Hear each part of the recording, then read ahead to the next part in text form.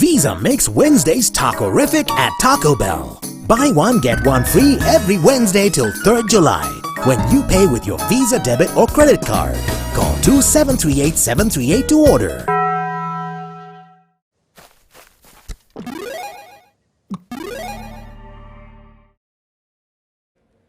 Ready?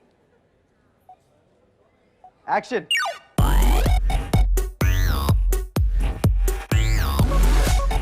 The coolest new action phones from Galaxy A. Ready? Action!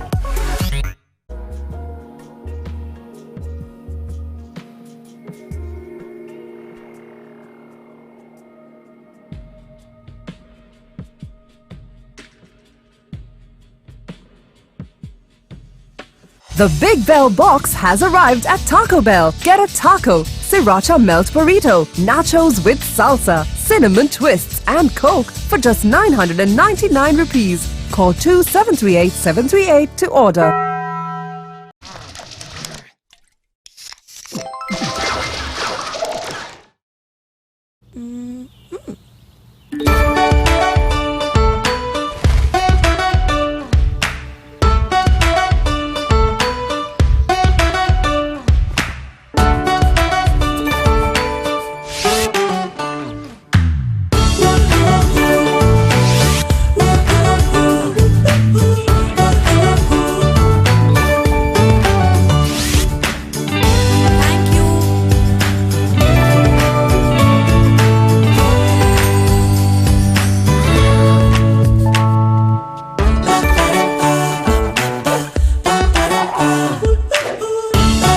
Open a savings account, pay for your stuff, transfer money, earn interest, get amazing discounts with Freeme.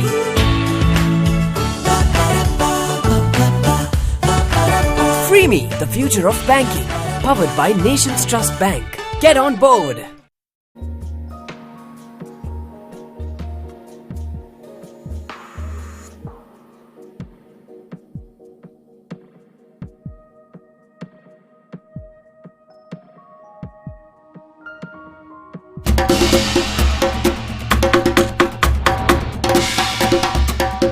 Enjoy Pizza Hut's delicious hot butter cuttlefish pizza. Your favorite taste, our way. Pizza Hut.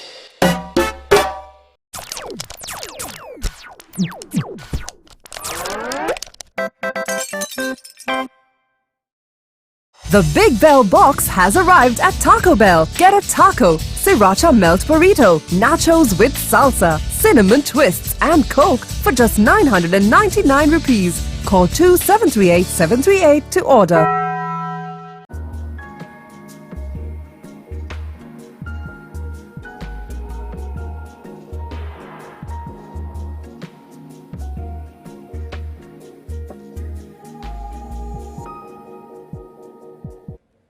Ready? Action!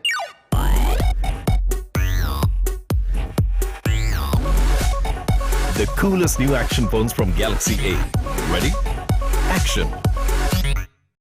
Visa makes Wednesdays taco-rific at Taco Bell. Buy one, get one free every Wednesday till 3rd July when you pay with your Visa debit or credit card. Call 2738-738 to order.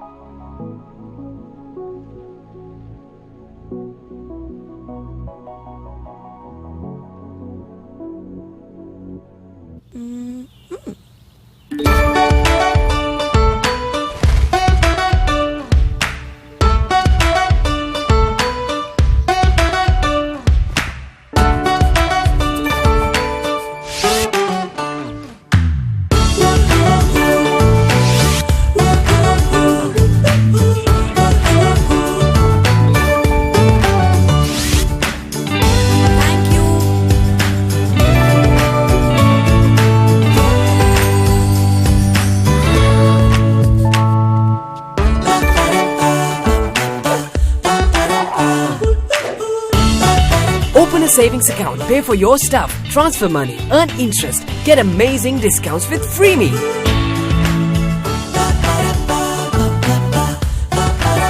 Free Me, the future of banking.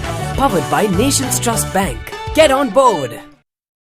Visa makes Wednesdays taco-rific at Taco Bell. Buy one, get one free every Wednesday till 3rd July when you pay with your Visa debit or credit card. Call 2738-738 to order.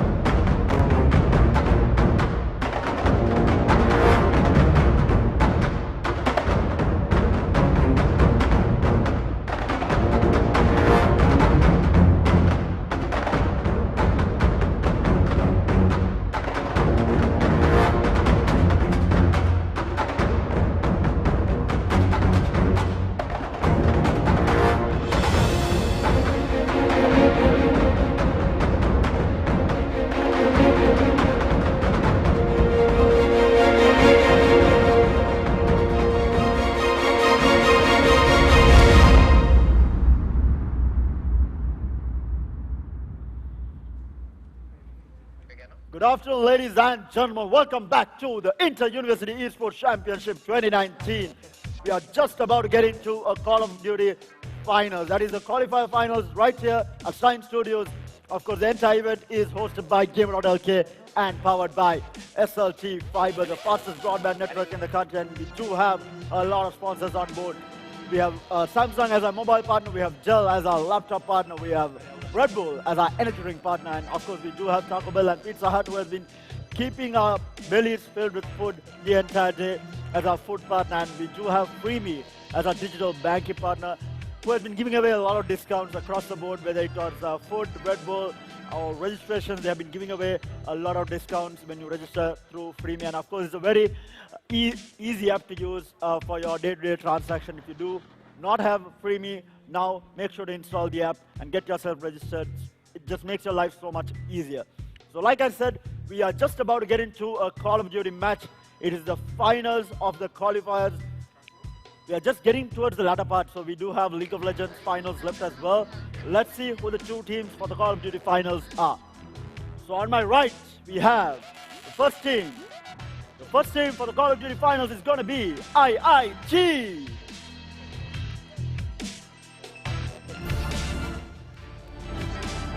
Taking them on for the Call of Duty title is going to be KDU.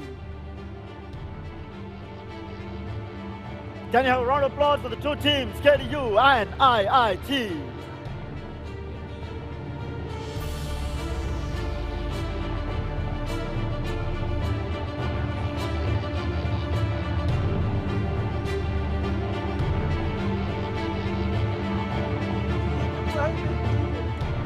Thank you very much. If I can ask the two captains to remain on stage while the players take a seat for the coin toss.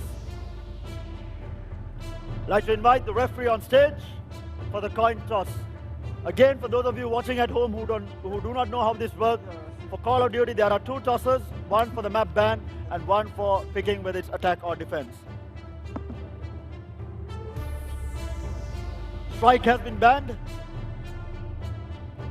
City has been banned next. Crossfire ban and crash ban. The remaining map. Backlot is the last map, so we did have 4 maps banned. The last map is going to be Backlot, and now the toss for the side. IIT going with defense and KDU on the attack for the first half, so this is definitely going to be one interesting Call of Duty final. Both teams boasting of a lot of names. We have players from clans, from both sides, very strong, very well known players in the community are taking part right here, so the final is definitely going to be interesting. We will be having one exciting final. So again, just before I hand over to the casters, a shout out to our sponsors.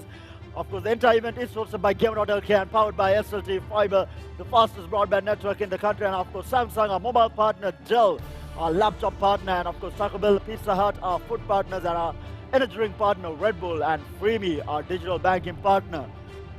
Stay tuned. You are joining us here for the Inter-University Esports Championship 2019.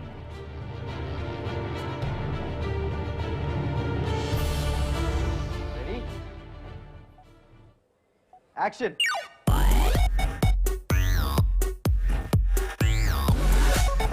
The coolest new action phones from Galaxy A. Ready? Action. The Big Bell box has arrived at Taco Bell. Get a taco, sriracha melt burrito, nachos with salsa, cinnamon twists, and Coke for just 999 rupees. Call 2738-738 to order. Visa makes Wednesdays taco-rific at Taco Bell. Buy one, get one free every Wednesday till 3rd July when you pay with your Visa debit or credit card. Call 2738-738 to order.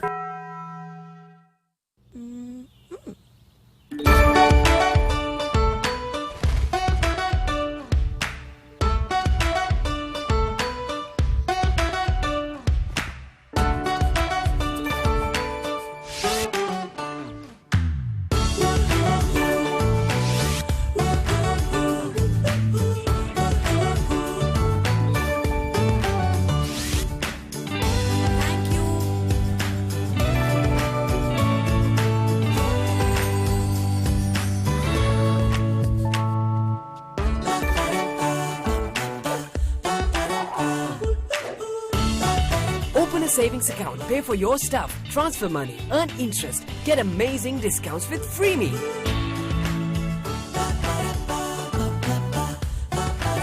Freeme, the future of banking, powered by Nations Trust Bank. Get on board.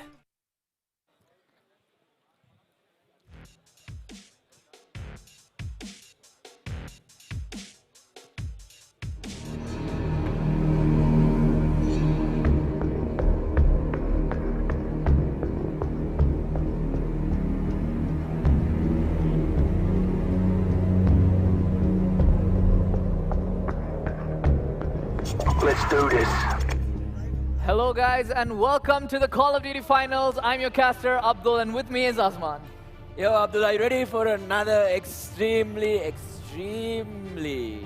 hype grand finals? Yeah, it is going to be very interesting to see IIT versus KDU in the grand finals. Yeah, it's going to be one hell of a game. I think I saw Ghost on stage, so I think we can expect some very high level play. I have been following that player in COD for a very long time and I've seen him play and it's insane, his reaction speeds and just the way he plays the game. I think just in general, he's like probably one of the best Call of Duty players in general in Sri Lanka. You know, he plays for Noble Islands team phase as well, so you know he's extremely experienced. Yeah. And he's been taught by the best, and now he's come to the point where he's the mentor teaching other people. Yeah, so, that is true. And yeah, so it's going to be very interesting. But I'm pretty sure, you know, when it comes to this level of Call of Duty, everyone's going to be very good at those 1v1 gunfights. I mean, yesterday we saw some interesting storms. It was 30-0, few 30-0 games, and then we had that one close game, which was only for the first half. Yeah, but that was anyway, super hype. I think this game is going to go back and forth a lot, and it'll come down to who gets the first pick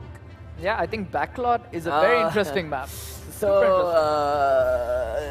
Not the map you get to cast all the time. yeah, usually it's always Crossfire Yeah. or Crash, or sometimes most of the time it's District, or you have some other option. But right now, Backlot, the problem with Backlot when you're playing attack, it's nade central.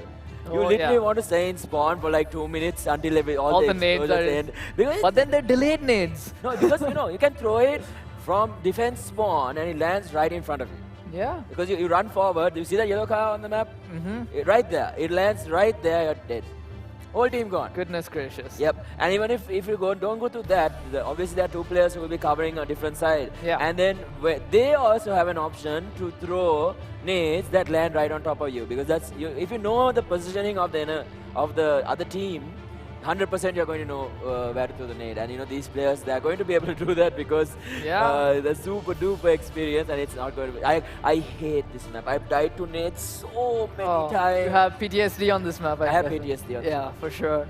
I wonder how when the teams are actually banning and picking the maps in this game that, when they know it's going all the way to Backlot, like both of them are just thinking about it, it's going to Backlot, it's going to Backlot, the Backlot is still in the pool, I think that's what they wanted.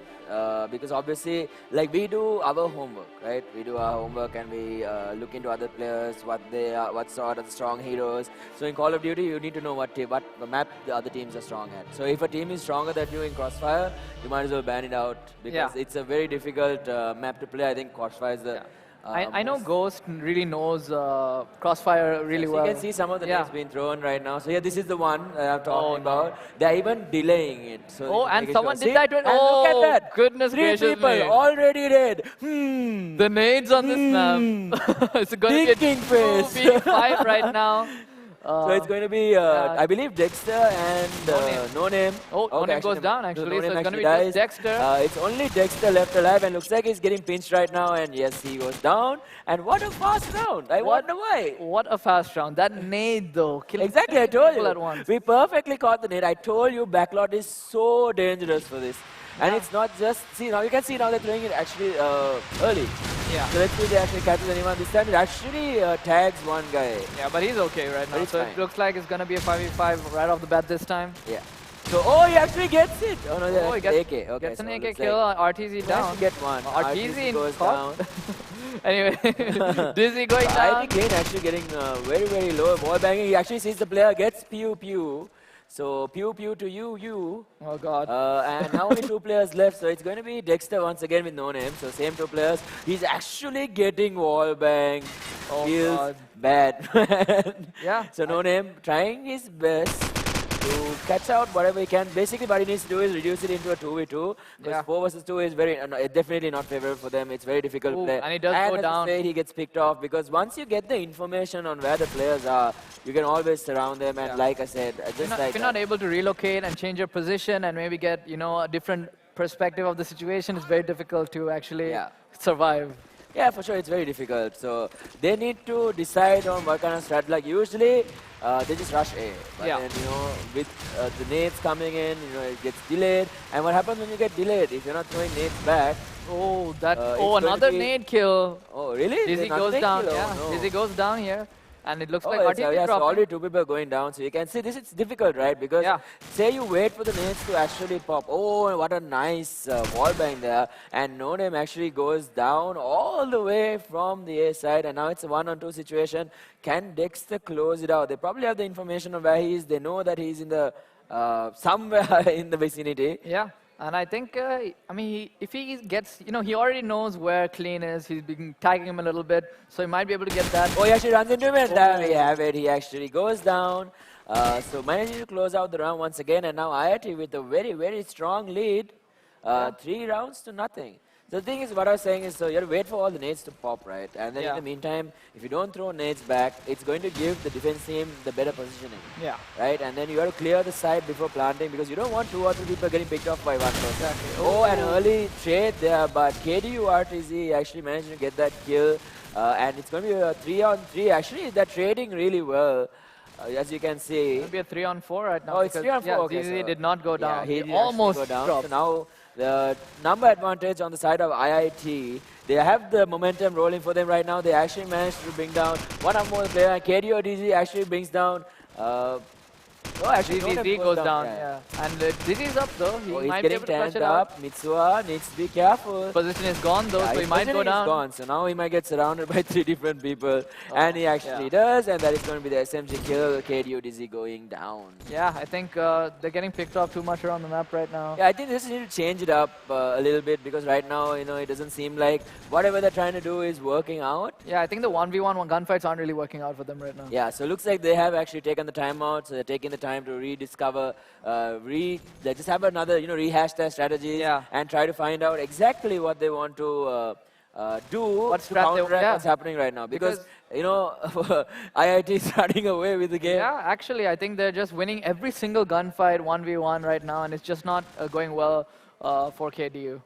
Yeah, I mean, like the thing about the AK though, even though it's really good at range, it's like good at mid-range. It's been mid to long. So when it's long range, you want to tap fire it, and it's still very strong. But in close quarters, the SMG shines. So I was very surprised that he actually lost that 1v1 when he pushed into the A side previously. And already it seems like we're just waiting for the players to ready up. Yeah. So I was wondering what was going on because people were dying and respawning.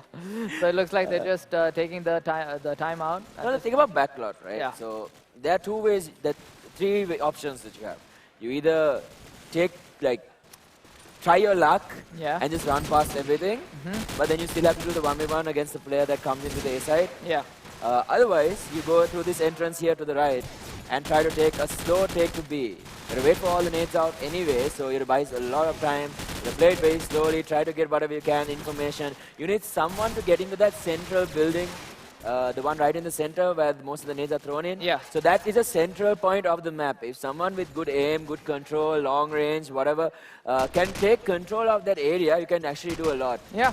But you'll be very careful because obviously players of this caliber know that you want to do that and they will start shooting you through walls. Yeah, I think the shooting through walls thing is just so next level because they know which wall they can shoot through, which they cannot shoot through, and exactly how many bullets they need to kill someone. Like you think like with games like CSGO and most of these like Apex Legends and everything, you think hearing is important but not super important. But these guys are so experienced. When you move, from the sound, they can tell exactly where you are. And they just shoot you through the wall. That's crazy. It's really scary. It's really scary. Like it's just because you run instead of walk, you die. Yeah, and that's usually you want to get to your positions faster because it looks like the timeout is actually working because IIT have lost to ZZZ and Zuyu actually have gone down and now KDU actually with 4. So looks like they might have the advantage for once. What are they going to do with it is the question though. Dexter, nade, headshot, and looks like IIT getting dropped down to 1 player, and Blunt is actually going to go down as well. And looks like the timeout worked because KDU with a very dominant very dominant. I think they just discussed the right sort of approach they need to take to that specific strat, and they just executed it really well. So as you can see, they're trying to just cover all their bases, using those utilities, and you can see, right? You can see how they're playing. They're not advancing because they know. So KDU RTZ trying to take the 1v1, but Suyu much better on the gunfight right there. And now the numbers advantage going to IIT. I think that's much needed. So, you still have to win the gunfight. It doesn't matter what you do with your nades and your smokes if you can't win the gunfight. Dexter goes down as well, and now Dizzy goes down. Now, Dizzy still up, ZZZ goes down in the end. And Sorry, Dizzy goes down right now here, but Suzu goes down as well. So it's going to be a 2v3 situation here. Pew dropping really low. Looks like he might actually be able to... Yeah, he survived that. Yeah, he actually survives. But he is still at 3 on 2. His position is gone though, so he might fall down. He might get pinched very soon here. Oh, getting shot through the wall. They know exactly where Pew Pew is. He needs to be very careful. And now as we take a look to IIT Clean, he's trying to clean up the job. Let's see if it works out for him. Spamming through the wall once again with that AK-47. So the cool thing about Call of Duty is every time you shoot, you reveal your positions. You want to always constantly keep moving, keep them guessing, Oh, and No Name goes down over here. Oh, here we go once again. Pew Pew is the only one left. Will he be able to clear this one out? Oh, nope. Instantly gets taken out by Deploy there. So, very unfortunate there for the... It seemed like KDU was actually turning it around. but obviously the players from IIT just immediately too stopped. Yeah, you can see it from their face. How they calm realized exactly what they were doing after that one loss, and they just countered it immediately. Oh, I really like this angle. Trying to take the shot. If that had connected, it would have been pretty insane. You can see him wall banging. Sees. Oh! What a shot! Serve. What a nice shot. Very tight angle, and you know, just saw him for a little bit, gave him enough time to take the scope shot. For a second, and he was like, "Yeah, I got you," and immediately snapped to him and killed him off right then and there. I don't know how many. Oh! No? Interesting. Professional jumps coming out from these players. Professional parkour. Everyone is already dropped on the side of KDU. Only No Name standing here. Will he be able to do something? I think he saw him. Yeah, he's seeing him. Oh. Anyway, he's gone. He'll get cleared up by his teammates. What a sick shot then. What a sick shot. That changed. I think they were just not running snipers the entire game until that one round. You can usually in backlot you don't really run the sniper because you can see how they're changing it up so much. Yeah, there's so many ways you can actually cover yourself. So now they need to be careful coming through here because the last game they actually got Deploy goes down, Suzu goes down. PvP is still surviving though, so it's going to be a 4v3 situation here. So looks like they're going for a very, very fast, aggressive move and for the first time. So this is one of the three options they're told, you know, they can try. They tried the slow B-Tech, it worked once, and now this time it doesn't seem to be going too well. They're taking off a lot of the vision that most of these players could have. Oh, he killed his own teammate! No! Oh, goodness gracious me. No! Still a 2v2 situation here, so they still might be able to clutch it out here. They know where one of these players are. They should have the information. It's so tough right now. It's going to be a really close game here. It's going to be very close, but so far the pressure is definitely on the side of KDU because they need to get that bomb planted. Otherwise the time's going to run out here. Find someone here. IIT actually loses one. It's going to be a 2v1 situation. I don't think they know exactly where this guy is, so it'll be very difficult for him to make it. They can actually just wait for him to come, try to make a play, because it's not like CSGO. There is no economy to gain, right? So you need to try and make a play. Yeah. Just be able to separate the two. He actually spray coming down from clean, not coming on anyone. Oh, and he actually does go down here. Another momentum swing coming from KDU here. Really good round to take. Switch it up again. He had the jump there. Very surprised, and then immediately just got outgunned. Yeah. So very good round for them. And once again, so looks like they're going to start. IIT might be losing a little bit of momentum. Oh, actually goes down here. Down. So interestingly enough, but almost immediately, KDU, RTZ as well as No Name get taken out almost immediately. And as you can see, they're falling like flies. And once again, it's only going to be Pew Pew left alive. Oh, Pew Pew goes down as well here. Super quick round by IIT. They slaughtered. Yeah, I mean, they probably thought they could do the same strat again, but it didn't work out. I mean, you do it once and then they're aware of it, and then, you know, you can't just repeat it. Like, sure, it's not, you can't really do that. But this is the last time actually died to the nades. This time he seems to be fine, going for a very unique very good positioning. Oh, trying for that quick flick, but nothing really connecting. If that had connected, it would have been really good for him. You can see the way he's moving is so smooth. Yeah, RTC goes down here. Oh, Deploy actually gets taken out here as well. ZZZ goes down. As well, gets ball back. And now, everyone falling like flies from the side of IIT as well. And KDU, No Name actually goes down. If he can get this kill. Oh, it's a 2 for 2 and he actually goes down. Pew Pew and Dexter against Clean here. It's almost a similar situation to the round before last. Let's see if Clean can pull it off this time. It was looking good for the side of IIT. Yeah, it was. Suddenly, nice pickoffs and nice gunfights. Finally, you know, finding their stride on the side of KDU. And they might be able to turn this game around. So this is round number 10. If they can get this, and once they switch into defense, they might have a very good advantage against IIT. We'll have to wait and find out. Yeah, maybe Clean can hold. Oh, he's actually getting shot. Did he kill his teammate? Yeah, Dexter goes down. It's one of the Clean in the 1v1 right now. Takes the deagle. Oh, and he drops it off. Clean. You know, very clean. Very clean. Very clean. Great job by him, and that is going to bring the score to 8 for IIT. They needed to kill him by the time, unfortunately. Actually, he actually got kills. Yeah, he just spotted them out. The time he spotted them out first, I think, and he got the initial pickoff. Didn't miss a shot. And RTC dropping really low here. ZZ actually goes down to a nade as well. Goes down to the nade. He tries this very... Oh, what a tight angle. Actually managed to bring down IIT, deploy down as well. He sees one more player. He tags him up, brings out the deagle, tries to shoot him, but Clean. Once again taking them out, and now it's a 3-on-3 situation. And they do manage to bring down RTC as well. And Suyu with the flank right now. Can he close it out? The 3-on-2 situation. He sees one more player, needs to spray him down. He has the AK-47, does not take the shot. Actually gets shot from the central area. Now he's trying to run, and he's going to get killed off there, and it's going to be the next another round. He just got surrounded at the end Yeah, there I on mean, deck. it's a lot of people versus one guy. Yeah. So nothing much he can really do, and that is going to be the round for them. Really dominant performance coming out from them. There's nothing really that KDU seems to be able to do. I mean, it looks like they're coming back at some point. They're changing strats as much as they can, but it's just not seem to be sticking, I feel like. So you can see ZZZ has also changed a little bit of his strats as well. Suzu is actually down, as well as Pew So Pew. Dizzy dropping so low. Very low. So far it's a 4-on-4. Dizzy needs to be able to recover. So looks like he is going to be able to once again going for those wall bangs. KDU no name tagging a few people, not really connecting or getting the kill on anything. And now Mitsuha also falling very low on the side of IIT. But now it's a 3-on-4 situation. Can KDU turn the situation around? All he needs about 2 kills. And at the moment I say that RTC actually goes down to deploy there. These guys are playing like beasts. You know, suddenly it's like really fast and then suddenly it's really slow. You can hear the wall bang. No name drops as well. It's only going to be Dexter here versus 4. Will he be able to clutch it in this situation? We'll have to wait and find out. We'll give him some time to focus up. I think he does. They don't know his position yet. Oh, pre-firing as well. Oh, he actually gets... They're trying to wall bang. Not really connecting on anyone, as you can see. He does not want to give them the clear shot. He did just jump out. Oh, he actually managed to get one.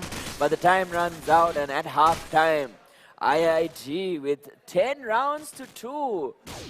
What a performance coming from IIT. They're actually playing really, really well, but we'll wait and see because the half times which sides, so they might be able to do the same thing. They might be able to reverse it. Exactly, and we've seen it happen countless times, actually. See, that's what I mean. That's the grenade you're talking about. I told you the moment they started the game, 3 people right off the bat. Easy predictions. That's why I hate this map, I swear. But either way now, we're going to take a look at KDU's perspective from the defense side. So let's see what they're going to go for. You can see how long they're waiting because they know that they're expecting for it. So the more you delay, the more chances that you have. And you can see most of these players are holding very, very tight angles. It goes down as well as no name here. So it's a 1-for-1 trade right now. We're taking a look at Artuzi. Artuzi dropping a little further than he would have wanted. Few people down though. Yep, so still a 3-on-3 though. They're trading quite well, so they're getting 1-for-1. He sees one more player. You can see ZZZ. They actually managed to get the bomb planted as well. It's a 1-on-4 situation, and that is going to be for the round. And IIT just 2 rounds away from winning the the finals for the qualifiers here for Call of Duty at the Indian University Esports Championship. Yeah, it looks very promising for IIT right now. Oh my god, it was so close. That is scary. It's like Spider-Man 6th Sense. You know, like go back. Go back. Oh, that was so close. Like the only way to predict that if you actually see it going through the air. RTZ goes down, Clean goes down as well, so it's going to be a 1-for-1 trade here. It's going to be 4-4. Oh, long range Eagle shots. Almost actually connecting as well. ZZZ actually finishing off the nice jump down flank there from Suyu. It's a 3-on-2 situation, and there you have it. Gets one more, and they just need one more kill to be 1 round away. And ZZZ chilling right at the top of Central right here, and looks like that. He actually jumps down. Well, he didn't want that to happen for sure.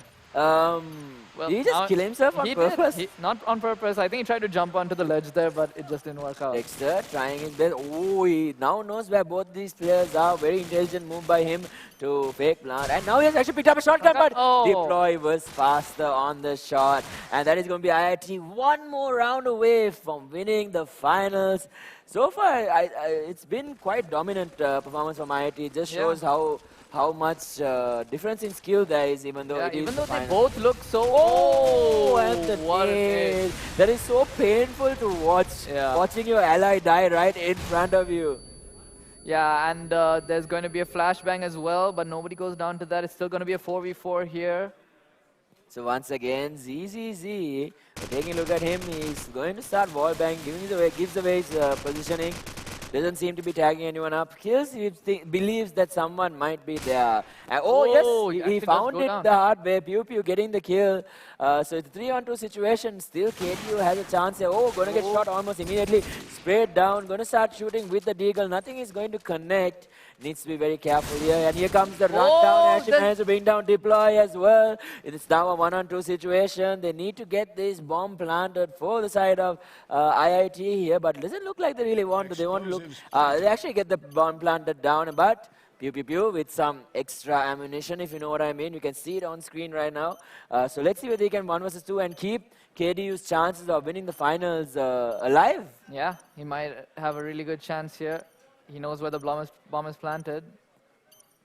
He sees one. Okay, it's 1v1. It's a 1v1. Oh, but he's immediately going to get spammed down. He needs to get this kill. No, he does not. And that is going to be it. It's going to be IIT taking the win against KDU here in the grand finals of the Call of Duty title. Yeah. Looks like it was going to be IIT's from the start. It was very, very good performance coming from IIT. Very confidently just winning the game. Yeah, looked good for them. And I think that's going to be it for us for now. Yeah, so that is going to be it for the Call of Duty games. Obviously, we'll be having a few more games on stream very, very shortly. So we'll await those titles. But I believe we should be having Terror on stage, the captains and the teams. So we're going to hand it over to him in a little bit.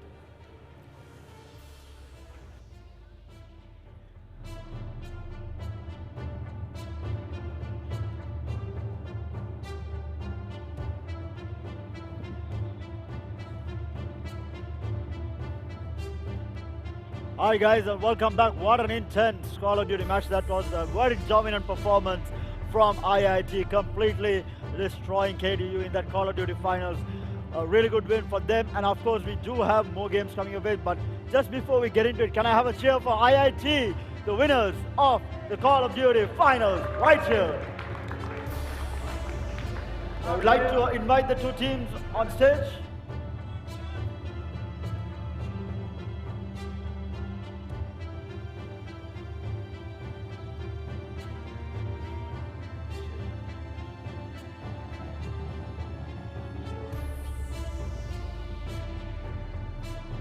Guys, another round of applause for KDU and IIT.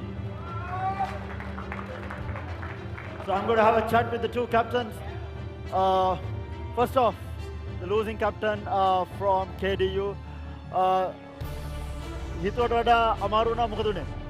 හොඳයි මම හිතන්නේ මේ කවුද අපේ දාගයා හොඳට practice කරලා තියෙනවා team එක ගොඩක් ගහලා තියෙනවා කියලා හිතනවා. අපේ කට්ටියටත් එක්සෑම් ගොඩක් තිබ්බා. මම හිතන්නේ මේක අපේ අන්තිම යුනිවර්සිටි ඉන්ටර් යුනිවර්සිටි එක. දැන් අවුරුදු 4ක් ප්ලේ කරා. එකක් දින්නා. 3 කරන්න සබ් දැන් මේකත් එක්ක. ඉතින් සතුටුයි අන්තිම යුනිවර්සිටි එකට. Inter university. මොනවද කියන්නේ දැන් ඔයා කිව්වා මේක අන්තිම ඉන්ටර් යුනිවර්සිටි esports championship එක කියලා වාට. ඔයා අවුරුදු 4ක් තිස්සේම ගහලා තියෙනවා. කොහොමද ඔයා හිතන්නේ growth එකයි මේ පාර තත්ත්වය ගැන? මේ පාර ඇත්තටම පළවෙනි එකට වඩා දැන් ගොඩක් ඉස්සරහා ගොඩක් ඇත්තටම දැන් ප්‍රයිස් මනීද ඒ තෑගි ඊට පස්සේ තැන වෙනියු එක සේරමත් අතින් ගොඩක් ඉස්සරහට ගිහලා තියෙන්නේ සතුට වෙනවා දැන් ඉස්සරහට ඉන්න කට්ටියට ගොඩක් තෑගි ගන්න තැනකට එන්න පුළුවන් මේකෙන් මම හිතනවා ගොඩක් කට්ටිය ඉස්සරහට ප්ලේ කරයි මේක ඊළඟ අවුරුද්දේ හොඳට හරි thank you very much and best of luck to campus එකට. So guys, now the winning captain from IIT. හොඳ තරගයක් අන්තිමට ලේසි ගේම් එකක් වගේ වුණා. ඔව් අපි පොඩ්ඩක් ප්‍රැක්ටිස් කරා 1 month වගේ. අපේ කී ප්ලේ උනේ ඩෑෂ්. අපි ඔක්කොම ටීම් එකේ ඔක්කොම වගේ එක්ස්පීරියන්ස් තියෙනවා ලෑන් ගාලා. හොඳ තරගයක් දුන්නා. කොහොමද දැන් මම උදේ පොයින්ට්ස් ටේබල් එක දැක්කදී IIT සෑහන උඩින් හිටියා කොහොමද තත්ත්වය උඹලා හිතනවාද මේ වින් එකත් එක්ක උඹලට ග්‍රෑන්ඩ් ෆයිනල්ස් වලට ක්වොලිෆයි වෙන්න පුළුවන් කියලා? මේකත් එක්ක ඔව් මම හිතන්නේ අපි දැන් සෙකන්ඩ් ප්ලේස් එක අරන් ඇති කියලා. දැන් ග්‍රෑන්ඩ් ෆයිනල්ස් එකට උඹලා නිකම්ම හරි ගියොත් කවුද හිතන්නේ අනිත් දැන් යුනිවර්සිටි සෑහන හිටියා මොන වගේ ටීම් එකක්ද උඹලට අමාරු වෙන්නේ ග්‍රෑන්ඩ් ෆයිනල්ස් ගියොත්? ආයමත් දැන්ට টොප් එකේ ඉන්න ස්ලිට් ආයමත් අපි ඒගොල්ලන්ව මීට් වෙයි මම හිතන්නේ. අපි සෙමි ෆයිනල් ගාපු ටීම් එක ගිය පාර චැම්පියන්ස්. මොනවද කියන්නේ තියෙන ඉවෙන්ට් එක ගැන? උඹලට තව අවුරුදු ඒ කියන්නේ ගහන්න තියෙනවද නැත්නම් මේ උඹලගේ අන්තිම අවුරුද්දද? අපි මේ ෆස්ට් ටයිම් මේ ටීම් එක හැදුවේ. අපි තව ඉස්සර ගන්න බලාපොරොත්තු වෙනවා අපේ දෙන්නෙක් වගේ ලාස්ට් ඉන්නවා අනිත් තව දෙන්නෙක් රිප්ලේස්මන්ට් එකට හොයන්න වෙනවා. මොනවද කියන්නේ තියෙන පෙරදිච්ච ටීම් එකට? ඒගොල්ලන්මුත් එක්ස්පීරියන්ස් ප්ලේයර් තමයි. මම හිතන්නේ ඒගොල්ලන් ප්‍රැක්ටිස් කරලා නැහැ. ප්‍රැක්ටිස් කරොත් හොඳ ගේම් එකක් දීලා ඇති. Thank you very much. So guys, there you have it, the Call of Duty finals right here at the Inter-University Esports Championship 2019. And of course, I do have my friend right here in the crowd, waiting for a small chat with the crowd as well. Azman Khan, over to you. Okay. All right. Action.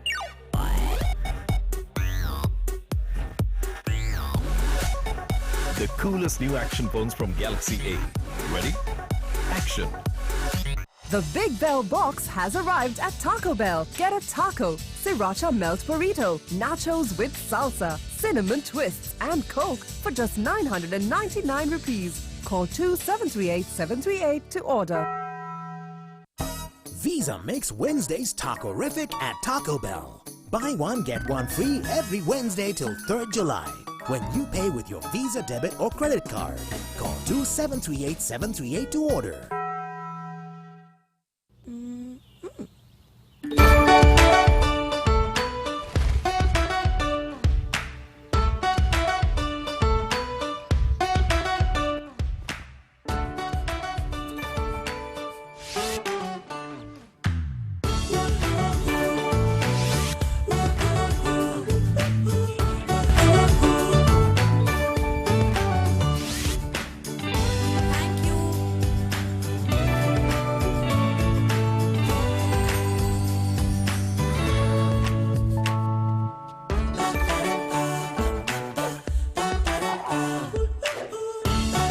Open a savings account, pay for your stuff, transfer money, earn interest, get amazing discounts with Freeme.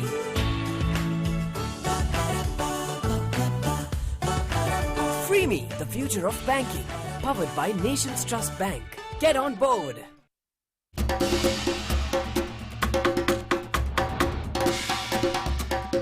Enjoy Pizza Hut's delicious hot butter cuttlefish pizza. Your favorite taste, our way.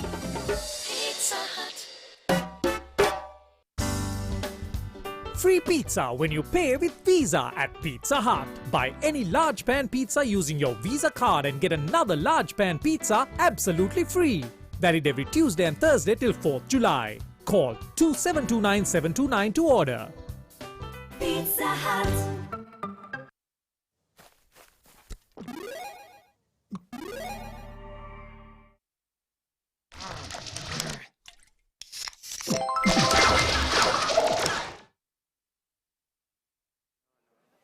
Welcome back, ladies and gentlemen, to Stein Studios. So we just concluded the grand finals for Call of Duty, and you guys are probably looking for me, but I'm right over here. I mean, just chilling with the crowd at the moment. So we're going to talk to a few of these spectators here and just ask them what they thought about the game so far. ඉතින් ඔයගොල්ලන් මොනවද මේ දැන් මම හිතන්නේ Call of Duty match එක නේද බැලුවේ. ඉතින් මම මොනවද හිතන්නේ මේ teams දෙකේනක මොනවද ඔය හිතන්නේ තිබ්බ ලොකුම වෙනස? වෙනස කියන්නේ දැන් මේක හොඳ chance එකක් ලැබෙන යුනිවර්සිටිස් වලට. ඉතින් මං හිතන්නේ අපේ IIT team එක හොඳට සෙල්ලම් කරා. KDU team එකත් හොඳ fight එකක් දුන්නා. So I think මං හිතන්නේ KDU team එක දැන් last day එක කිව්වා. තව ඊළඟට තව ප්ලේයර්ස් ලට මේකෙන් chance එකක් එනවා. ඉතින් මං හිතන්නේ මේ ලබා දෙන chance එක ගේමර්ස් ලට ඇත්තටම වටිනවා. ඔයාලා මොනවද හිතන්නේ match එක ගැන? බොහොම හොඳ fight එකක් දුන්නා. KDU එකකින්ද IIT එකකින්ද? නෑ මම නිකන් බලන්න. නිකන් බලන්න. IIT team එක හොඳ game එකක් දුන්නා කියලා මම හිතනවා. ඉතින් මේ games වලින් ඕගොල්ලෝ මොනවද participate කරන්න ආවේ? අපේ participate නෑ අපි support එකට වගේ තමයි අපේ යාළුවෝ ඉන්න හින්දා. ඉතින් දැන් හොකක්ම බැලුවේ දැන් code එක තව Dota LOL ඒ වගේ Rainbow Six matches තිබ්බා. ඔක්කොම වගේ ඉතින් බලන්න වගේ අපින් තමයි. ඉතින් මේක වගේ පළවෙනි සැරේටද මේ ඉන්ටර් යුනිවර්සිටි ටෝර්නමන්ට් එකට ඇවිල්ලා තියෙන්නේ නැත්නම් මීට කලින් ඇවිල්ලා තියෙනවද? මීට කලින් ඇවිල්ලා තියෙනවා. මේ ඉතින් ඒකේ තියෙන වෙනස ගැන මොනවද හිතන්නේ? දැන් ගිය අවුරුද්දේ ටෝර්නමන්ට් එක මේ අවුරුද්දේ ටෝර්නමන්ට් එකෙන් තියෙන ලොකුම වෙනස මොනවද? මං හිතන්නේ ගොඩක් ඉම්ප්‍රූව් වෙලා තියෙනවා. මොකද දැන් ගිය පාර දැන් KDU එකේ කලින් කිව්වා වගේ ඉස්සෙල්ලා තිබ්බට වඩා දැන් හුඟක් දියුණු වෙලා තියෙනවා. ගේමර්ස්ලට හොඳ තැනක් තියෙනවා. ඉස්සරහට එන ගේමර්ස්ලට හොඳ තැනක් තියෙනවා. ඉතින් මේ දෙන chance එක ඇත්තටම ගොඩක් හොඳයි. ඉස්සරහටත් මේ විදිහටම කරගෙන යයි කියලා හිතනවා. දිගට. ඉතින් ඔයගොල්ලෝ දෙන යාළුවද? ඔව්. ඉතින් ඔයා මේ සැරේ පාර්ටිසිපේට් කරාද නැත්නම් මේකත් ඔයගේ කලින් ඉන්ටර් යුනිවර්සිටි එකට ඇවිල්ලා තියෙනවද? මේ පළවෙනි සැරේටද ඔයා මේ ඇවිල්ලා බලන්නේ? මගේ පළවෙනි සැරේ මේ. ඉතින් පළවෙනි සැරේට මේ වගේ esports tournament එකට ඇවිල්ලා ඒක ගැන ඔයාට මොනවද තියෙන මේ ඔයගේ සිතුවිලි මොනවද? ඉතාමත් හොඳයි. කලින් මේ වගේ දැකලා නැහැ ස්ටුඩියෝ එක කරලා තියෙනවා. ඇත්තටම සතුටුයි. Alright, so we're going to take a look at the crowd. So I believe I have someone right in front of me.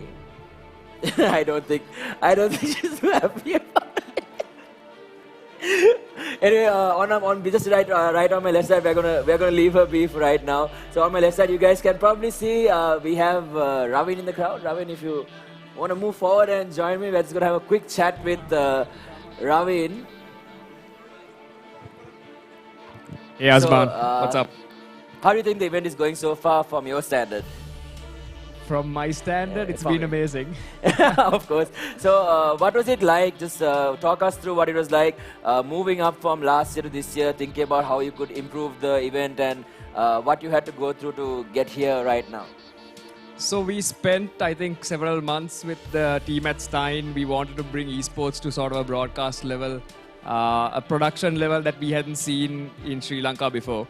And I think the Maharaja Network and the people at Stein sat down with us for several meetings. And with Ramesh leading production from our end, we managed to sort of bring it to this level that you all see on the stream as well as at the venue here. So it looks amazing. And I think even from an operational point of view, everything's been going smoothly so far. And so we hope to continue this over the next 2 events as well. So we have Mercantile happening in August and then schools happening in September and October. And a couple of other new concepts that we're bringing Sri Lanka in terms of esports in November and then February. So interesting concepts that we hope to bring at this scale as well. Yeah, it's been amazing. I mean, I myself have had a huge pleasure just casting the games. It's been, I think the Stein Studios itself is an amazing venue to have, the games going on. And one thing I really wanted to ask you in terms of, growth. So we see actually exponential growth since, like looking at last year's Inter-University and this year's Inter-University, there is a lot of growth. There's a lot more teams. So this is the first time, this is the largest sporting event that has happened in Sri Lanka in terms of Inter-University. So how are you going to build further on that? So in terms of the number of people watching Azman, last year and the previous years, we had about 1,000 to 2,000 people who actually came for the event. And they were able to actually witness the event firsthand at the venue. This year, we're actually working with Stein to put out the production. That means we have yesterday, we had about 50,000 people actually watching the event. Wow, that's a significant number of people that actually sort of tuned in. And this year we're looking at a similar number, and then we have the grand finals of this event on July 6th. So that's also something I wanted to ask about. So what is the concept between the grand finals, having a qualifier and a grand final? So where do you want that to go in terms of a direction for esports? So it's all about making esports a spectator sport. So at the qualifier, it's more about the people taking part, getting as many people playing as possible. The reason we take the top 2 and then have a grand finals is we want as many people watching it as possible. So we have the finals in a way that it's interesting to watch. It's a sort of a big match concept where the top 2 teams, it'll be a university versus university championship grand final. And we have entertainment tax and it's a ticketed event. So we hope that sort of Sri Lanka responds to that sort of entertainment that I think we've been lacking previously in the country. That sounds like amazing. That definitely sounds amazing. And obviously they'll be battling out for the lovely handcrafted trophy that you see there on the podium. But anyway, I believe we do have a League of Legends match happening and we have Terra waiting on stage to just talk to the 2 teams and introduce the 2 teams. So thank you, Ravin, for giving me some of your very, very valuable time. So don't scold me later, thank you. But anyway, we'll take a short break and we'll hand it over to Terra.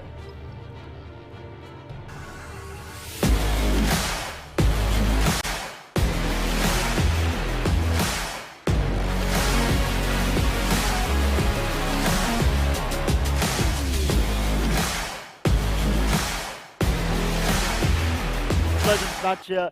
We have IIT taking on Java Institute in the semi-finals. So there's going to be a League of Legends semi-finals. It's going to be IIT taking on Java Institute. So on my right, welcome on stage the first semi-final team, IIT. There's a round of applause for the first semi-finals team, IIT. On my left, we have the second team. It's Java Institute.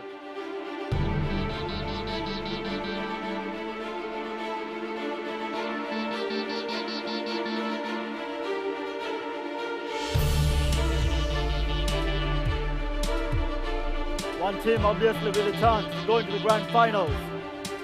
A very important match for both teams. Thank you very much. I would like to ask the team to take a seat while the two captains remain on stage for the coin toss. I would like to invite the referee, the official referee for the League of Legends match, the semi-finals between IIT and Java Institute on stage. So coin toss is basically to select the side for League of Legends. Heads is the call. Okay, heads it is. IIT with the toss win, they will go with the blue side, and of course, we have Java Institute on the other. So it's definitely going to be an interesting match. IIT looking very strong with boasting of very prominent players in the country when it comes to League of Legends. Definitely the stronger team for sure, but we will have to wait and see. We have seen stronger teams go down before. It has happened many a times, not just at the university level, even at our other tournaments. We have seen much stronger teams falling down at the hands of the underdog. So we might see the same thing happen, but we will have to wait and see. It's going to be IIT taking on Java Institute in the semi-final match of League of Legends. This is the Inter-University Esports Championship 2019. Welcome to the League of Legends.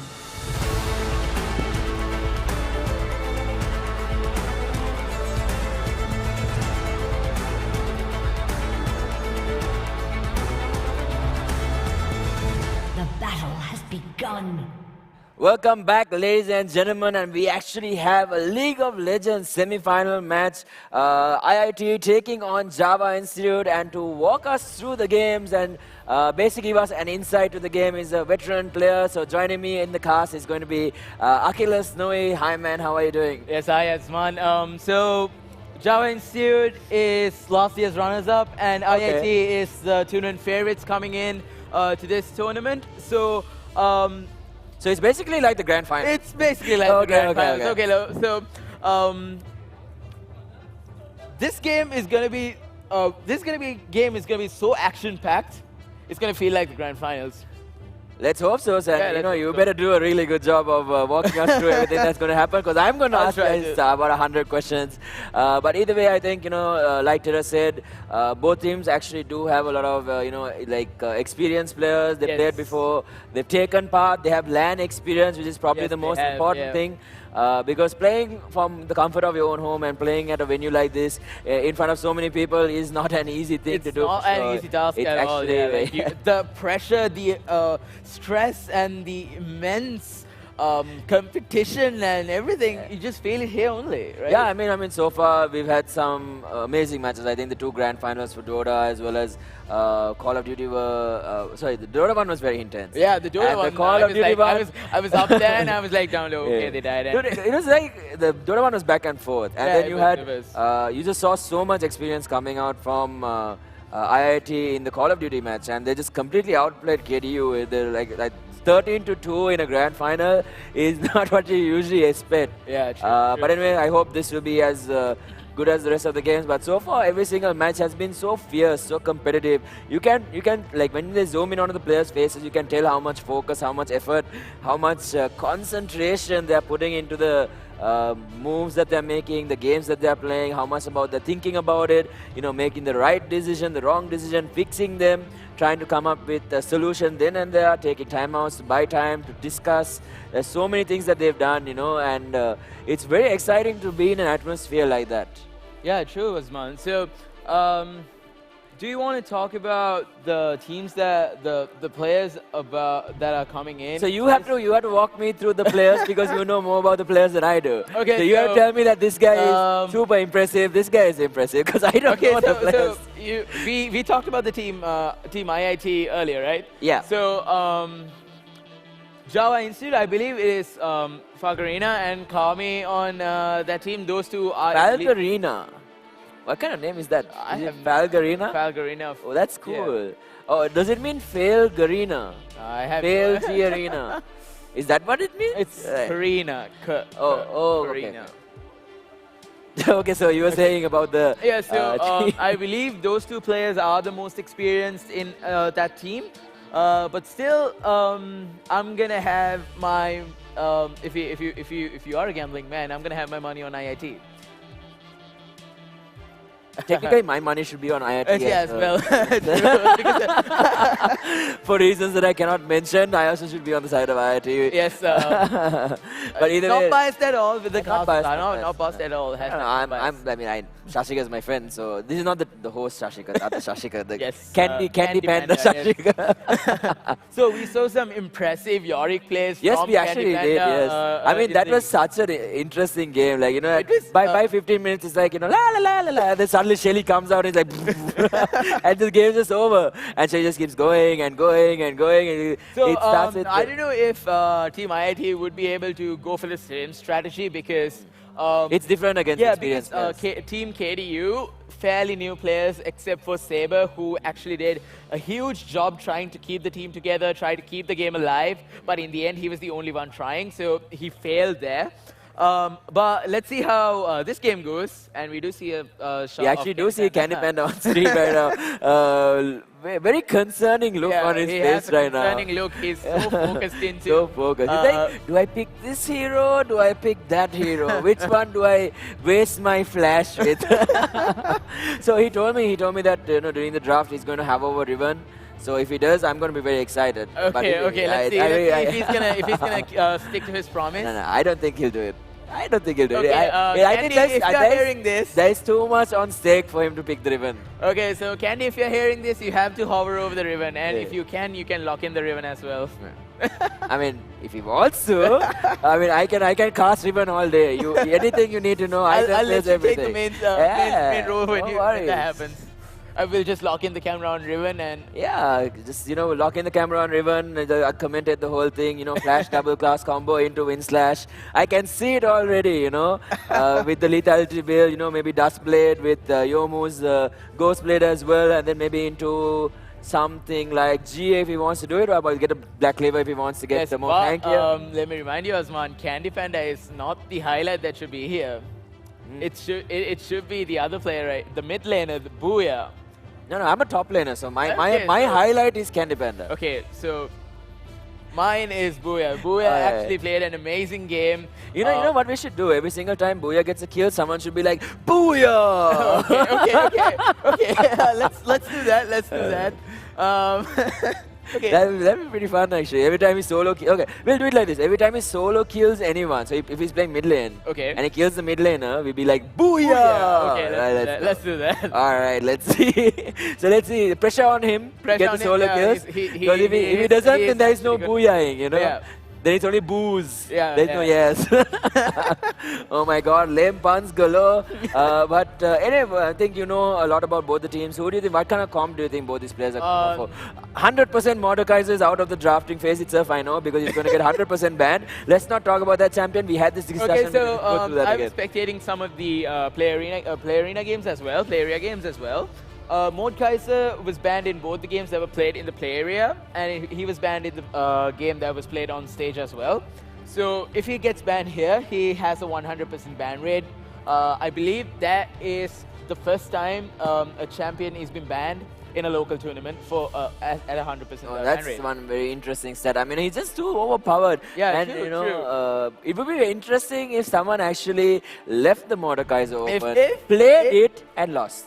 Yeah, but if someone manages to lose on Mordekaiser, how are we gonna address that? That's gonna be like I doesn't know how to play the buffs, I guess. Yeah, most probably. No, you can blame it on the runes.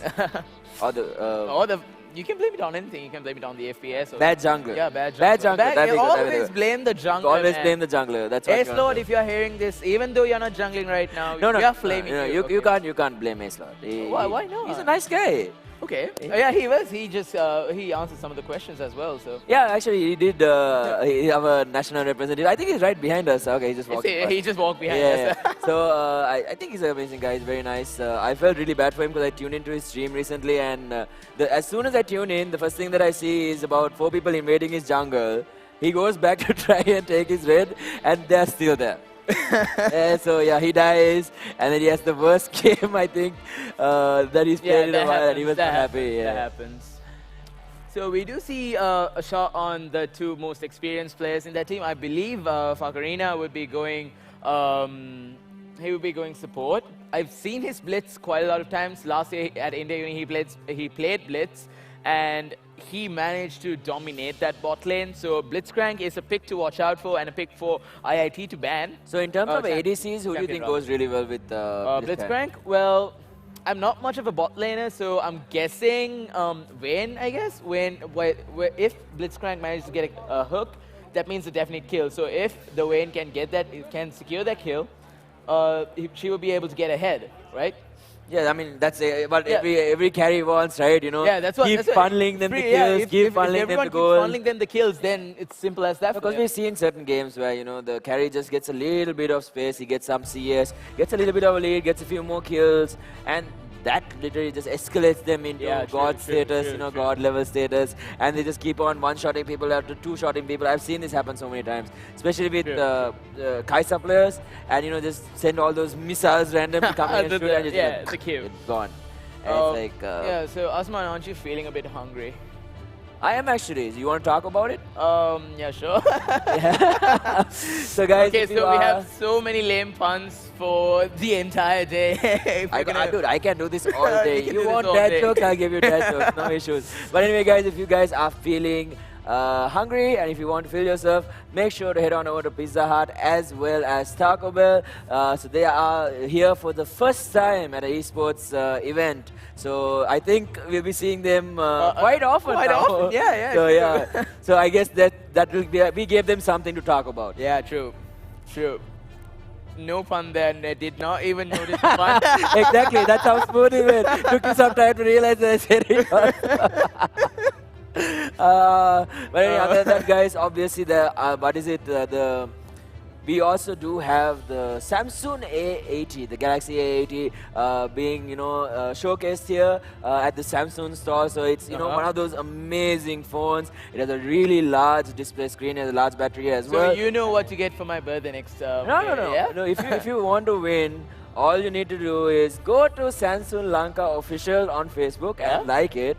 And there's a chance you can actually win it for free at the grand finals on July 6th. So, you know, I mean, I've already done it. I don't know about everyone else. But if I win it, I'm keeping it. I'm not giving it to you. Okay. I see how it is.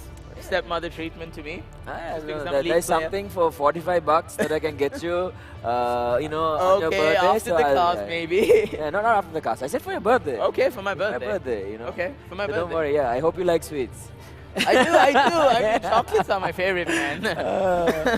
Who doesn't love chocolates? Who doesn't love chocolates, right? Chocolates. Definitely a lot of people's favorite things. But not have too much of it before you play a little bit of esports. You know, you don't want to be dozing off while you're jungling. Yeah, not only that. I mean, you don't want to kind of be too energetic during the game as well, and, you know, later on find yourself really, really tired. But either way, you know what I want to see? What? I want to see Riven. You want to see Riven? I want to see Riven. Candy Panda, if you're hearing this, play Riven, please. Do it for Osman. Do it for the meme. I don't know. I know that Charger. I think Charger plays Riven. Charger, yeah. Yeah. So I was watching on stream, and he's really good as well. Like, the difference between me and him is, I guess, I've only played that hero, so I know how to play the hero decently well. Yeah, but Charger plays it just, I think, better than me. Yeah, because he's a platinum not player. just as fine. Don't say that. He'll get mad at me. He's better than me. And he has game sense too. Yeah, so he's a really good player. I saw him on stream, so I was very interested. So I was hoping there would be more, you know, Riven maniacs. Well, the thing is, Riven is a champion that you need low ping for, right? I mean, depends. I mean, if you put in the time and the effort, you can always learn. Yeah, true. But you cannot really play Riven with around 200 ping. That's why you get SLT fiber. Yes. Yeah, so when you get SLT fiber, you actually have 145 ping. So that's a huge decrease, and obviously being one of the best broadband connection here in Sri Lanka, you get it, you're perfectly fine. Yeah, you have no issues. So all you Riven mains, or the people who want to be Riven mains, make sure you head on down and get okay, SLT let's fiber. just call them wannabe Asmans. No, what do you mean wannabe Asmans? Okay, why? Because you're Riven now. The Sri Lankan Riven. You can change your name to the Sri Lankan Riven. Sri Lankan Riven, actually. Asman Riven Khan. Okay, that could be my league. Asman Riven Khan. But then that's the problem with doing that in league is that then people will know you're a Riven one trick and then just ban it. And they just ban out Riven. After that, you know, it's just sad. Sad. Then I'll play Jax, and then I'll change my name to Azman Jax Khan. You know, And that doesn't have the same ring and to then it. people are like, oh, are you Mortal Kombat player? I'm like, no. Oh yeah, Mortal Kombat has Yeah, a Jax Jax, called yes. Jax. Yeah, true.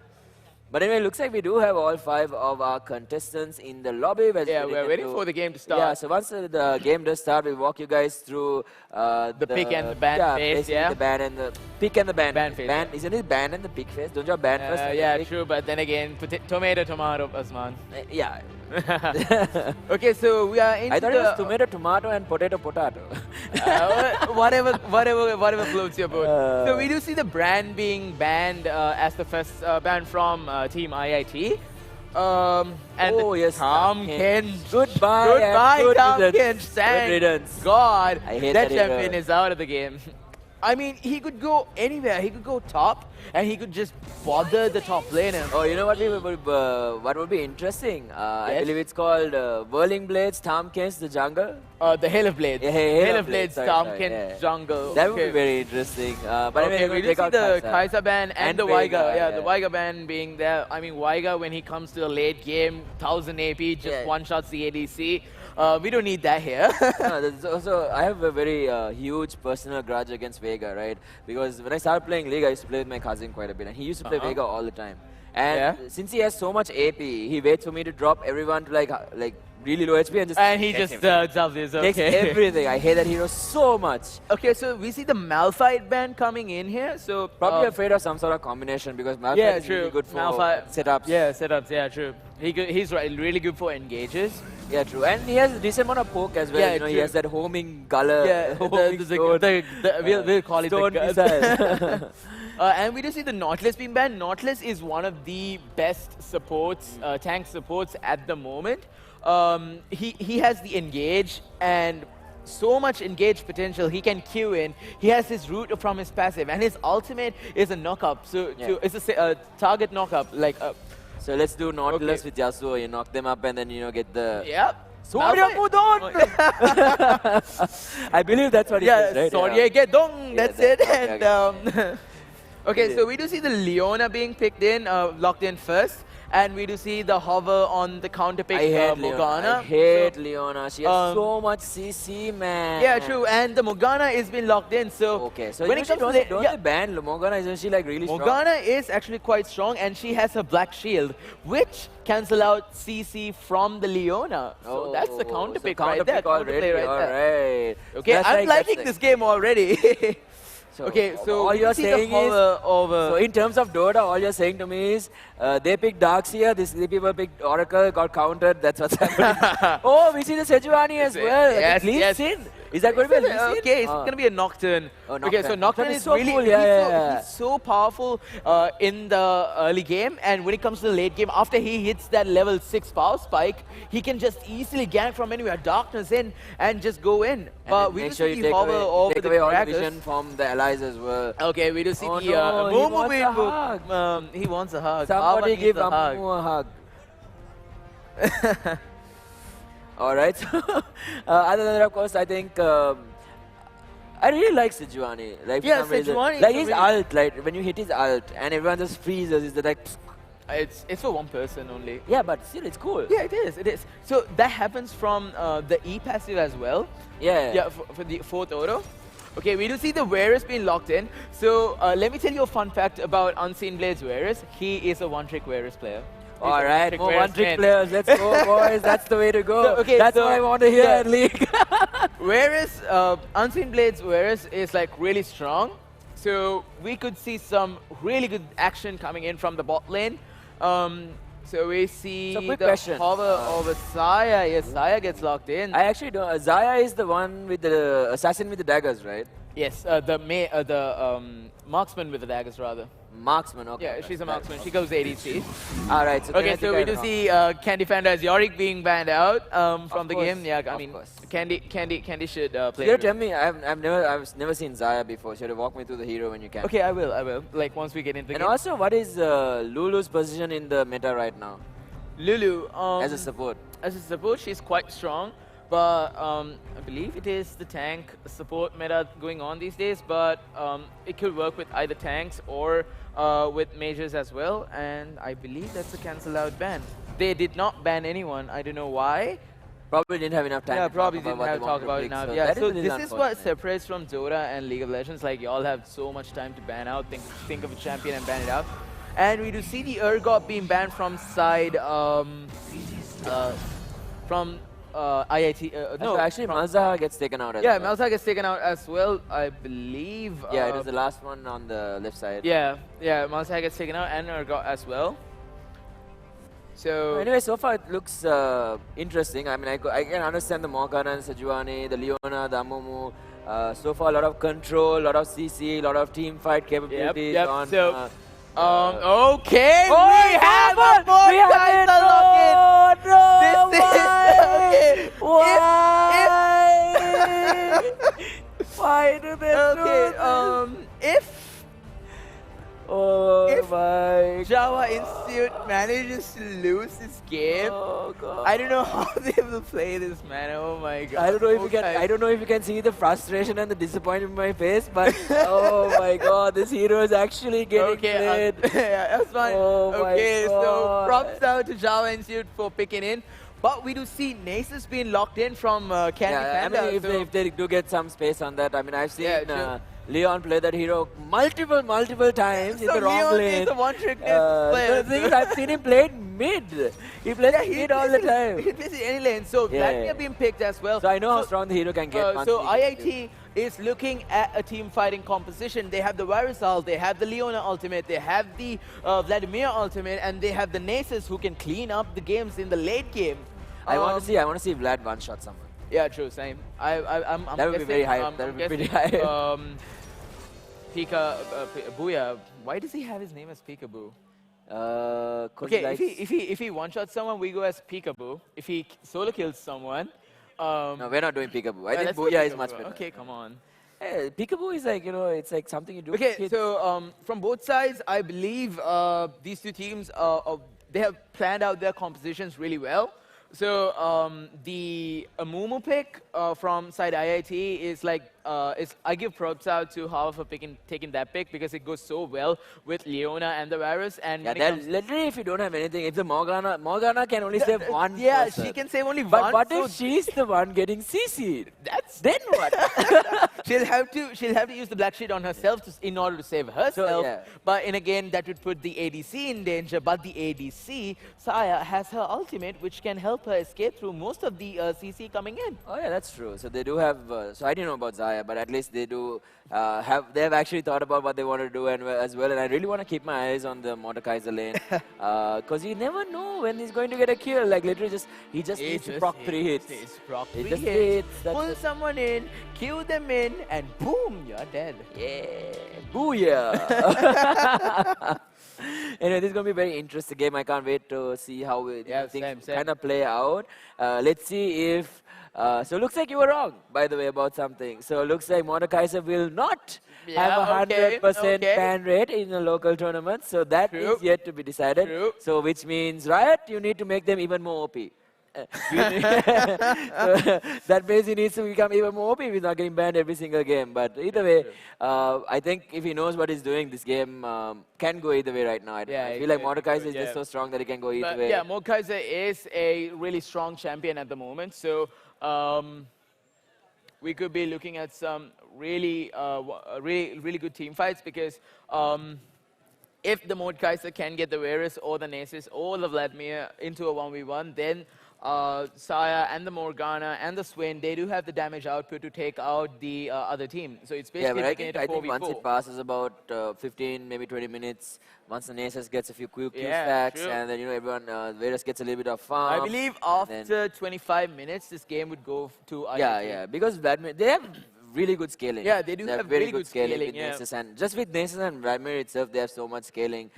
They have really good teamfight comps with Leona and Amumu. So if they do need to do something once they hit level 6, they can. But it will come down to, once again, the jungler. So let's see who's the better... You know what, I think, so one thing that's really cool about League is it doesn't matter what you pick. So what they say, I think the saying goes as the better mid laner wins, the better top laner wins, and the better jungler wins, right? So, or the better bot lane wins. So, it depends on meta to meta, right? Yeah. So we'll have to wait and see on the 1v1s. It's going to be very interesting. So the Nasus, sorry, Nasus, is it Nasus or Nasus? It goes both ways. So you can say Nasus or Nasus. Yeah, so it's probably going to be the Nasus taking on the Mordekaiser, right? Yeah, that's it's going to be Nasus versus Mordekaiser. So let's take a look at the runes while we wait. Sorry, the summon spells. So we do have Leona Ignite with Flash. I mean, if none of these heroes have Flash, there's going to be a big problem. There's going to be a big problem. But by the way, the Amumu has the Flash on his D slot. Yeah. So? Wait, that's the D slot. Yeah. So sure. Wait, how are you silver? Hello. So the Amumu has his he has Smite and Flash. Flash on the D slot. Then Varus has Heal and Flash, and his Flash is on the D slot. I mean, it doesn't. Are they trolling? No. I'm joking. I'm joking. Okay. I don't really. I don't. It's okay to have Flash on D. Is it though? It is. I mean, why? Why not? I mean, I don't have it on F either. Same. Yeah, I have it on my mouse key, so I just click that. Okay, so my Flash is on D, and my Smite, since I play a lot of jungle, I have Smite on F. Okay. That's because I used to like have. One more thing, I'm very curious. So this summon spell called Ghost, what does it do? It gives you a certain amount of movement speed. Okay. And it lets you move through units. So basically, there's no unit collision. Oh, so basically you can't get creep blocked. Yeah, you can't get creep blocked. So what will be happening is if Nasus wants to go for that kill so fast, he wouldn't get creep blocked and he would go for the kill. All right. That's actually very convenient. I thought it like makes you like a ghost and you can dodge like one auto attack or something like that. That's interesting. So I think the only two people I know who actually pick and play with ghosts is Nasus, as well as sometimes I've seen Darius players. Yeah, Darius takes Flash and because you can literally run through the units, you can use your spin and your pull, won't get interrupted, or so then you can basically slow them, and then they start bleeding, and then you're just dead after that. That's what happens. But there are more champions. There's a champion called Rammus. I usually take okay. I've never played or seen Rammus. So. Hikarim. I know. I love Hikarim. Yeah. So Hikarim is so cool. Yeah, he is. He's like a centurion. He's like a centurion. Yeah, it's so cool. And his mobility is off the charts. So if you take Ghost on Hikarim, you can easily take on a like get those ganks off really fast. Yeah. So other than that, of course, I mean. How strong is Kayn in the meta right now? Because as a jungler, I'm really interested in Kayn because I feel like he's a very interesting hero. Yeah, he's because a of how interesting champion. Because like you see, the games these days they really depend on the jungler to give out some proper ganks. So Kayn is a champion who can literally create his own ganking path. He can create his own through Shadow Step. Yeah, Shadow Step is so cool. It's and he has so much sustain when it comes to clearing farm. Clearing the jungle camps as well. So I believe Kayn is in the top tier. He's one of the top tier junglers as of yet. Yeah, so right now looks like we have gotten into game where it's chilling and taking a look at where these players are positioned. So I actually really like the way Sejuani looks as well. So I used to main Sejuani back in 2017. Stopped after I lost her with a tournament. So. Minions have that feels bad, man. Yeah, but it happens. I think everything is a learning experience. Yeah, I mean, true.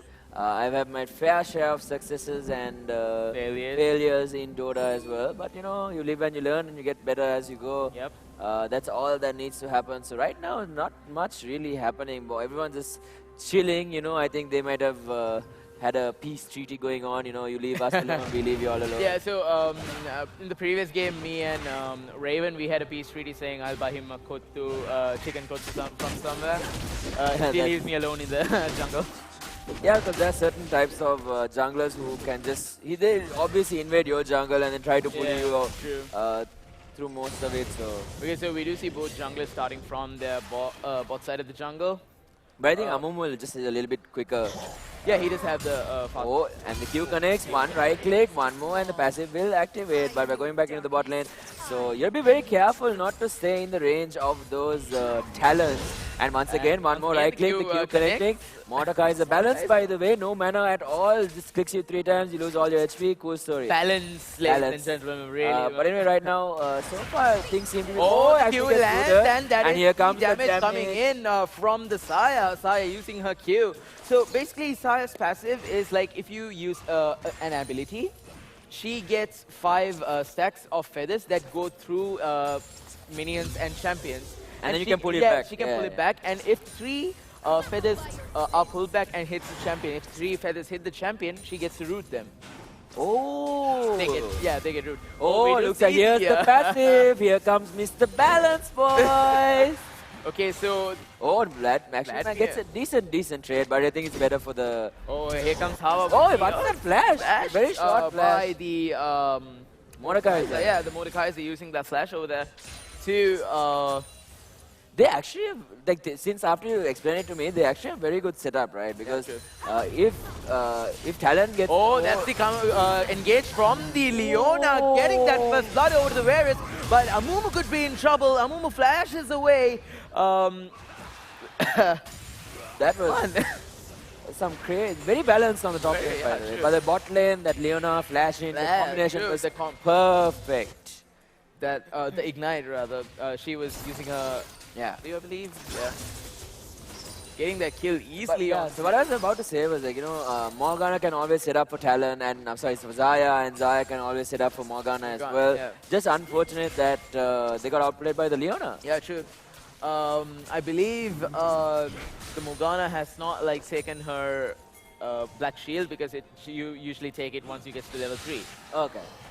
There's one thing I've realized is, so in Dota we usually have set abilities that we want to get, and very few times we actually go one into each skill. But in League, almost every single champion gets one in each skill.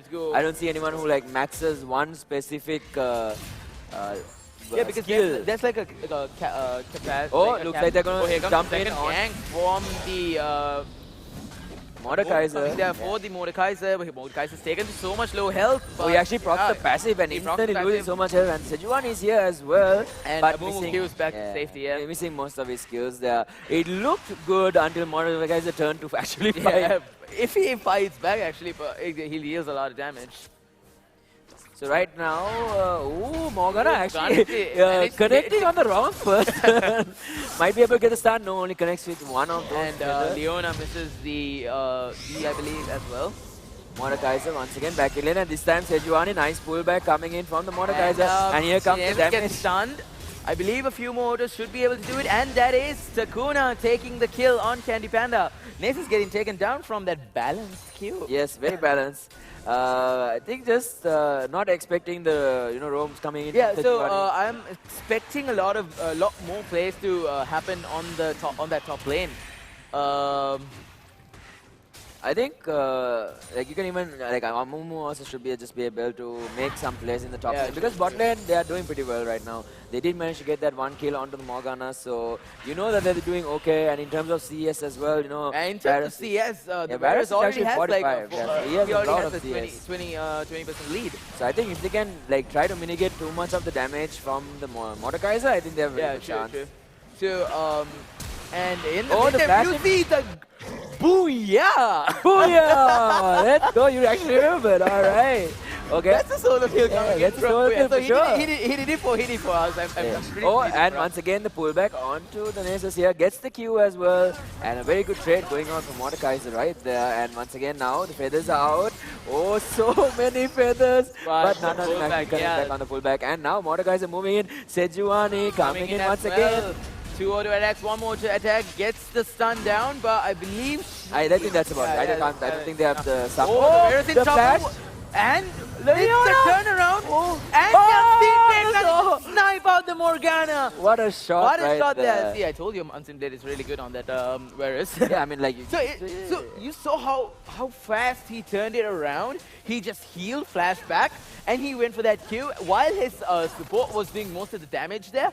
And they managed to turn around that fight. Yeah, and he's even confident enough to just stay in the lane. Yeah, true. And now he's going to go back, spend all that gold. Spend all that hard. I mean, sitting at 62 CS at 6 minutes, I think he's super happy. I would be super happy if I had that's that much 10 CS per minute. Exactly. They're like, doing really, really well. Just hit 7. So if he had stayed in lane, he probably would have had about 7 CS. So dropping down to a little bit, maybe 8 CS per minute. But still, that's pretty high. But so far, the concern should be the Mordekaiser, because it doesn't matter how well the Varus does. if the Mordekaiser gets the head figures and, him out, yeah, and he gets all that damage, I think, oh my god, the Q is going to destroy people. It's going to be a little bit come down to execution, but right now it looks like IIT is actually a very IIT is actually in a really comfortable moment. Nice The side there. step, from Hava. Quick, happy feet, happy feet, wombo combo. So, Booyah playing really well there. So, one more thing I wanted to ask, because this guy looks like Dracula, right? Physically, he looks a lot like Invoker from... yeah, he actually does. He's just missing the orbs. Yeah, that's true. The bot lane looks like Amumu just managed to devour a little bit and just hit level 6 as well. So he does have more that, lockdown for the side of IIT. The side of IIT. So I believe now he should be making those plays bot lane instead of going top, because Nace has just hit top lane. Nace just hit 6. So in case the Mordekaiser goes in for that ultimate all in, he would be able to, Nessus would be able to ult and try to stay alive. Yeah, but then, given how I think during the early game, remember that first gank that Amumu came in, and the flash was used by the Mordekaiser, so he should have it up again. So they need to find a way to bait it out, and it looks like then again, Infernal Drake. I mean, this tournament. The Sejuani in a little bit of trouble, but they do manage to smite up. They managed to secure the Infernal Drake there. Root coming out. Infernal Root coming in. Is there going to be any follow-up at all into this? And more balanced Qs coming out. Nice pullback, and here comes the passive once again. Trade with me. Trade with me. What Mordekaiser should be doing here is he should be going for trades, getting that Nasus really low, and then going just for the put him in the realm. yeah. But Nasus is doing a very good job of just sustaining in the lane. He's actually, I have to give props to Candy Panda here. He's actually making so much. He's doing so much to stay inside the lane, getting those stacks. Oh, looks like the Villain might be in a little bit of trouble here. Amumu actually going to come in. Is he going to use the ulti? Yes, he is. Yes, and Swain managed to flash back in. I believe that is a dead Swain. No. So it looks like he's going to be able to walk. He wants to commit too much for that kill.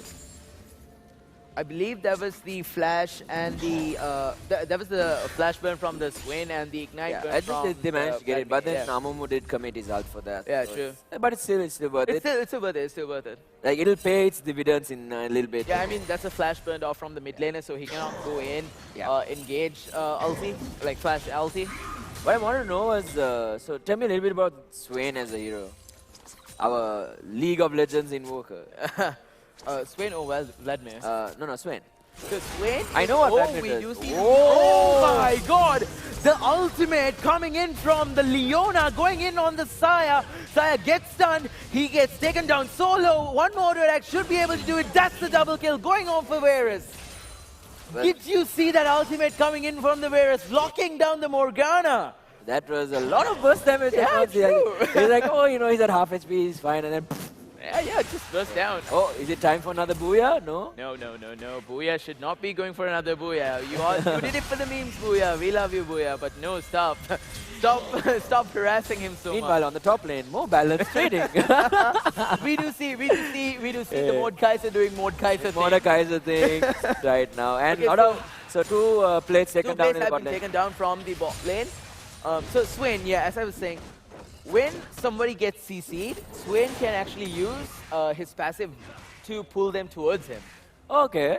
So you see how he sends a claw out and grabs them in? Yeah, so it's like Mordekaiser. It's like Mordekaiser's as well, but in that, he just roots. Oh, he roots as well? Yeah, he roots as well. God. And if they manage to root him out, he can pull the champions towards him. That's very interesting. So he must be very strong against melee mid champions.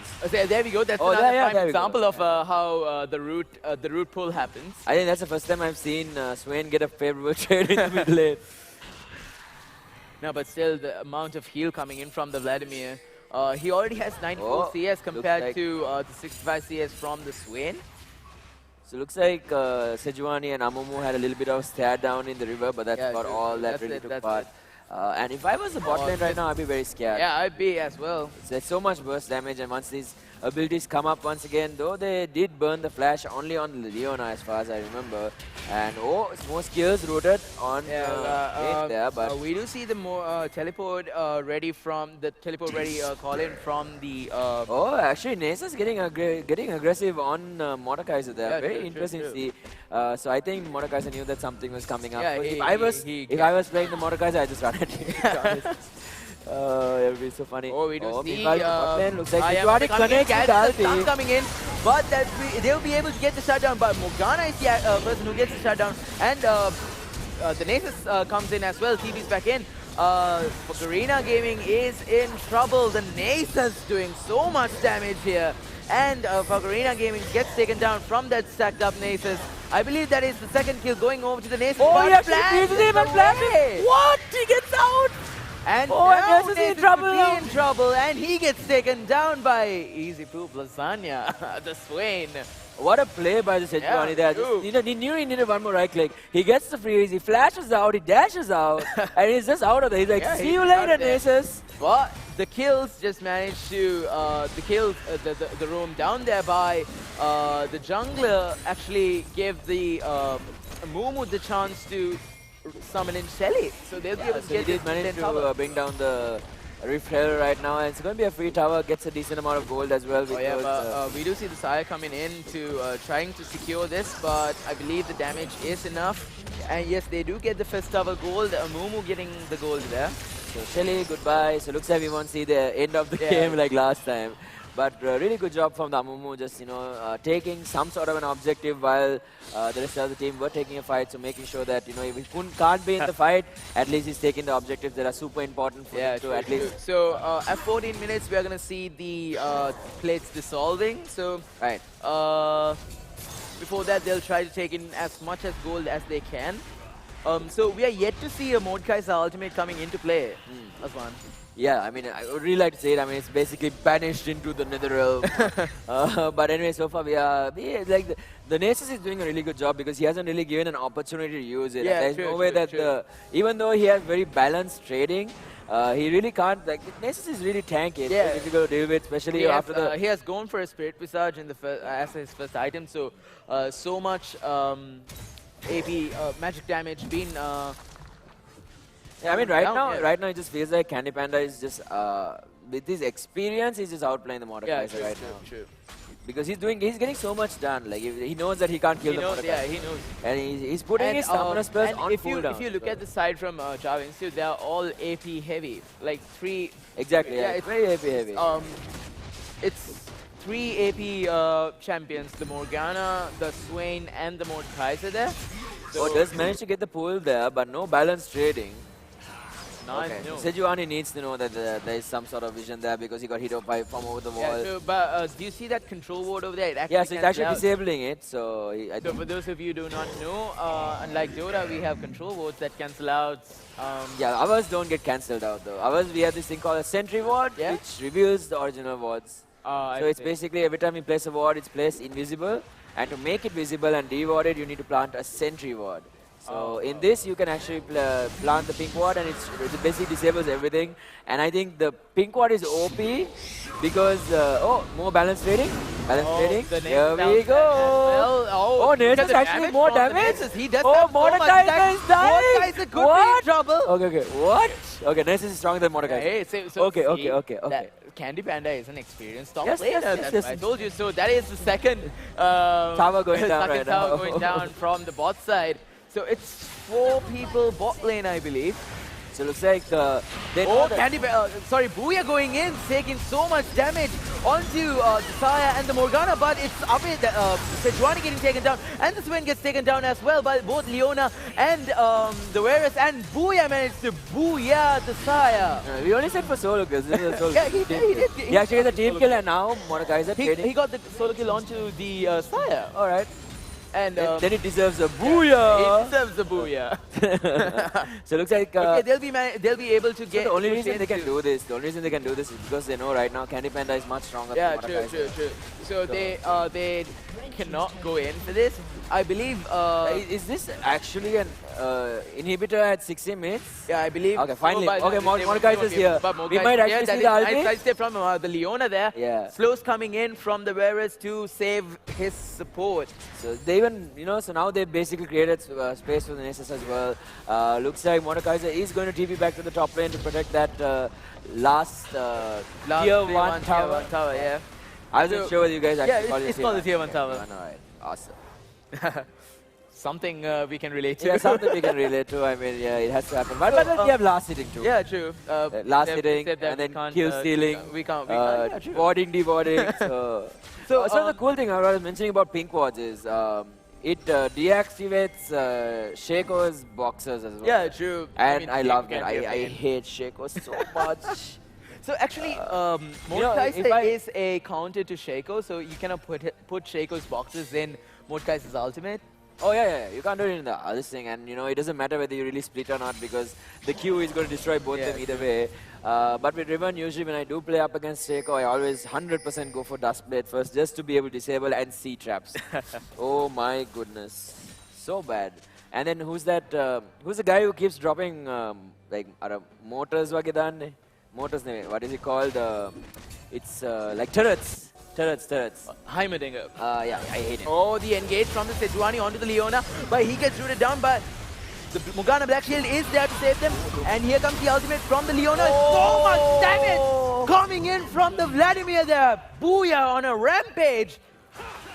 That was a lot of damage. Yeah, that was it started a lot of really damage. slow, right? It started off really slow. We had the Leona come in. And We had Amumu going. Then Amumu with the two-man, was it three? That was three-man ultimate. Yeah, three-man ultimate. And then all of a sudden, it's as if everyone just got cleave with a... I think that was the Vladimir. That's the Vladimir. So just imagine him in the late game, like when it comes to after 25 minutes, he's going to be so much powerful. I think he'll be much more stronger now, so they managed to get a decent amount of kills. And meanwhile, in the bot lane, Nasus doing Nasus things. Q it. He's now okay. So he can. I think he can 1v2. I think he can 1v2 right there. If he has Flash and Ghost, I think he can 1v2. So he's just gonna keep spinning around. These guys need to be careful. And I think throughout this whole game, the Morgana only has managed to land one Q, sadly. Yeah, true, sadly. The bull coming in and the Sejuani engaged, but the Sejuani gets stunned down. Unseen Blade on a killing spree. I believe the Swain is going to be taken down as well. His lifesteal is not enough. The Mordekaiser gets taken down as well. He got killed. And Booyah stopped watching there. That was really well Look played at that. Style points. Golden City, ladies and gents. He's going in. And that's the ace coming in from the side of IIT. They'll be able to finish this game out. Yeah, it's 10 seconds on the Swain, and I don't think they'll be able to...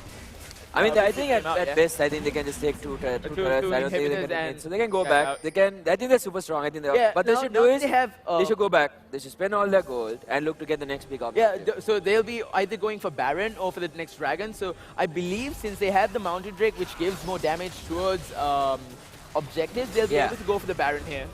No, and also, you know, Varus being able to steal the red buff there as well. Yeah, true. So that's a bit of counter jungling coming in there. See, I managed to get the prediction. I said someone is going to pick up Mordekaiser, and they're going to end up losing the game. That happens. So, what are we going to call him? What are we going to call him? So, call what? The guy who lost with Mordekaiser. Nothing. But we agreed on something. It's just I don't want to call him anything. It feels bad. True. But I mean, right now they're just getting heavily outplayed. You know, there's so much pressure being put on by the team from IIT. There's so much control, and then let's not even forget the AOE combination that they actually have so much synergy. Because you know, Leona can start with the stun, and then Amumu follows up. So it sets up for the Amumu. Amumu gets in, and all he needs to do is get in, and then he uses his route, hits about 3 people, and then he managed to land that 5-man route. And then you just have the Vladimir going in and just bursting everyone to oblivion. And then you have the Varus ultimate that just roots everyone again and again. So much roots from the side of IIT. I think, you know, to be honest, I think they can easily take this Baron. Yeah, they're gonna. They try to contest. So fun fact about the Baron, when you like read his step backwards, the Booyah is trying to zone out the Sejuani. Can he get the steal? No, he can't. And Sejuani gets stunned out. Managed to flash away, but gets taken down by Hava. So, Hari Hava. Let's go. Okay, so they do have Baron, but I think this is the end of the game. I believe IIT would be able to finish out this game. What do you call it? The undoubtful end. Yeah, this is. Look at the amount of damage that they do to towers with these minions. Oh my god. And with the plus with the Mountain Drake, they can easily try to end out this game. So look at the tower! What is that? So we do see the. Oh look, super I creeps, don't think super they can't defend. They cannot defend this because, mind you, most Imagine enchanted super minions. Like what? Yeah. And here they go. The engagement starts up. Oh. That is the end. That is the end. Falling in for Java Institute, the ace. Did you see Hava's health back there? Yes, I did actually. Hava with so much low health, and that is the GG's coming in. And that a is little bit of IIT, BM from Booyah by using that stopwatch there. So that is GG. Team IIT are moving on to the finals. So it looks like the reigning champions will have another chance to basically keep their crown. Who do you think will be so the reigning champions are Slit. Okay. Who's playing there. So let's see if they can actually dethrone Slit. Yeah, let's see. So anyways, this should be playing that game while everything is going on. But anyway, either way, what a game. Yeah, it was a really good game. It was, initially started off very slow, and then we saw slowly, we thought Mordekaiser, is going to be super strong, but they did really well. They put a lot of pressure. And Candy Panda did a really good job of just getting those Q stacks, and then later on, once he was really strong, there was really nothing that the Mordekaiser could do once he got ulti and, got the slow down, the purge, and then they just smacks you with his axe, there's nothing much he can do. No matter how OP a hero is, playing from behind is never... that never works. Yeah. So and then I believe what Mordekaiser could have done is he could have gone more aggressive, and the jungler should have camped his lane up until he hits level 6 back-to-back gank. Yeah. I know Sejuani tried to do that, but he could have done more instead of focusing on the bot lane, which is already losing. Basically try to get the Mordekaiser up. That would have been your best chance. Yeah, that would have been. And the thing is, we did not see a single ultimate from Mordekaiser. Why is that? I have no idea. Maybe he didn't max his R. Or maybe he didn't level it up at all. Yeah.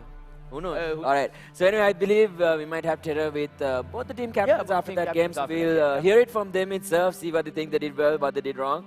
So, Terror, over to you.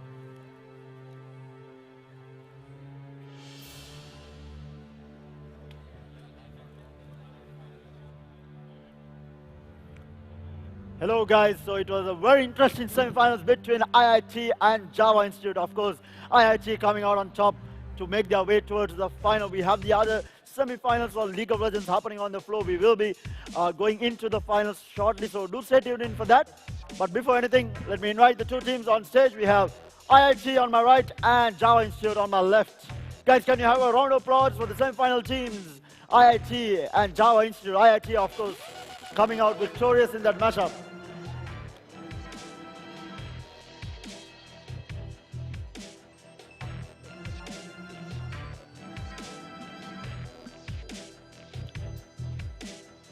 Very well played there by IIT. Quite a dominant performance coming out from them. So I do have the two captains on stage with me. I have the IIT captain on my left and Java Institute captain on my right. So first, talking to the Java Institute captain, what do you think went wrong?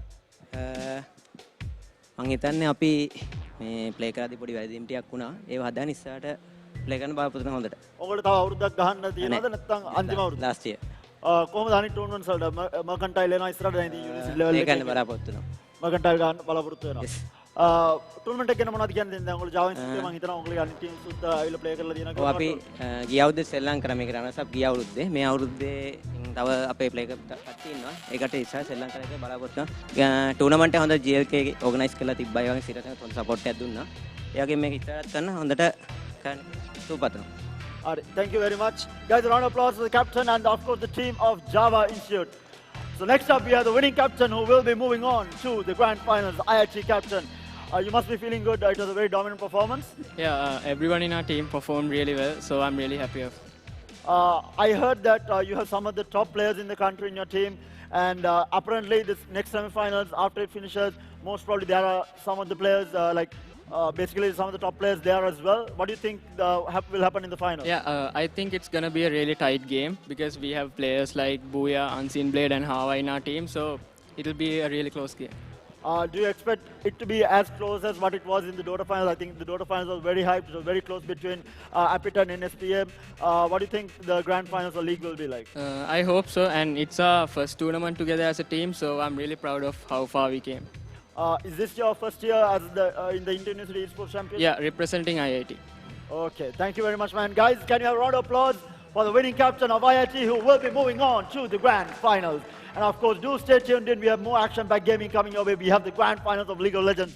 And of course, we do have the two top universities who will be moving on to the grand finals on July 6th. So that's going to be our final announcement for the day after the grand finals of League of Legends as well. So it's definitely going to be interesting to see who is going to go through, because when we checked the points table in the morning, we had IIT, we had Slit, we had NSBM fighting for that top 2 slots, and it looked to be really, really close. And throughout the entire day, we did have a lot of grand finals.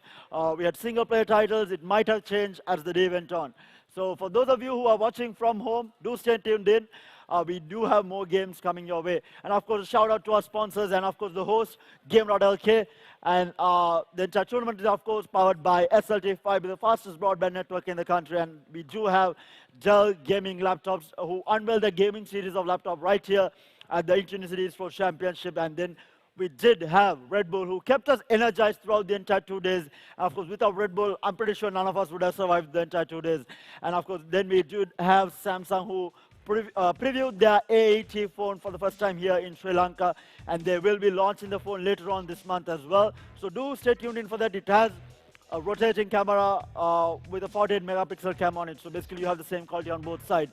And of course we did have Freemi, our digital banking partner, who gave away a lot of discounts throughout the entire day for food as well as registrations. We had Taco Bell and Pizza Hut, our food partners, who joined us for the first time ever in an esporting event. So hats off to all our sponsors. Without them, this event would not have been a possibility. So without further ado, I would like to hand over the proceedings to Azman, who is there in the single player area with a couple of games there. So we'll head on over to Azman. Azman, over to you. All right. Thank you, Terry, for handing it over to me. But basically, we are here at the Red Bull area.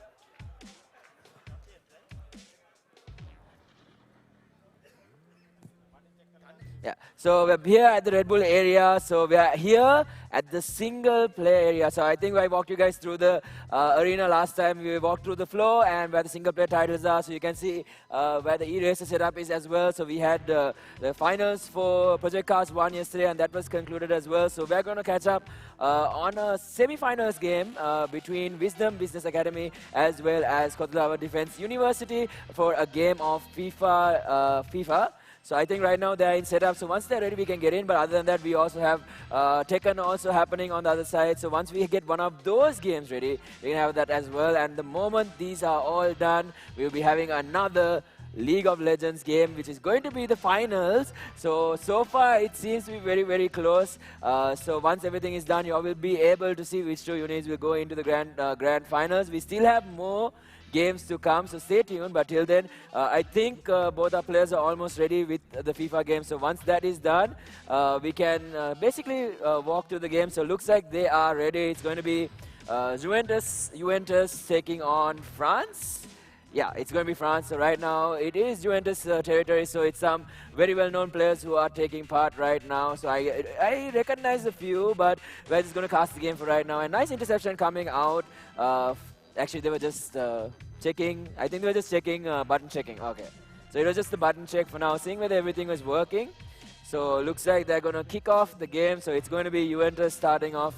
Juventus, I'm not sure how you exactly pronounce it, I'm really sorry. But looks like they will start off with possession right now, moving down the left wing, back to the center. So you can see how fast these passes are connecting through and through. So going all the way to the corner, there's an opportunity here, trying to outplay. Nice cross is open, and already, what a goal coming out from the player. Playing on the left side, so Juventus opening the board with that first play itself. And now once again, really aggressive movements coming out from France as well. Already in the chance to open and score. Tries to get the interception there, but Juventus player managing to keep possession.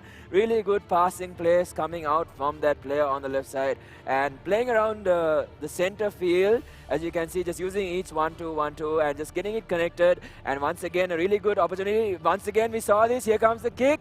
And nice save coming in from the goalkeeper there. Going to be able to go into a corner hit.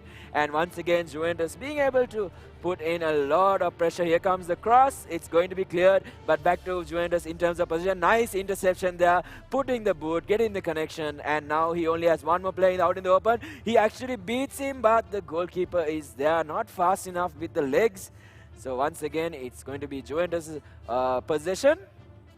So he seems to know exactly how to play this. You can see that he's really abusing the movement from the player who's using the France team.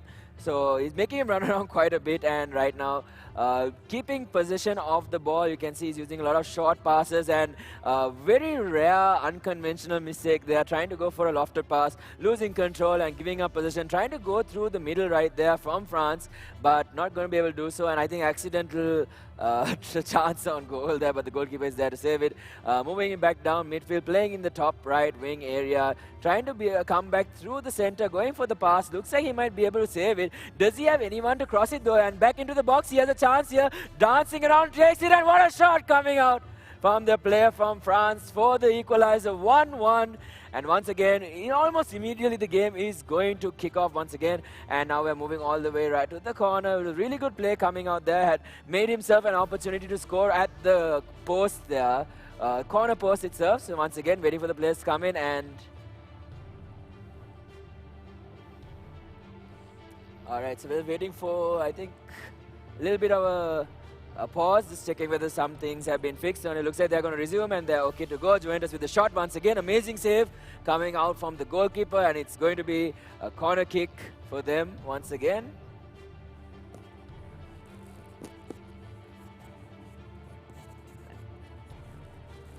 So once again, just checking whether all the buttons and everything are okay. So they should be resuming the game in a little bit.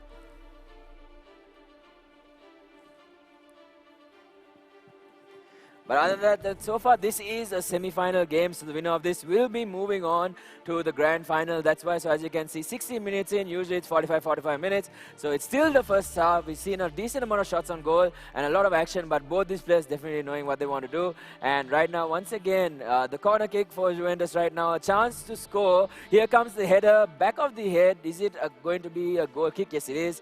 So it looks like it's not going to be a converted chance right there. And moving it all the way to the corner, wanted to keep possession of the ball, do not want to give Juventus any sort of position right now. Once again, moving forward, passing the ball along. Nice side step to the left right there. Huge opening right now. Does have a few players, more numbers on their side. France with the chance to score once again, trying to dance around, get the ball through, but no, the interception is there. And now it's going to be Juventus with the position once again and moving down their top left wing. Moving it back, making sure, I don't think he wants to lose possession of the ball right here. It will be very, very dangerous for them because right now they are even in terms of the score. And once again, moving it forward, nice chip pass right there into the open. Does have another chance to kick into the corner, but the player from France is there to defend it, clears it out. But once again, the position is there. He's almost very close to the penalty box, but he's not going to be able to convert it, and actually gets another steal right there, moving all the way to the center. Does have a chance, but runs into the defender right there. Looks like he might have gotten injured. No, takes a tumble, but he gets up almost immediately. Once again, moving it all the way to the center. He does have numbers once again, gets the through pass, he's open, he's chance to score. And he's going to slow it down, thinking, oh no, trying to be a little bit too flashy there, not working out for him. And a really good defend, managing to defend. And once again, interception coming out from the player in France. A lot of loss of position happening in a very short amount of time. Not being able to get most of these passes through. And once again, looks like he has a chance here for the cross. I think this should be offside. Yes, it is. And that is going to be France with position once again. So they're going to keep the ball and try to move it down this right side wing again, as you can see, going through the corner, moving it all the way back to center. Quick passes coming through, trying to go back in the middle, losing control of the ball. And once again, Juventus with the ball, going to be moving to the complete opposite side. Has a lot of space to work it. Does he have the numbers? Going for a chip pass, not going to work out too well for him.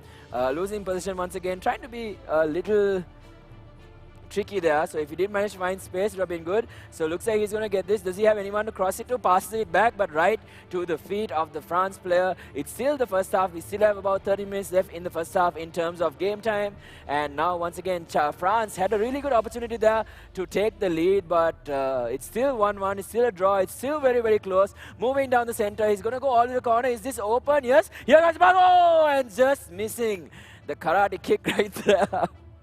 If we had converted that, it would have been one hell of a goal to take the lead for Juventus. But right now, the player from France, a little bit under pressure, it seems like. But he's going to move it down. Looks like he has a chance to make a few plays here. He's not able to beat the defender right there. So he's going to lose possession. And once again, nice opening. These passes seem to be finding the feet of these players quite often. Trying to go for a very nice pass there. But they're going to get intercepted in the middle. Does have a decent amount of players waiting. He's trying to take the shot. Is he going to take it? Nice dribble. He's going to start putting it to the corner. Does he have anyone else to cross it to? Going to pass it back into the penalty box, outside of the penalty box. Coming to the center, trying to look for that pass. Gets a chance, takes a shot. But it is not going to connect, and it's going to be possession for France. This guy must be feeling so much pressure right now. Juventus with so many opportunities. Moving it down the middle once again. Going for the long chip shot. It should be safe. Does he have someone to cross it to? He does have a few players in the box. He's running it all the way down to center. He has a chance right now, but pressure being put in by two of the defenders here. Going to dance around them, losing the control a little bit. Goes for a chip and nice shot there, but straight into the arms of the goalkeeper. He's going to be able to save it. And now once again, it's going to be Juventus with the opportunity to take the lead. It's still extremely intense, so it's going to be tie right now. And this guy seems to be finding so much space on the right side wing here. Managing to get so many crosses in. That's how he did manage to score that first goal. Right at the left side post in terms of his perspective. But once again, they actually do manage to recover control once again. And looks like he'll be able to have another chance to score at the goal. So, but the extra time is over. And we'll be going into halftime and immediately back into the game. They might be wanting to change a few players around here and there. Looks like they do not, so they're happy with the layout that they do have. And they're going to hit it off. And now France with the position at the start of this. Last time we saw the kickoff, we saw a goal, but it was for Juventus. And now they do have control of the ball once again. Moving it down, but actually passing it right to the feet of the France player. So this might be something that he wants to take advantage of. Going to get tackled there a little bit rough. Surprising that he didn't receive a foul for that. But either way, moving it down the center. And he keeps doing this. I don't know why he keeps passing it back and forth to the player there. Now an opening for the team France. He's going to take the shot and it's going to be converted. It's going to be a goal and it's going to be the lead as well. So now Juventus, after putting so much pressure in the first half, looks like he is falling behind and he needs to find a way to stop passing back to the France people, and it's really putting a lot of pressure on him. And right now, getting quite aggressive. A free kick. Is it going to be a yellow card? Yes, it is. So he's going to get penalized for that as well. But anyway, it's going to be a free kick. France, can they extend their lead even more? So he does call another player. Will he be able to convert it into a goal? Here comes the shot. Going to stop it right there. Going to stop the next one as well. And is he going to go for the shot? Nope. He tries to, but doesn't work out too well. Manages to regain possession. Actually, no, the player from Juventus dancing around.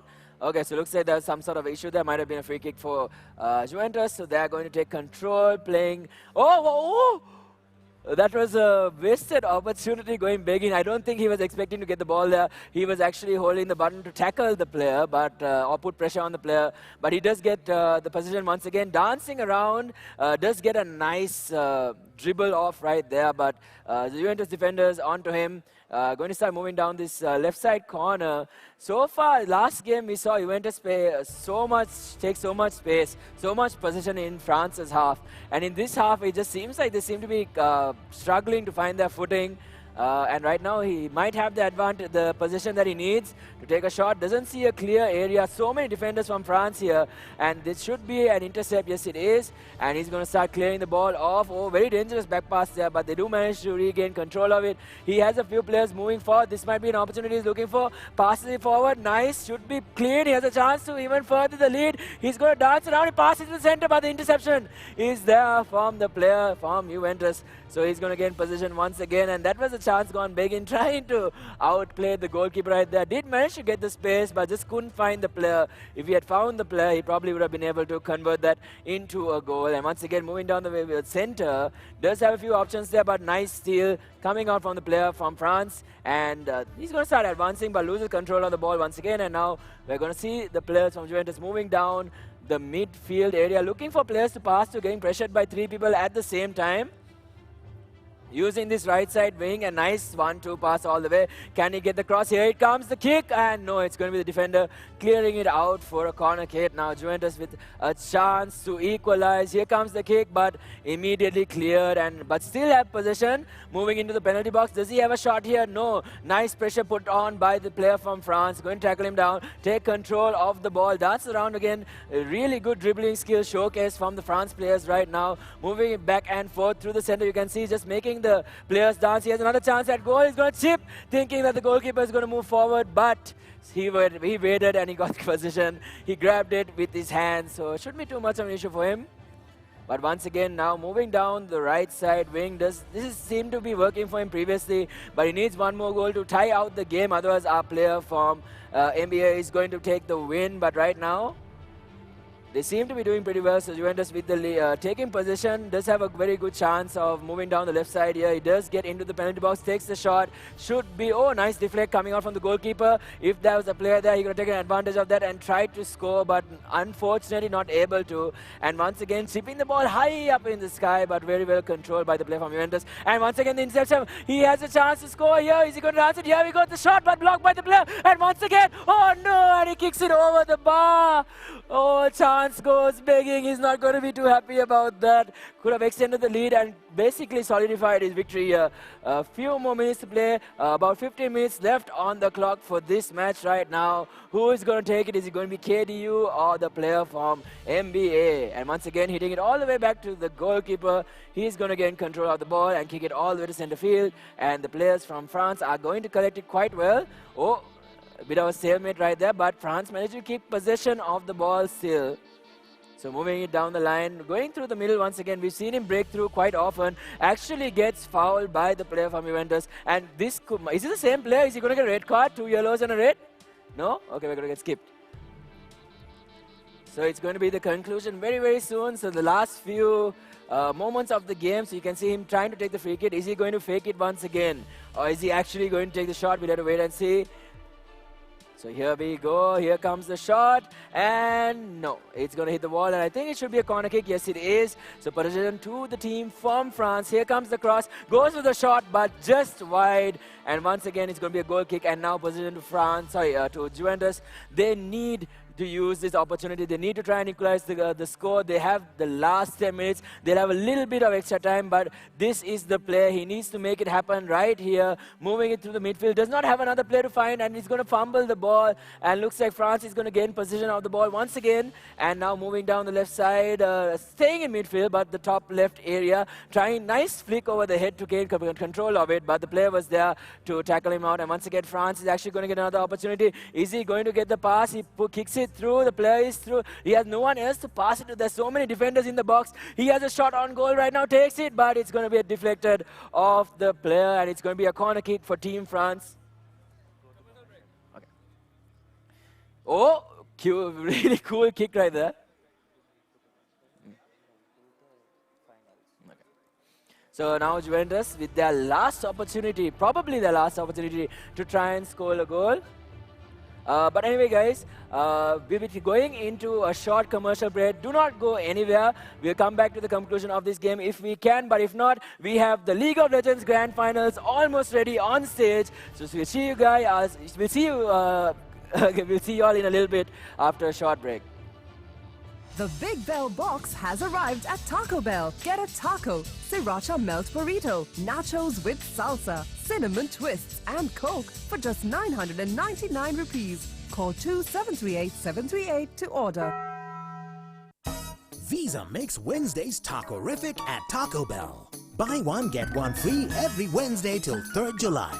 When you pay with your Visa debit or credit card. Call 2738-738 to order.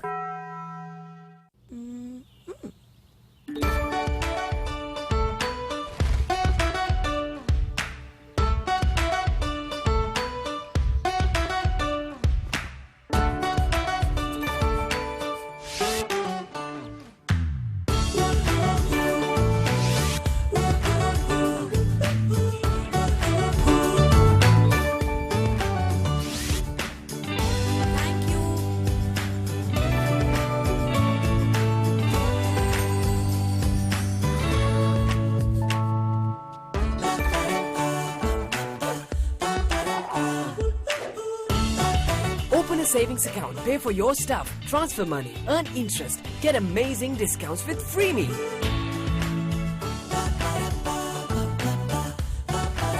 FreeMe, the future of banking, powered by Nations Trust Bank. Get on board.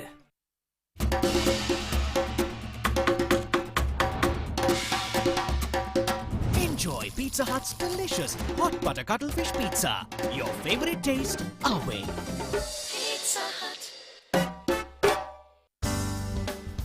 free pizza when you pay with Visa at Pizza Hut. Buy any large pan pizza using your Visa card and get another large pan pizza absolutely free.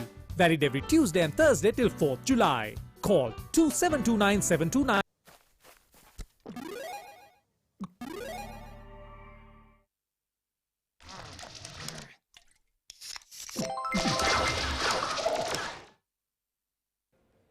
Ready?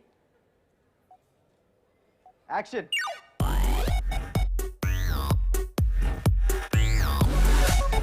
The coolest new action phones from Galaxy A. Ready? Action.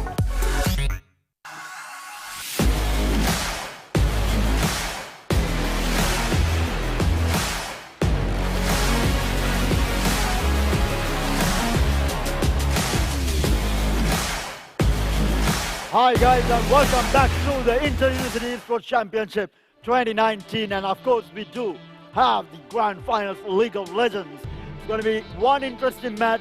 I just spoke with both teams.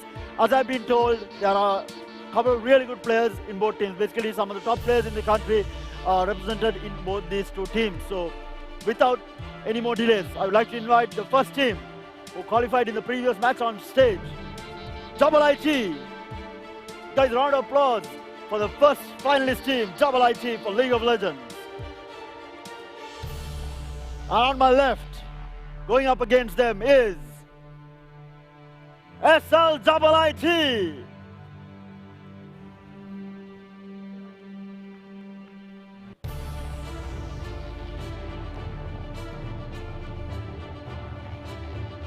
Guys, can you have one more round of applause? These two teams taking part in the finals for League of Legends.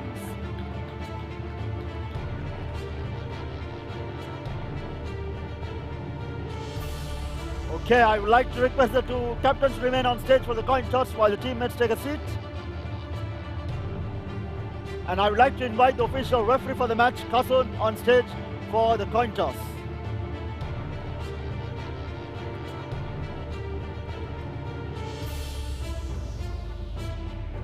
Heads is the call from GamerLK, and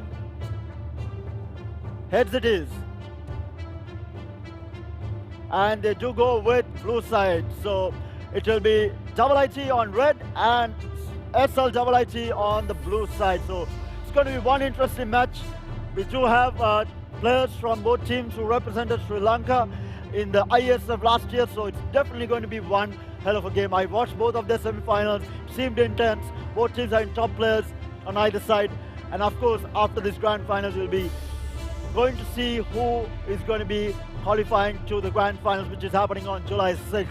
Just before I hand over to the casters, I would like to give a shout out to our host, Gamer.LK, the pioneers of esports in the country. And of course, the entire event is powered by none other than SLT5, the #1 broadband service provider in the country. And of course, we do have Dell Gaming Laptops, our laptop partner. And of course, we do have Taco Bell and Pizza Hut, our food partners. We have Red Bull, our energy drink partner, as well as FreeMe, our digital banking partner.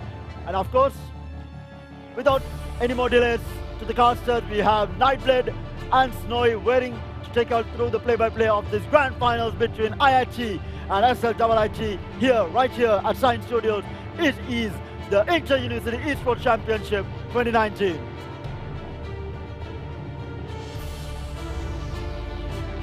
Welcome to the League of Legends.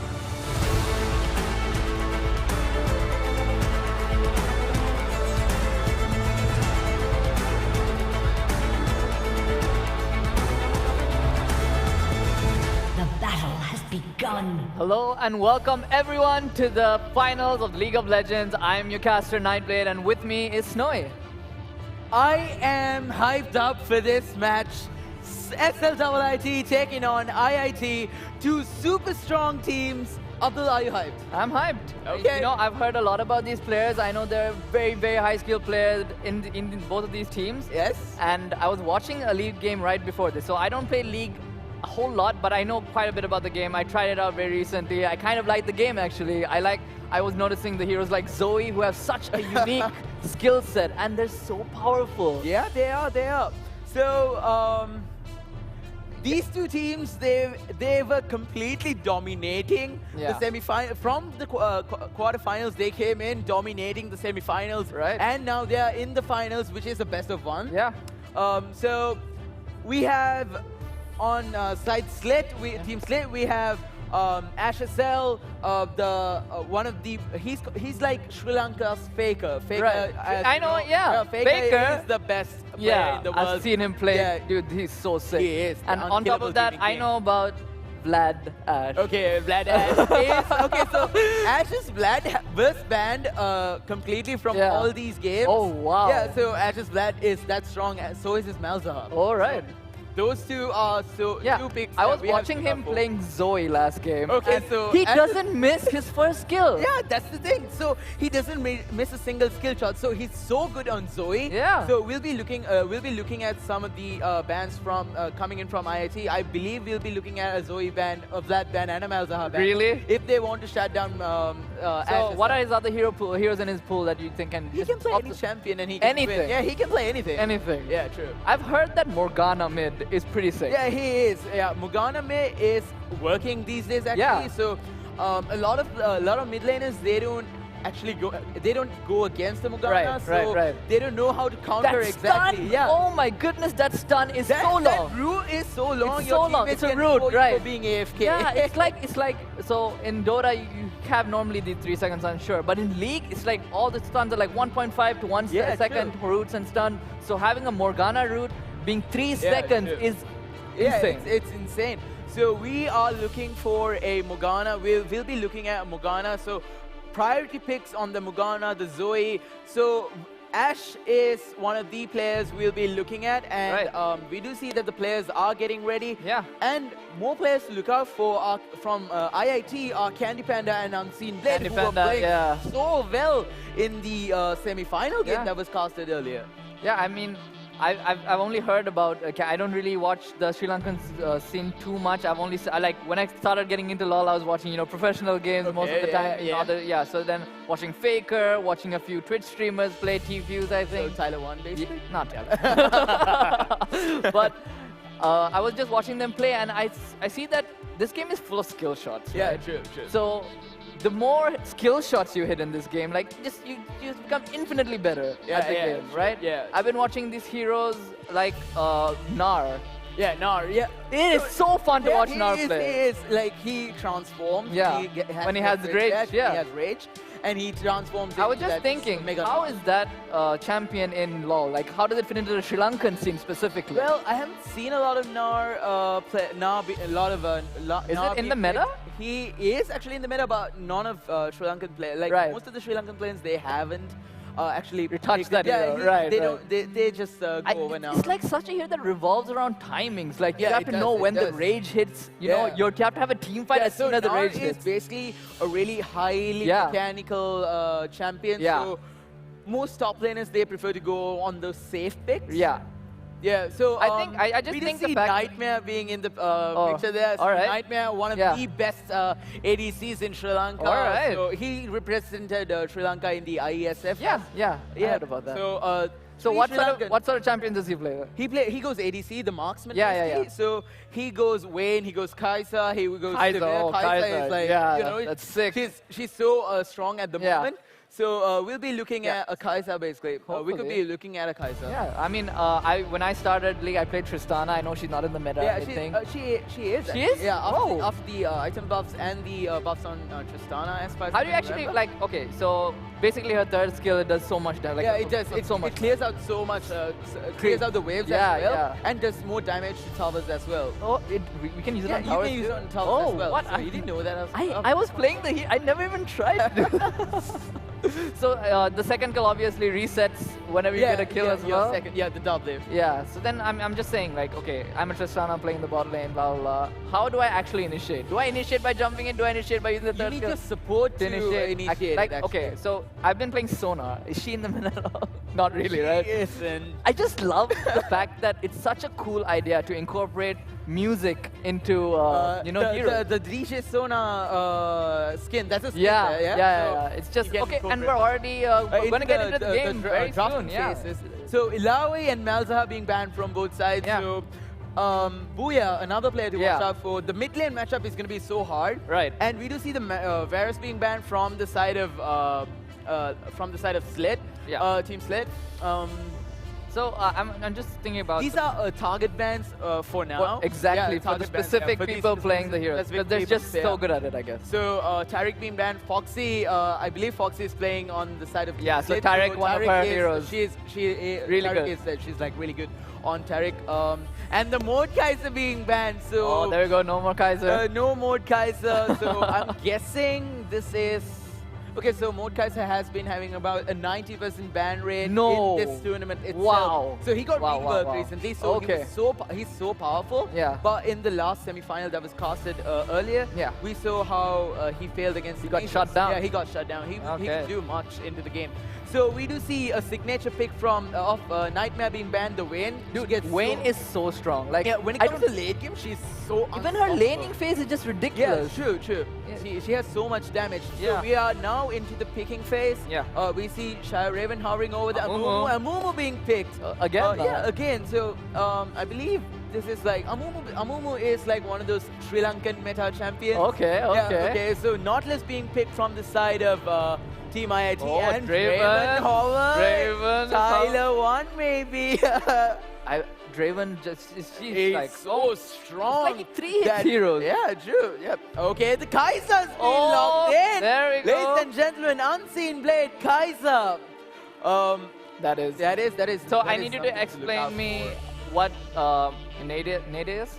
Nautilus. Nautilus, he's one of the strongest supports in the game right now. He could be taken mid as well. All right. Scales with AP. So it's like very versatile. He's a really versatile champion, basically. So he can go any lane. He could go jungle as well. Jungle and top.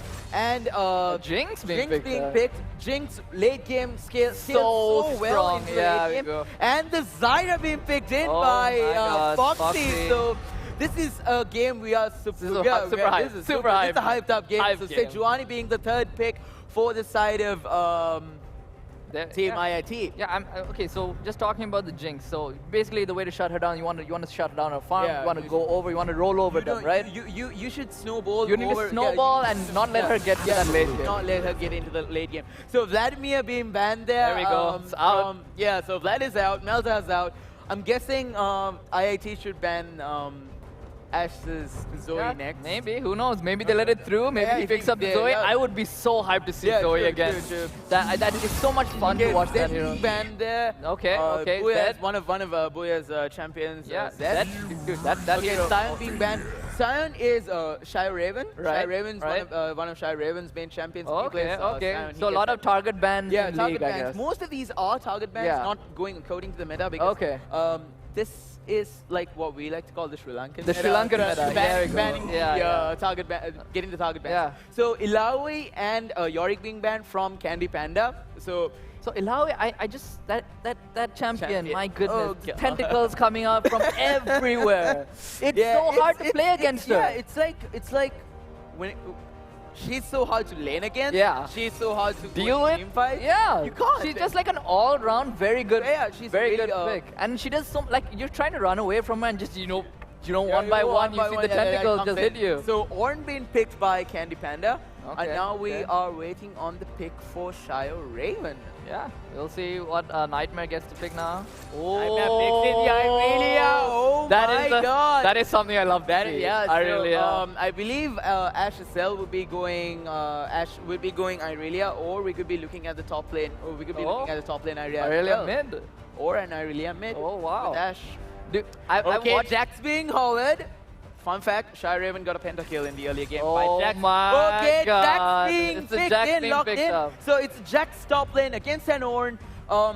So Team Slate has the late game composition here. Right, yeah. Okay, Looks like Akali being hovered over here. Akali, Irelia. Those are two. Booyah's Akali is so horrific. You don't want to face up against that. You really don't want to. Oh, and it is going to be an Akali. It is the Akali So being this locked is going to be pretty high. Yeah, it is. It's going to be pretty high. Yeah, So it's a best of one. These players' titles are on the line. It's their chance for the overall championship on the line here. And I mean, with this Aurelia champion, right, you can outplay people Yeah, so you can- much you can by outplay just people so dashing well, into yeah. the creep wave, killing creeps, and dodging spells. It's insane. So It's have you insane. have you ever seen an Akali in a game? Yeah, I have seen Akali as well. Akali, Yeah, Akali also. she has. You can go so much- invis with yeah, that you can- smoke. Oh through my the god! smoke. Yeah. So basically, it's like I believe that you have an item in Dota called this. Yeah. So it's exactly like that. It's like Yeah. an ability incorporated into Akali. It's so crazy. See, You the can thing is, dodge so many things with that, and play with, just they don't know how to hit you when you get into that. But then again, these are high skilled That is players. true, So that is true. we know they know how to counter an Akali. That is true. Yeah. So right now, what are we like looking at? So we know So that on late the game. on the side of Team Slit, we have a really bruiser-heavy team. So basically, one tank into two bruises. Yeah. With one AP champion going Zyra, Okay. Zyra going AP, and the Jinx will be in the bot lane. Jinx and the Zyra will be in the bot lane. So Zyra, a really hard champion to lane against, right? play lane against. Like, Yeah, she has that's so much damage. You smoke cannot and she does- come to the lane. Yeah, like you when cannot. she's- Like she has so much plants Yeah. everywhere, and you're like, It's what? that even that root. It's like you can't. Yeah. You don't know when she's gonna place it. Just place it And this immediately. is Foxy's Zyra we're talking Right, about. okay. Foxy on Zyra is insane. It's insane. Okay. So that'll be something you really want to watch. But let's not forget, IIT is the tournament favorites coming into Oh, this game. okay, So, okay. Everyone's expecting IIT to win. My money's on Team Slit because Oh, I mean, really? I know everyone there. So Okay, a little bit of bias. a little bit of bias. Little bit Okay, of bias. no bias. No bias. Okay. No bias. Skip what we said right there. Right? Yeah. So this Amumu hero, right? I don't know too much about him. I've Okay, heard a so lot about him. So Amumu's just talk Q to me is about him. basically he throws out a bandage. Yeah. And if it lands, if it connects, he goes in while rooting the Okay, champion that he it's lands like onto. a hook shot or something. Yeah, it's a hook shot. Okay, Basically a okay. punch hook shot. Yeah. The Jax. Okay. Okay, so Amumu's W is basically called the Curse of the Mummy, I believe. Okay. Which burns mana, but Right. damages. It's an AoE At the same damage. time, At it the same damage. time, Okay. yeah. And his E is like AoE damage. Okay. And his ultimate is a root, which can root everyone inside that circle. Oh, and it's pretty big. I've seen the circle. Yeah, It's pretty big. Pretty big. Pretty big. Yeah. Okay, so what I'm looking here is the Jax pick coming in from Team Raven, Slit. yeah. Raven's Jax is Pretty sick. So it's pretty sick. Yeah. So Jax, have you seen? No, I Jax? haven't seen Okay, Jax. so Jax's Q, he can like jump onto any any how do you put it? It's any item there. Right. So any object rather. He can jump onto plants. He can jump onto. Oh, even Zyra's plans. Yeah, he can jump onto. Wow. So okay. he has so much engage potential, Okay. and his W is basically another auto reset. Right. And does more damage. More damage. And his E is a counter strike. It's called counter strike. So, he can right before they hit him, he can just counter. Yeah, he can just counter strike. It cancels out the auto attacks. Oh, okay. And it reuses the AoE damage. Right. So. And when the counter strike ends, he stuns everyone around him. Oh my! So there's a lot of lockdown, I think, coming from that team here. But then again, we cannot forget Candy Panda's Ornn. He's pretty good in top lane. Candy Panda is one of the best Ornn players in Sri Lanka. So okay. So we have to look out. You have to tell me about Ornn too. Okay, so Ornn, I haven't played him much. Okay. His E is basically a dash. His dash. Dash, basically. Right. And his W is basically an eruption. So he brings out some volcanic magma. Yeah, let's go. Magma. Yeah. And it knocks up. It knocks up. Yeah, it so knocks it's like, up as well. okay. And if he is onto, if he dashes onto the magma rock there, he can knock up everyone in the. Oh goodness gracious! That can be really devastating. I think it was the Q, not the W. Right. So his first is the. That's pretty devastating if you and ever his W is basically he just blows fire and just goes up. So it's a lot, just basically like a damage spell. Yeah. All right. So like in the top lane, who do you think is gonna like win out in this top lane? Is it? Can one straight up outplay the other one, or do they need the jungler? They need the jungler. They need the jungler. They'll have so much jungle presses in the top lane, but it's the mid lane that I'm super much hyped about. Yeah, because I really are going up against Booya's Akali. Yeah, that looks like that's gonna be. I know both of these champions, so I'm pretty hyped to see the mid lane as well. So mid lane should be prioritized. So does the bot lane. So if the Jinx gets ahead really early, so she can snowball that's pretty and she scary, can carry. right? Yeah, Jinx. Fed Jinx is really scary. Yeah. And on top of that, they do have a Zyra. Yeah, Zyra. In the lane with the Jinx, so it's like almost, I feel like Jinx is going to get a good lane either way. True, yeah. So if she gets a good lane, and if mid does well, and if top lane goes even, jungles are even, I think they just have they just have the advantage. Yeah, they do have the advantage. So I had the opportunity to go up against Slit in the quarterfinals, and they played the same composition. Oh no! And our bot lane was so goodness they gracious. couldn't do anything. I think they've played that matchup so many times that they just know what to do. They know what to do. Exactly. Yeah. If you make that one step up in the lane, they immediately punish you. Yeah, they punish you for that. Yeah. So we do see 4 men down in the tribal show here. So in order to prevent a invade, a level 1 invade from from one of the teams. Yeah. And I'm just talking about the junglers right now. So who do you think is most likely to be the one rotating a lot? I believe it would be the Amumu rotating around a lot, because Amumu, he has so much. He can Disable. He can like clear out the jungle really fast, and he can. So basically, he's just really fast at doing everything. Yeah, and he can go in. He can like rotate onto the top lane, get some. Get the Q immediately go mid, and he can immediately go mid. Right. I'm just looking right now.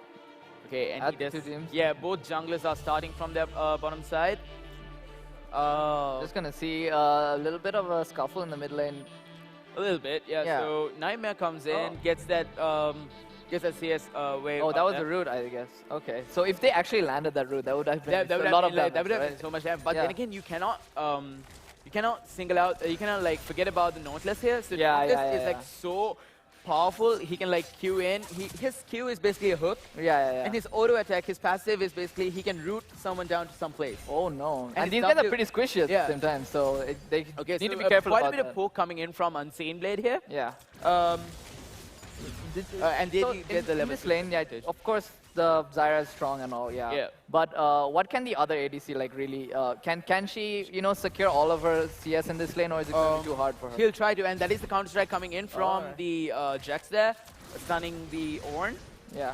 So this bot lane looks like it's favoring the Jinx a little bit right now. Yeah, it is. But Kai'Sa has that slight CS advantage. Okay, so we do see the Aurelia being pushed in. So that is the Magma I was talking about. Oh, okay, alright, that's the rock. And that's the fire. Yeah, that's the fire. We do see the first gang coming in for Ash SL. In the mid lane, Akali being taken down there. But Raven in so much low health, he gets stunned. Oh, a few more to actually do it, but he flashes back to safety. Okay. Peekaboo in trouble. Booyah, what are you doing? Ash misses that stun. If he got that stun off, I think he would have been just solo kill. Yeah, he could have gotten that solo kill. And oh my god, Hava could be in trouble. Sejuani going up towards the Ornn. No one comes in. Ornn is there for the safety. Yeah. And they are trying to come in. Yes, Ornn just get that knockup, but that's the stun coming in from the Jax there and the Amumu route as well. Winning the trade for but that was almost a kill there. Yeah, that was almost a kill if they had committed hard and if they have more. So it looks like, as you said, the Amumu just rotating everywhere. He's going everywhere. Yeah, he's just going to try and get these ganks up, but right now, that is a. And did you see how Foxy sidestepped that? Yeah, I did. And Unseen Blade could be in trouble, but Foxy taken down so much low health as well. Foxy did ignite Unseen Blade. So that was not a kill on the first. Yeah, that was not a kill, but she did sidestep though. Yeah, that was pretty sick. I think if she didn't sidestep, she would just straight up dead. She would have died. Pretty sick plays coming from both sides. Not giving up any advantage. They're not giving the advantage over to the other side. It's so cool to see all these skills. They know what's gonna happen. They just dodge it.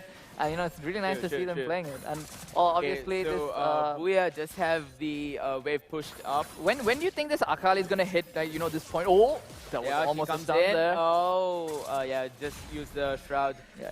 Oh, we do see the Sejuani coming in. Gets that slow on to the Jinx, but Jinx manages to. I believe the Jinx flashed there. Okay. So I mean, nobody wants. Oh, that's the Nautilus root coming in and.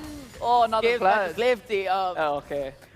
All these so close. All of them are so close, but nobody's giving it up. Nobody's giving it up. They use their summoners. They know what to do. Yeah. Nobody wants to give up that initial advantage to the other team. They don't want to have that. So yeah, as I was saying before, when you want to, there's gonna be a power spike, right? Yeah. For the Akali. Yeah. Yeah. Akali hits her power spike when she hits level 6. Yeah. She gets a stun basically, and she can just go in. It's called the perfect execution, I believe. Yeah.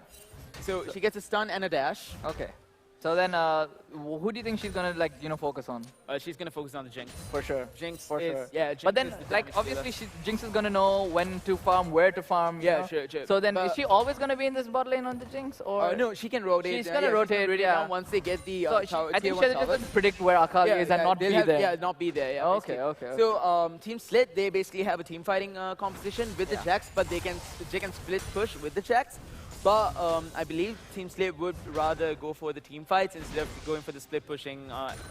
Okay. So then because they have the advantage. They have the advantage there. They have a lot of disable. Yeah, they have a lot of lockdown. They do have the lockdown. They do have a lot of CC. So if they do get their CC off, I think they basically win the team they'll be fight. able to come. They'll be able to come out on top. But it's the Akali that everyone has to look out for, because if the Akali manages to get the kill onto Jinx, I think then it's just they're gonna snowball after that. They're gonna right. They're gonna engage. They have way too much damage at that point, I feel like. Yeah, true. Yeah. To just deal with it. When we see, I think the Ornn is doing pretty good job in this offlane here. The top lane. Sorry, top lane. Off lane. I said off lane. I'm so sorry. Tomato, tomato. The top lane. Yeah, the top lane. So there's the bot lane and the mid lane. Yeah. So I believe Dota in off lane, mid lane, and the safe lane. yeah. And it changes according to which side you're actually playing on. So Radiant and so Dire. we don't have that. Yeah. In, You know, all of the lanes are same for both sides. Same, yeah. So usually I would just think. Raven could be in trouble. He does hit level 6, but he managed to get back to safety. Another stun coming out. Another stun coming in, but Booyah has hit level 6. He does take a lot of damage. Ash going in with the ultimate. Ash getting down to so much low health, and Akali solo kills the Irelia there. Irelia taking taking damage from the tower as well. So close. That was so close. I mean, it could have gone either way. That was. And that's the other engage coming in from Candy Panda. Wow. Candy Panda solo kills. That was amazing. Yeah, that was amazing. That was amazing. There was Sejuani up there in the brush. In the brush as well, just to make sure that the Ornn would be able to get that kill. And here comes Yamumu. He walks in and he gets taken. He gets that was so close. Yeah, and that is the double root coming out. The Zyra there. And Divine Flash. He's gonna be. Oh my God, that was. He gets taken down to so much low health, but these players know how to test the limits they on know their how champions. they're testing all limits. All man. their limits. So hyped up for a kill. So high. But yeah. Goodness, and I was just talking about that kill in the mid lane, the solo kill onto Ash. Yeah, that was actually. It looked so in favor of Irelia for so long. Yeah, it was. But Ash actually got some damage from the tower there. Yeah, and he just went down just a little bit too far. A little bit too far. But with the dash, you cannot cancel out the dash, so he went in towards. All right. Anyway, that was a really good play coming out from Blue team will be able to secure this objective, which is the Infernal Drake, which gives them more damage. Yeah. So is it just AD damage? No, it gives damage all over. So, all over, right? Yeah. Right. So it affects all your abilities. Yeah, all your. Oh, that's a big buff. That's a big buff. So then, don't you want to look to take an objective or take a team fight right now after getting the dragon, or do you want to just secure farm? They just want to farm, get right, level because of the Jinx and the late game advantage. This is still the early game. Yeah. So they have to wait out, and we do see the small initiation. Small just just poking at each other. Poking at each other. That's it. They don't want to commit too much. They know that they. Some damage coming from the Ornn. A lot of damage actually. Ornn is. He's supposed to be a tank, but he's dealing so much He's damage. just a tank with a million damage. Yeah, I don't get damage, and they might actually... And that is the Q used there by Shire Raven just to escape the knock-up there from the Ornn. Shire Raven just not doing as well as he did in the last game. But still, Jax is a scaling champion. Once he gets into late game, once he gets those 2 items... Then he'll be okay. Yeah, he'll be okay. He'll be fine. So right now, I just think, even though it's 0-2, I think it's pretty close. Yeah, it is. It is still close. I mean... The goal lead is still similar, so... Yeah, that is true. Similar, but still in the favor of IIT. Irelia taking quite a bit of damage there. But but we do see the Momo coming in towards the mid lane, but Sejuani is and Ash gets the engage as well, but Irelia comes back in, gets that stun down, but he gets rooted, he gets stunned. Oh my God, Hava in for the save. What a turnaround there. That's a nice turnaround there. Hava just managing to stun down, and Jinx misses her ultimate onto the Akali. That was actually so close. Yeah, it was so close. That turnaround though, being at the right place at the right time, you know. That's all it's about. That timing, man. The timing. So, you know, they didn't think that they'd come at that time. They didn't expect the Sejuani to be there, but be there. The turnaround. And that was pretty down, man. That was like, you know, I'm in, you know? Yeah, I'm so I'm committed. here I for you, trust man. my Yeah. teammates so much that I'm just going to jump in. Yeah, I'm just going to jump in. Yeah, that's so cool coming out. So 0-3 now, the lead is increasing. Lead is increasing. Little by It's a little, 2K yeah. goal lead, 1.3K Yeah. goal lead rather. It seems- So here, the goal lead is actually really, it matters so much. Yeah, yeah. And Ornn actually uses his ultimate, Call of the Forge God, missing it. Oh, and no. here comes Shio with another engage, managed to get some damage onto the Ornn. Seems like he can't do any damage in this Yeah, league. he cannot, because but he gets oh, knocked up. No. One more Jack should be doing it, Flash. but he flashes back to safety. God. Jax is not doing But what he's supposed to do, but we could be looking at Sejuani. He Oh gets that my kill onto goodness the Jax. She's, oh my god, this Hava. Sejuani, Hava is he's just coming in from left and right. Right place, right time, all the place at time. the right all time, the time. man. And they're going to get a tower for this, I think. Yeah, they will be able to get this tower, but So I Mumu want to is talk. coming, so he's he'll going to be able defend. yeah, he's Oh, wait. There might be an issue. They might go on that. They might go on, but I don't think Missed they'll the be able thing. to. Yeah, they missed that. It's fine. It's all right. It's all right. It's all Yeah. right. I'm managing to save. They're already place doing as well. such a good Yeah, job they're- on the red team here. Team IIT is Yeah. actually doing a really good job here. Hava is out of his mind. Playing Hava's so- rotation playing is like so good. So good.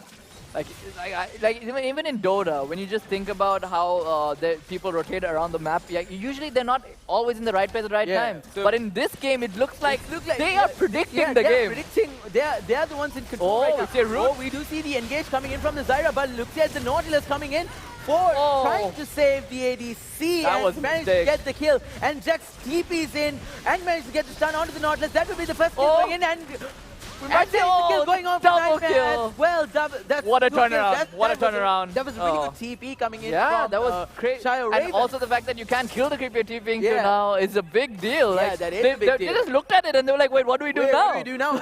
we used all our summoners. All our summoners. We don't have our summoners. We don't have our spells anymore. We cannot do anything. Yeah, and then they just had to, accept Yeah. their fate at They the had end. to accept their fate. So I was just want to talk about armor plating and how that works. I Okay, really don't know. so up until 14 minutes, the Yeah. tier 1 towers Yeah. have 5 plates, which give up more gold when you destroy a plate. And the plates are really hard to take down. Right.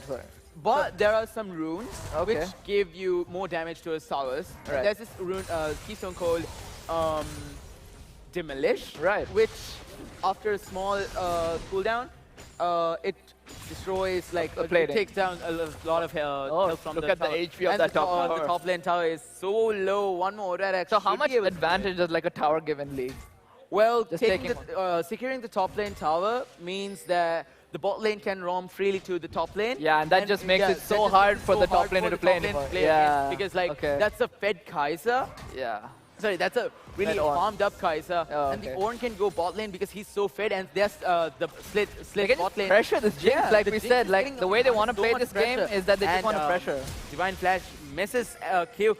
And the flash back, Amumu comes in, Sejuani is here for the save as well, and the TP coming in from the Ornn as well. Amumu uses his ultimate, Call of the Forge God being used, and there's a double knock-up. Jinx could be in trouble, but... So disengage yeah, there. The disengage was really good there by... That Amumu ult was really good. Amumu ult Yeah, was really good. And we do see Akali roaming down bot as well, and Akali goes in, uses the perfect execution, managed to get the kill. I believe Amumu is in trouble as well. Double kill for Booyah. Oh, Booyah is in... Nightmare is managing to get some kills But now. the Jinx is doing a lot of damage on the backline. Yeah, he is doing a lot of damage from the backline. However, all taken down to low health. It's Ashe and Nightmare trying to... Yeah, maybe a little bit of an overcommitment there. Yeah, that was too much overcommitment. Yeah, they had to, like, if they just let this Jinx hit people from the backline, it's not going to work out for them. I think that's a 3-0 Jinx. Yeah. She can solo carry this game if they play it properly. I mean, and this is a team that's known to play it properly when it comes to late game. All right. They have experience, they right? do have the experience, and I believe Jax will be Oh, able and they to got get the tower as top well. lane So this as made so much space. Yeah, this makes, like, that TP from the Ornn allowed the Jax to get the yeah, and I mean, I think that was a huge mistake. Yeah. They had like a really good lead coming into that. Yeah, they had the lead coming in, but now the lead is back. The lead is back to level now. Yeah, that was really good. Like that Amumu ult was what started the whole thing. That disengage was the disengage good. was so good. Yeah, they managed to get 2 kills, but it's fine. Yeah. They managed to get a tower. Objective. And the Jinx got fed as well. Yeah. Now I believe the Jinx will be going for an Infinity Edge, and will right. be able to easily take down some people. So as long as she doesn't get caught out in these fights, she should be doing tons of damage. Yeah, she will be doing tons of damage, and Jinx is a champion we should look out for. Yeah, I mean, I'm just talking about this Akali in team fights, right? Who does she want to focus? She wants to focus that. Just the Jinx. What about, I'm talking about the Irelia, I mean. Since Akali is already going with the Jinx. The Akali will be, so the Akali's ultimate is a slow and can affect all 5 people. Alright. So basically, Akali, we do see the damage coming in from the W there. Ornn flashes back to safety. He's going to be fine. Yeah, he's going to be fine. Yeah, so back to the... You did see that damage coming in Yeah, from I the did. attacks as well, right? So it's scaling up. Yeah, he's scaling up. He's scaling up. Let him build his items. I mean, I've played with Raven, right? Yeah. Raven on Jax is like really good. I mean, I've seen him fail in lane, but carries the late game. Oh my god, Column Forge God is being used. Raven takes a bunch of damage, but he flashes. And Hava misses his ultimate. If he had landed that ultimate... Oh, but he still might be in trouble here. No, he's not gonna. He's not gonna be fine. He got the counter strike there, and he's taunting. Oh, he's taunting a little bit. Candy Panda taunting a bit as well, and the mastery is being shown all over. A little bit of showing off just a little bit there. Okay, so with the Sejuani in the top lane, they managed to secure the Cloud Drake, which gives them movement speed. This is just dead coming back into this game here. This is Team Slate trying to make that comeback. So Nautilus is he's gonna be fine. queuing back to safety, and oh my god, Jinx just gets, sorry, the Kai'Sa just gets blown off. That was deleted. Disappeared. She just got deleted. Like, was she even there? Like, I don't know if she was really there. So Zyra and Jinx, that's what I was talking about. Jinx is doing so much damage, but look at Booyah. Oh, we might see an initiation here.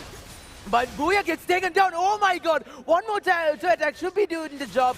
What is that damage? That's the Jinx damage. That's the Jinx Zyra damage coming into the mid game. Goodness gracious, This is what I'm telling you. So I thought that Akali was doing well. Yeah, and this Akali just uses his ultimate, comes in, and she almost gets blown up. Yeah, he just gets blown up. Oh, and this mid lane, we see a stun coming out from the Irelia. Is she able to do too much? No, she won't be able to do too much damage. Too much HP, right? Because Ornn is actually going for a Frozen Heart, which reduces attack speed. Oh, right. So anyway, Irelia's kind of countered by that. Yeah, Irelia's kind of countered there. Okay. So then, this Jinx looks absolutely terrifying right now. Nightmare's Jinx is becoming a nightmare for IIT. Yeah, it is. Pun intended. And also this Jax is slowly, as you said, coming back. He knows how to play from behind, right? He knows how to play from behind. Yeah. I mean, I've seen him go 0 and 3 in lane, but come back in. Late game, he gets... He just, Raven, he knows how to use his skills. He knows how to play that. I guess that hero's a little hard to play in the lane, I guess? Yeah, he is. We usually see Jax going jungle. Right, but it's just his sort of, he likes to play it in the off. Jax is a really flexible pick. Going either top lane or the jungle. So it's a literally versatile pick in the draft as well. Like you can trick your opponents into whatever you want. Yeah, whatever you want. Oh, so basically it's like you playing Dota. Yeah. And tricking your opponents. Yeah. I've seen you in phases. Yeah, and I feel like this Amumu, right? Yeah, he did a good disengage. Yeah, but he did. Going into this late game, how much can he actually contribute? Amumu is actually better than Sejuani when it comes to late game because he has so much CC. So much CC. If he manages to get out the Kai'Sa or the Akali, that would be easy. That would be an easy team fight win. Easy team fight for Team Slate. Right. So they have, and Team Slate has actually got the goal lead back into them. For the fourth god being used by the Ornn there, and Irelia, oh my god, gets taken down to so much low health. But look at the damage from the Jax. Irelia uses the perfect execution to escape there. Wow. Okay. You wasting so much. You see the damage coming. And he was just the thing was he was just waiting behind. He knew it was coming. He was waiting. He knew it was coming. He knew that Akali's greedy for that kill. Yeah. So he would go in for that. Yeah. So that's really well predicted. So that's some good rotation coming in from Jax, Raven. Yeah. And this Irelia they need to protect her for a bit right now. She's just not doing as well. She's just not doing as well as expected but then again, cannot count out. Cannot count out any Irelia. Cannot count out. Flash farms, creep waves. Especially at Irelia. Yeah, I mean, she flash farms creep waves so easily and she can split push if she really needs to. Yes. So, I mean, she's so versatile. She is. She can easily 1v1 any champion except for the Akali for now. Yeah. And they scout out the... Foxy missing her skill shot there.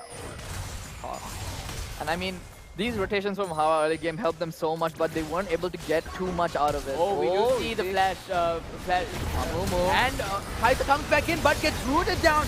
And there is so much damage coming in from Nightmare. Nightmare managing to take down the Kaisa so hard. That Amumu root, though. The Amumu root predicting the jump back in. Yeah, the jump back in.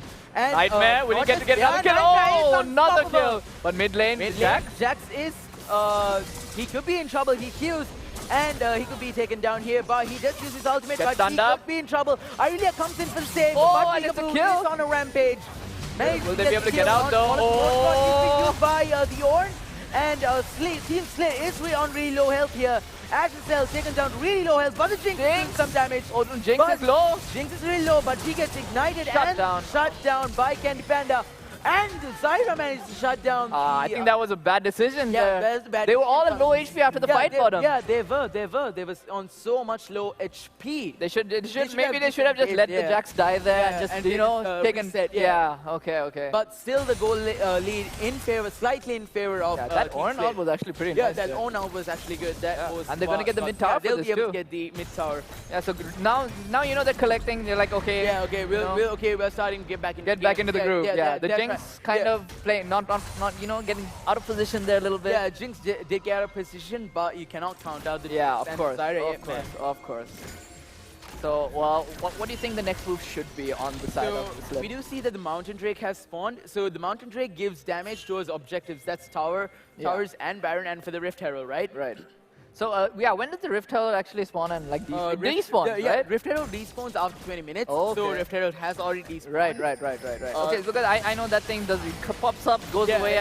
They might look at the damage there on the Nautilus. I believe the ultimate of the Nautilus was used as well, and I believe this will be a free Drake for the side of Team Slit. Right, so obviously in LoL, Ripple was actually taken. I didn't know that. We didn't know. But I think it's just going to go down. Yeah, it will go down, but it was taken by Team Slay as well. So, yeah. So I mean, so the Nautilus going down. So when you play LoL, taking a fight 4v5, is that ever something you should do? Well, not really. Not really. Even if it's a support like Nautilus. Yeah, no, like Nautilus, no, he should not do that. You should never do that. Okay, right. Okay. Yeah, sure, he's tanky, but not yet. He's not tanky yet. Like you saw how yeah, I saw he quickly he just got you know minced there. But I mean, there were 5 champions. It was 5 champions, and Foxy managed to get the root down there. So I believe this would be a free mid tower. Jinx being a little bit too greedy. She gets caught out. The fight's over, I think. Yeah. Jinx is down. So they have to play a little bit safe here. Out the Irelia. Yeah, that is true. But I mean, so far... But this is 6-1 Jinx, man, with 151 CS, so... You know, you don't want her to die. Yeah, you don't want her to die.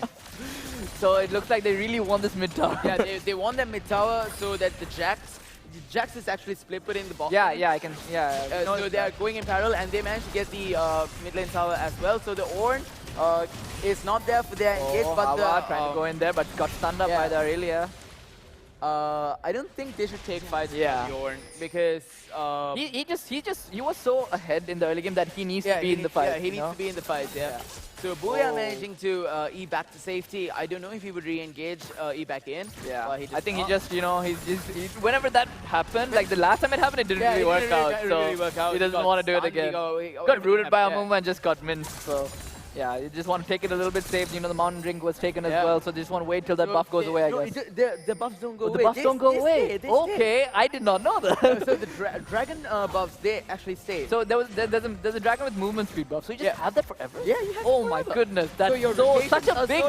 that is why the jungler is such an important role. Right. Oh my god, that is so scary. Yeah, so we do see 4 men in this brush staying here, waiting to ambush, waiting patiently, but they will not be. And I believe they're trying. Team IIT is trying to focus on to Call of the Forge God was used. I believe there was a misclick by. That's not good because he did it in a quick wave, and now they know. Now they know, and so that's not too good. So they just wanna, you know. that is the stun coming in for Ashcell, but Ashcell uses the ultimate, but he gets taken down so fast by Unseen Blade. But that was a really good engage by Team IIT. They knew Ash was there. They knew he was there. They took him out so quickly. And that Amumu also falling. Now it seems like you know, that one initiation is really setting them up for the rest of the game right now. That was a really good pick there by Team IIT. They might go for Baron here. They might go for the Baron. Yeah, I mean, 2 down. Yeah, I mean, they can. Yeah, the Drake, the jungler's not there. Jungler's dead. So this could be a free Baron unless, you know, the contestant comes, you know. They could try and but they don't have a smite fight. Exactly. So oh, there's a high chance of IIT. Oh, and there's got the hook up. He gets rooted down. He gets rooted down and taken out. Blade is on a killing spree. Nightmare in trouble. Oh, and he's fine. He's fine. They're just yeah. trying to focus on Baron right now. They just made like, okay. Booyah as the mid laning. All he has to do is zone out. Everyone tries to come in for the. Yeah, they have more than enough damage inside the Baron pit, so he can just, you know, play around. He knows that. Turnaround. What a turnaround! IIT, they had like. So the Baron buff, does that save forever? No, it doesn't. Okay, that doesn't save forever. That's too good. That's too good. That's way too good. It would break down the game, and I would stop playing League. if it plays on forever. All right. So with this Baron buff right now, they're super strong. Yeah, they are super they strong. They have a tiny gold advantage, but this Baron buff gives them like what, 3k gold? Yeah, 3k. No, not 3k, 300 rather. Oh, 500? 500, I believe. So how big is this like Baron buff? Like, tell me straight. Okay, so basically your minions become super strong when they're next to you, right? Yeah, when they're next to you. So that's the biggest buff? But it stays only on champions that were alive during the Baron. When the Baron was killed. So and that's if why someone dies with the buff, buff, it doesn't come back. It doesn't come back. Okay, all right. So Raven trying to defend that bot lane tower there from the Baron empowered minions, but he would have to give this up because the cannon minion does so much damage onto the tier 1 tower there. I don't think he can ever contest that. Yeah. Because then the Ornn had demolition. So now they have a lot of map control. They got a few towers now. They did get coming back. So they will look into. They will try to go in for a team fight in the mid lane. So it looks and like try to get super close game coming up for this finals like, right now. So intense. Yeah, and like there's so many skill shots by both teams, so much CC that could be hit in this fight. That it's super exciting to watch. And with this split push happening bottom, I think someone needs to deal with this. Someone needs to deal with it. So Raven is here to stop Ornn from split pushing. Right. So is Raven needed in the team fights? So he is really needed right now. So then he needs to go on that. He needs to go on that Kai'Sa or on that Akali to get that stun down. But here's another Infernal Drake. This could go in the favor of Team IIT getting their first Drake in the game. Yeah, but that Drake is gonna help them quite a bit. I feel like right now they feel like they have so much damage and the split and that engage by Ornn there. Called the Port God being used, but he misses that. And coming in at the right time there. Coming in at the right time, getting that kill, securing that kill rather. Okay, so Nautilus Flash is back. Amumu tries to go in there, but in that engage bar, he just gets back. He just gets back. But right now it's going to be a 4v5 engagement. So and they do need that Jack. Nightmare on the front Ornn does not have his ultimate, but he can still engage. Amumu looking to go in here. Amumu missed his Q onto a champion. He landed so close. He landed that Q onto the Baron empowered minion. Cannon minion rather. Usually not really used to that minion always being in the lane. True. Anyway, I think they could have maybe pushed a little bit more there. I feel like without the Jax being there. But I believe Team IIT will be able to get this tower as well with the Baron empowered cannon. Tower dropping. Actually, it's taking so much damage here. They might be able to just passively take this tower down they'll slowly. be able to without any fights. Yeah. And I don't think, the blue team has but it is going to be 5v5 right now, so they have to kind of, Okay, so we do see calm down. Yeah, they'll have to calm down. It's always calm before the it is. It's always calm before That is true. Might be a huge engagement right before our eyes. We never know. We'll never know. But right now, I think the tower, it looks like everyone's just taking a breather right now. Just getting back. Not willing to dive towers at this point in the game. Team IIT already has a 3k goal lead. Yeah, and that is very relevant at this point in the game, I guess. At this point of the game, it is. So right now, since they did get back, and the Baron buff might go down pretty soon, right? The Baron buff. It will. So what do they do next? They know that they're on a timer here with this Jinx getting fat slowly. But then again, they do have the Akali. They do have. But if the Akali gets rooted by the Amumu, I mean, Amumu or the Zyra, the Zyra stay right next to the. Okay, so what I would think for here is, since it's coming into the late game now, like everyone has a high Death Timer, right? Of course. So they should be looking for a team Pick fight. off. Just a pick off into team fight. Into a team fight, yeah. Yeah, Basically, okay. yeah. But Team Slate should be looking for their 5-on-5 team fight. All right, they have all right. the advantage. They have the advantage Yeah, that's where they shine. So they're going to probably stick together and try and push. Yeah, Right, they're going to stick together and get that 4-on-4 team fight. And if the Jax is pushing solo and he dies, it's going to be a big deal. It's going to be really problematic. Yeah. But as long as the Jinx stays alive, it's going to be a really big problem for... Yeah, the Jinx is just really strong at this he's point. pretty strong right now. Yeah, and even warding at this point is and pretty important. Yeah, vision control is what sets teams apart Exactly. from winning and like losing. you think like, okay, they have free wards all the time and you think it's not that big of a deal, but it's so much important. So important to have vision up, especially after taking towers. You know, you want to ward their jungle, make sure you have vision in the brush so they don't jump you. A lot of things that need to be done beforehand, before team fight, you know? Yeah, and you know, Akali, you think she'll be able to, you might see an engagement here. Coming in from the Sejuani, but as it's still going on for the shutdown on the Kai'Sa, and Amumu gets that root onto two of them, and Peekaboo managed to take down Foxy. The Zyra being taken down there, but the team fight is coming on the side of Ash's Cell and company, and they will be able to manage to get that 8. Master 7 being shot, and that is the ace coming in, shut down all over. And that counter initiation was so sick by Ash's Cell. He just went in. Yeah, he was in. He was like, he didn't care about the initiation from the red team. He was like, I see the Kai'Sa, I'm just going for her. I'm just going to go in and I'm going to take the Kai'Sa. Yeah, the Kai'Sa just immediately died. I believe they'll be able to end out the game. I mean, they have so many... The death timers are pretty long at this point. The Jinx does so much damage as well. But yeah, they'll be going for the Baron. Yeah, they'll be taking the Baron because Nightmare is actually on half health. But if Booyah, the Akali manages to come back in, he might just immediately destroy her because of half health is not enough to be against an Akali right now. And as you said, you know, these Amumu roots doing so much CC in fights that they can't take a fight. That's what I told you. We have to look out for the Amumu root. Yeah, the Amumu roots seem like if he hits plus more than one person with these Amumu roots, okay, it's just so that's a free Baron over. going over for the side of Team Slate, who will be able to get one more team fight down. They'll reset now. The team fight on the side of IIT is just... IIT, I don't know, they're falling behind. You know, they don't want to take team fights. The thing is, they have two damage dealers, right? Yeah. The Kai'Sa and the Akali. Kai'Sa gets taken down. She's so behind right now. She still has a Ginsu's and I believe that's a Manamune and a Nash's too. While the Jinx, she has gone on to Berserker. She has a QSS, and this is Team IIT trying to force a Drake here, and Team Slate easily securing. Yeah, they don't want to take another team fight. They don't want to take another team fight here. IIT slowly backing away, giving the Drake. They don't want that team fight there. They don't want to contest. So I'm guessing Team Slate needs to Team IIT needs to split push and try and regain map control. If they try to split push, they're gonna get. So what do they actually have to do right now? Right now, they just have to pray to God. Pray to God. Pray to God. Try to hit their spells. Yeah, you need to hit their spells. Yeah, just pray that works and get that Kai'Sa up in some CS. You need some CS, you need some damage, and they need to remove that Jinx from the fight, I feel like. Yeah, that's what... And what Booyah should be doing is going in on the Jinx instead of going to Zyra. Exactly. Because Zyra can be a pain, but getting the Jinx out of the way... She just does so much damage. Yeah, she does. And Zyra, of course, the root and everything is there, but I mean, you need to take out the damage dealer. Jax split pushing while the Ornn and the Team IIT coming into the bot lane. So it is a 5v4 situation.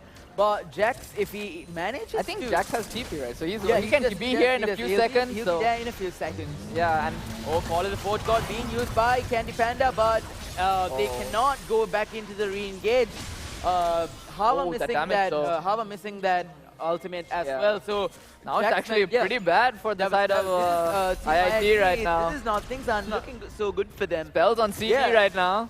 Looks like Slit might be able to just take an easy tower here. Yeah, they might be able to. Oh, Jax takes another tower actually. Yeah, he just takes the inhibitor tower. And he manages to get that damage onto Candy Panda as well. Booyah coming in to help Candy Panda, but oh my god. Taken down. And that's the Team Slate. Jax is pretty low right now. He might go down here. He might go down. Oh, they get the double kill! That was crazy! Jax. And there might be another fight here. And Jinx gets down, double root, but I believe this is game, ladies and gentlemen.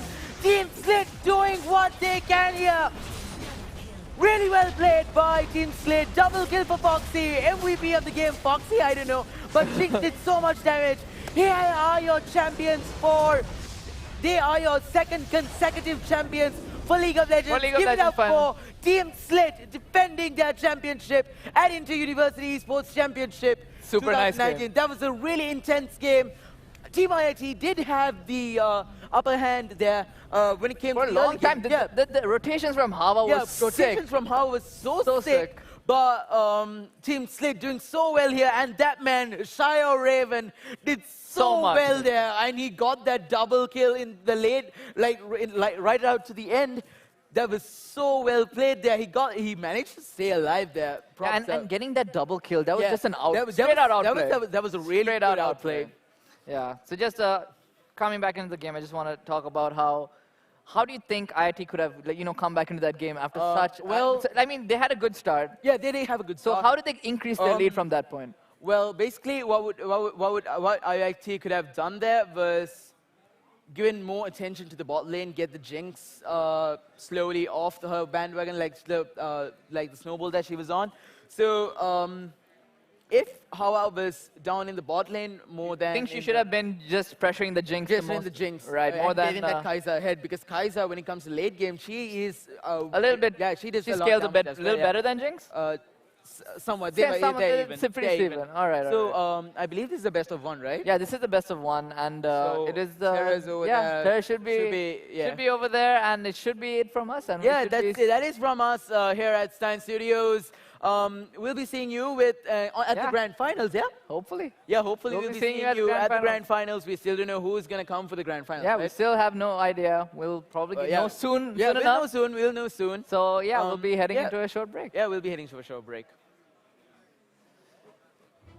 Has arrived at Taco Bell. Get a taco, sriracha melt burrito, nachos with salsa, cinnamon twists, and Coke for just 999 rupees. Call 2738-738 to order.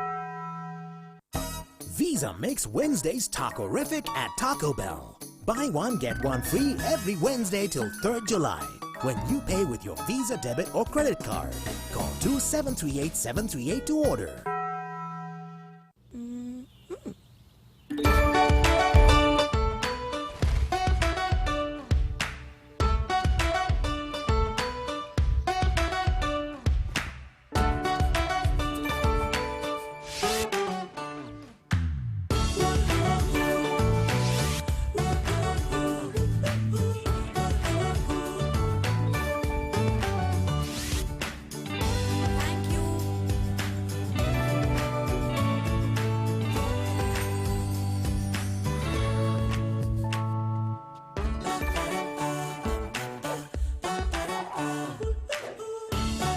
Open a savings account, pay for your stuff, transfer money, earn interest, get amazing discounts with FreeMe.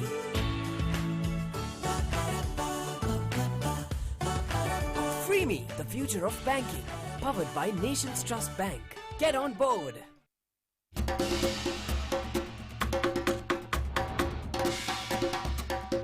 Enjoy Pizza Hut's delicious hot butter cuttlefish pizza. Your favorite taste, our way.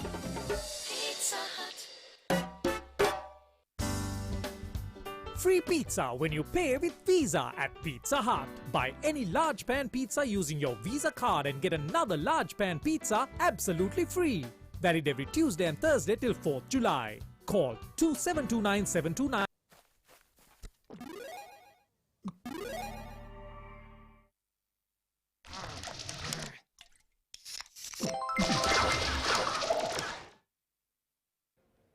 Ready? Action.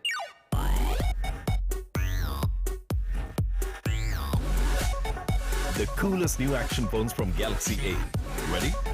Action.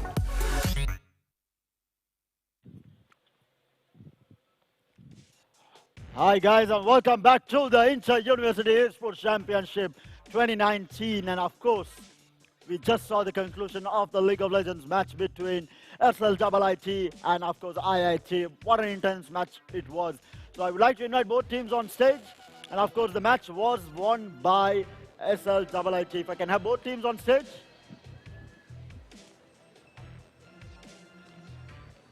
We're having a small chat with the two captains as well. And of course, the moment that every university here has been waiting for to see who the two top universities that are going to be qualifying into the finals, which is going to be happening on July 6th. So, guys, can you have a round of applause for the two teams, SLIIT and IIT? So I'm going to have a small chat with the two captains to see what their thoughts are. First off, we have the losing captain from IIT. මොකද හිතන්නේ game එකට උනේ? අපි early game හොඳට ගහලා තිබ්බා. late game මං හිතන්නේ experience එකෙන් ඒගොල්ලෝ අපිට වඩා හොඳට ගැහුවා. ඒ කියන්නේ උඹලට දිනන්න chance එකක් තිබිලාද නැති කරගත්තේ කොහොමද? ඔව් game එක අපි early ගහලා තිබ්බේ. late ඉතින් ඒගොල්ලෝ experience එකෙන් ගැහුවා. අනිත් ADC හොඳටම feed වෙලා හිටිය මුලින්ද. එයා ඉතින් mistakes ගන්න නැතුව ගැහුවා හොඳට. දැන් උඹලගේ මේ game එකට second place වුණාට උඹලා සෑහෙන තව games ගැහුවා tournament එකේ තව titles ගැහුවා. කොහොමද හිතන්නේ chances දැන් මොකද මේකෙන් පස්සේ අපි යනවා final scoreboard එකට final points table එකක් තියෙනවා. ඒකෙන් decide වෙනවා කවුද top 2 universities කියලා. හිතනවාද chance එකක් තියෙනවා කියලා? අනිවාර්යෙන්. IIT තියෙයි. අනිවාර්යෙන් IIT යනවා. හරි. බලමුකෝ අපි slate එකකට කතා කරලා. Guys, first of all, can you have a round of applause for the winners split of the League of Legends match? මාත් එක්ක ඉන්නවා Foxy මොකද හිතන්නේ match එක ගැන? අම්ම මාර සතුටුයි මේක මගේ අන්තිම ඉන්ටර් යුනිවර්සිටි චැම්පියන්ෂිප් ටූර්නමන්ට් එක. ඉතින් මේකේ ෆස්ට් ප්ලේස් ගන්න පුළුවන් එක හොඳයි. දැන් IIT ඉඳන් කියන ඒගොල්ලෝ ෂුවර් කියලා ෆයිනල්ස් එකට ක්වොලිෆයිඩ් කියලා. ඔයගොල්ලෝ මොකද හිතන්නේ ස්ප්ලිට් එක? අපිටත් ෂුවර් ඉතින් අනිවාර්යෙන්ම. එතකොට දැන් හැමෝම හිතන්නේ ස්ප්ලිට් උයි IIT විතරයි කියලා යන්නේ ෆයිනල්ස් එකට. වෙන යුනිවර්සිටිස් නැද්ද? මං හිතන්නේ මං දැක්කා NSBM තමයි අද උදේවරු යද්දී NSBM උදේම හිටියා. ඔයගොල්ලෝ හිතන්නේ NSBM ට chance එකක් නැහැ කියලාද? මෙහෙමයි ලීග් පැත්තෙන් ගත්තොත් IIT එක NSBM එකට වඩා ඉස්සරහින් ඉන්නවා. ෆයිනල්ස් ආවොත් ආයෙත් මං හිතනවා IIT එකයි ස්ලිට් එකයි ෆයිනල්ස් එන්න. මෙහෙම ප්‍රශ්නයක් ඇහුවද දැන් අන්තිමට points calculate කරද්දී ස්ලිට් එකද උඩින් ඉන්නේ IITද? අපි crowd එකෙන් අහලා බලමු. ඔයගොල්ලෝ මොනවද හිතන්නේ කවුද උඩින් ඉන්නේ? ස්ලිට්ද IITද? අපිට ගන්නත් ඇහුණා මම ඇහුවේ ස්ලිට්ද IITද කියලා. ඔය බලන්න IIT නෑ කෑ ගන්න කියලා කිව්ව එක්කෙනෙක් අතොස්සන්නේ. ස්ලිට් එකට කොහොම සපෝට් එක සද්දයක් නැද්ද? නෑ අතොස්සනවා විතරක්. මං හිතන්නේ ටීම්ස් දෙකම සෑහෙන මහන්සි කරලා මං යන රෙඩ් බුල් එකක් ගිහලා දැම්මම බොන්න ඕනේ. anyway කට්ටියම ආයි එකපාරක් අපු සන්නාද ටීම්ස් එකට slit and IIT. So guys, do stay tuned in. We do have the announcement of the top 2 universities who are going to be qualifying to the finals on the July 6th. So do stay tuned in for that. This is the Inter-University Esports Championship 2019.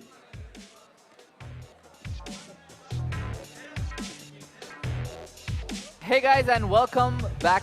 We're just gonna, talk about the last 2 days on this panel. Just a little bit about, how the days went for yesterday and today. And I'm just gonna hand it over to Ravin for the first session. Of sitting with these two gentlemen who have been casting for the last 2 days, basically 48 hours with probably very little sleep. Yeah. So I want to ask y'all, how has it been casting esports? You guys have been doing this for a while, yeah. But this is the first time y'all have casted for a TV grade event. That is true. Yeah? Yeah. So what are your thoughts? Like, is your preparation different? Do you handle yourselves different for television grade? Tell us about it. You want to take this one? So yeah, I can start off. So initially I was super nervous because usually I'm very casual about the way I cast, and I try to just do the play-by-play as much as possible, and I look at it. I try to emphasize on the small things that have big impacts. So that's how I usually approach casting. And so when you say we are going on TV and we need to be as professional as possible, then initially it was a little bit nervous. But because if I had to do it alone, I think it would be much more difficult. But because I think all the experience that I've had from casting and basically interviews with the crowd, it gives you a certain amount of experience. So and being able to do casting with Abdul, it's extremely comfortable because Abdul knows how to help people follow up. So it's very even if I had to do 7 hours of content, I can probably do it if I'm doing it with Abdul. So it's about confidence, because initially when me and Abdul started during the rehearsals, it was very nerve-wracking. We were all super nervous because we didn't know what we were supposed to do. So the fun thing was, I knew that we were fine the moment that I created a scenario in my head just then and there. I was like, okay, this is what's happening, this is what I want to cast about. So I started doing it during the rehearsal. And as soon as I was done, Abdul used the same scenario and built on it. So then I knew, okay, we're going to be, you know, We're golden. good. We're going to be perfect. So As soon as I knew I could take that from Osman and we can just, you know, go on and we went back and forth a few times, I was just like, yeah, we got this. Yeah. That's great. So that's based on several years of casting together and Years of, understanding. I can't believe I'm saying years. It seems like... Actually, yeah. It's been years of casting. And like, actually. for me, this is such a fun thing to do for me. I've enjoyed so much that I haven't even felt as if we've done it for years. I feel like we've been having, I still feel nervous whenever I come sometimes, but when you get into the casting, it's really easy to just, you know, go with the flow, because, you know, we love gaming, we know these games we know everything about these games most of the time. So when we're casting it, we enjoy watching games anyway. So just being able to tell the crowd how we feel about the game is basically how I feel about it. I guess it's about how we express ourselves. How we express ourselves and make the crowd as excited as we are about the game. That's what makes it so fun for me, especially to cast. All right. So for those who are joining us from home, over Facebook and YouTube, we're streaming this. Just to give some context, this is day 2 of the Inter-University Esports Championship qualifiers. We are currently waiting for a certain set of results in order to announce the top 2 universities. So I think the team behind us are calculating the current points. We had about 10 to 11 titles that everyone played. All the universities took part in these titles. And first place gets 3 points, second place gets 2 points, and third place gets 1 point. So it's very similar to the Olympics, where you have gold medal, silver medal, bronze. And we will be choosing 2 universities. The top 2 universities will be going to the grand finals on the July 6th. So why don't you guys tell us a little about the grand finals? Yeah. And how exciting that's going to be. Well, I'm already, the grand finals for me is, when we were talking about in discussion about grand finals, that itself got me so hyped. Like, I know it's going to happen on the 6th of July, so we have some time, but I'm already so excited. There are going to be 4 titles that the university are going to, fight it out for. And yeah, why don't you tell us a little bit more, Osman? I mean, it's going to be very, very intense because they have 2 weeks to prepare. They know the titles beforehand and what they need to play. Oh my God, sorry, I almost fell off. So they know what titles they need to practice for. So preparations are going to be very, very key. And teams that have anyway done well and won we'll have certain titles that we had today as well. So teams that have done well can build on that as well. And it's going to be a completely different type of atmosphere as well. Yeah, I was because thinking the same thing. Here we have it's your typical esports layout, where you have the games, the flow and everything, but there it's going to be the games and entertainment as well. Yeah. Alongside, everyone else, the sponsors coming on board as well. So that's going to be very, very, very interesting. The entertainment, I think, is going to be so exciting. Yeah. I It's love basically watching. going to be a show. Yeah. So it's, that gives you that entertainment value. It gives you that, not only the hype, it keeps people interested as well. And, because it's the first time something like this is ever happening. Yeah. Because have you ever been to an esports show before? Yeah, exactly. I mean, I'm super excited. Super excited. And I just wanted to add on to that when we were talking about, how the atmosphere would be, like, these teams are going to know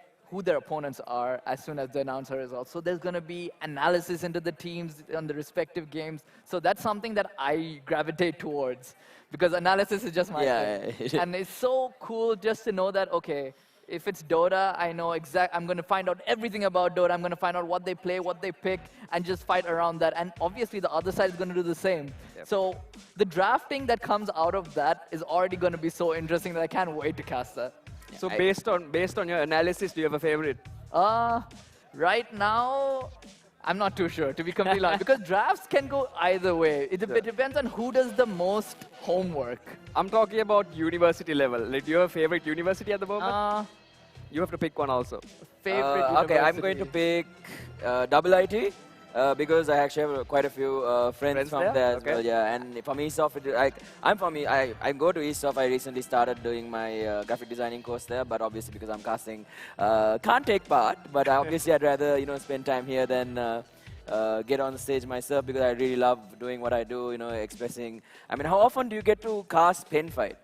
Yeah, that is very true. Once in a lifetime chance. Yep. That's very rare. Nobody gets to do that. And, there's no one who can express and hype up Mario Kart like I do. Like if I do say so myself, I mean, people really Tooting your own horn a bit, but a yeah, little okay. bit, you know. I mean, I have something to show, right? Sure. Yeah. So anyway, so I'm gonna pick IIT because I have a lot of friends from IIT. So I think even just because we did cast a lot of games, and I think I said the word IIT so many times during the cast, whether it's semi-finals or grand finals. So I think they have a very, it's just a gut feeling. Sure. I feel like they have a very good chance of getting. I'm gonna pick Slit right now, Okay. just because I know so many people just like Azman, and I really want them to do well and kind of go to the grand finals and showcase all their abilities. I know a lot of the players as well, so I'm just rooting for them mostly. All right, so the last time I looked at the points table, NSBM was also quite high up there.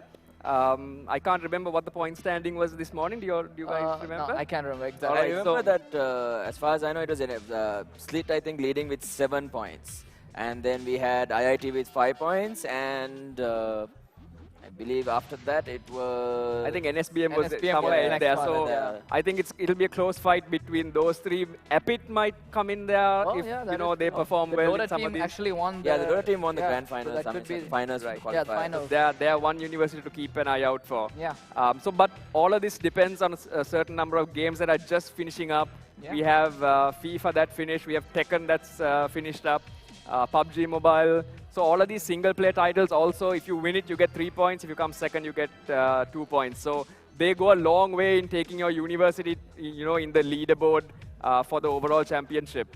So what? So I was just thinking, right? When they see their score, like the scoreboard, like at the start of the day on Slit, they had 7 points. They know they're ahead, and how people like NSBM would feel, like, because they knew they were close and they lost their Dota 2 finals.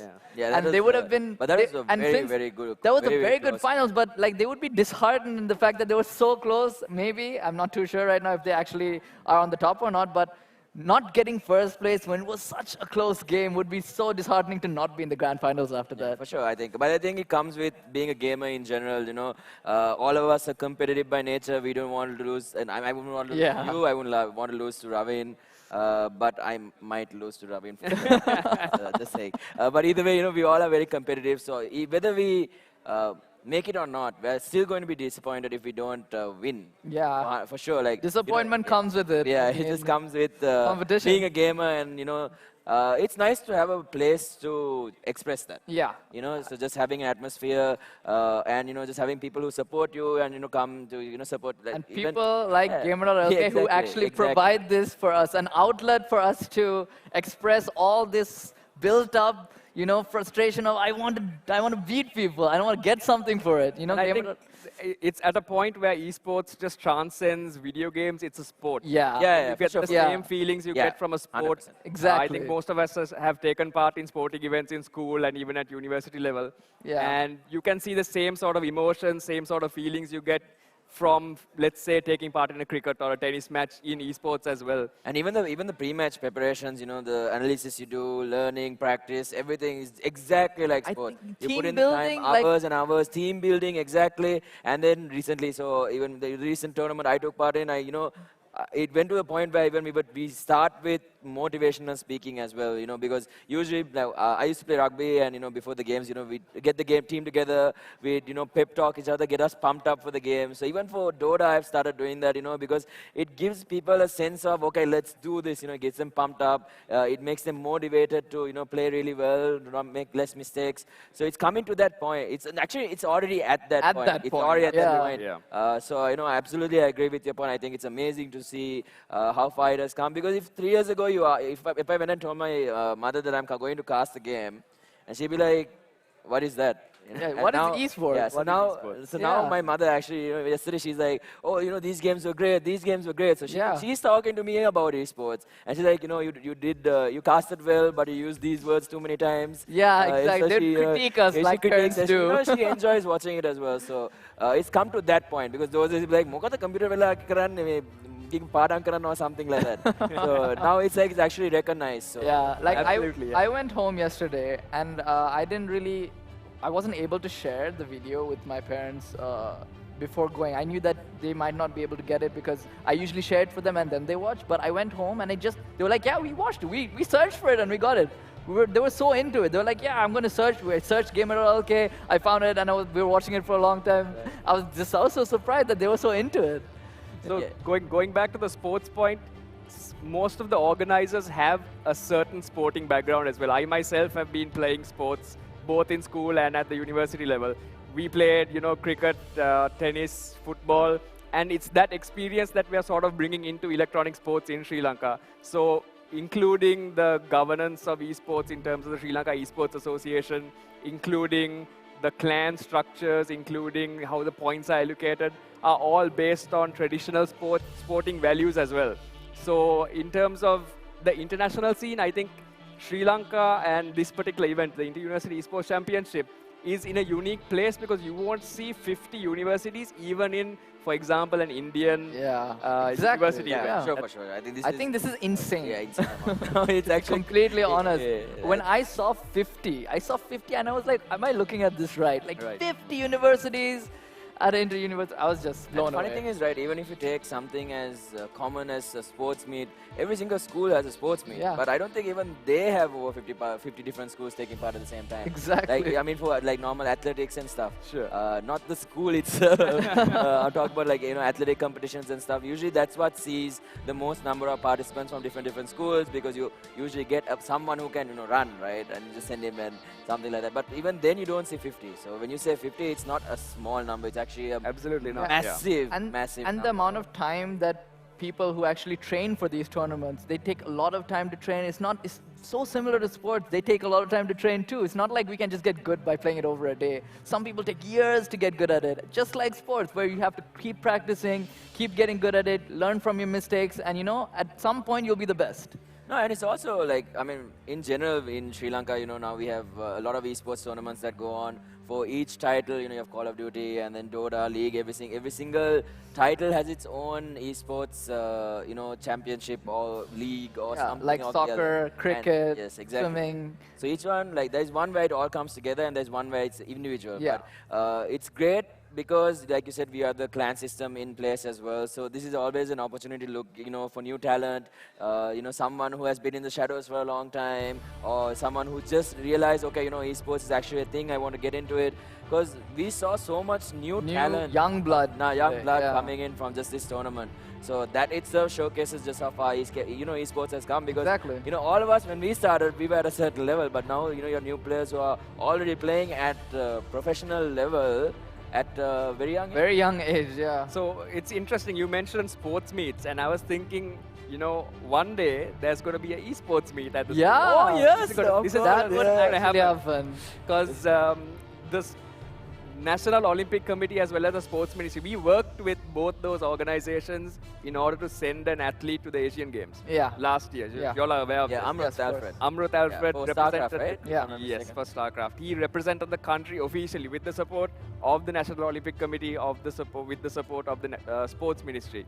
So he carried the Sri Lankan flag to the Asian Games, where esports was a demonstration sport. So it's only a matter of time where the schools themselves start organizing esports event.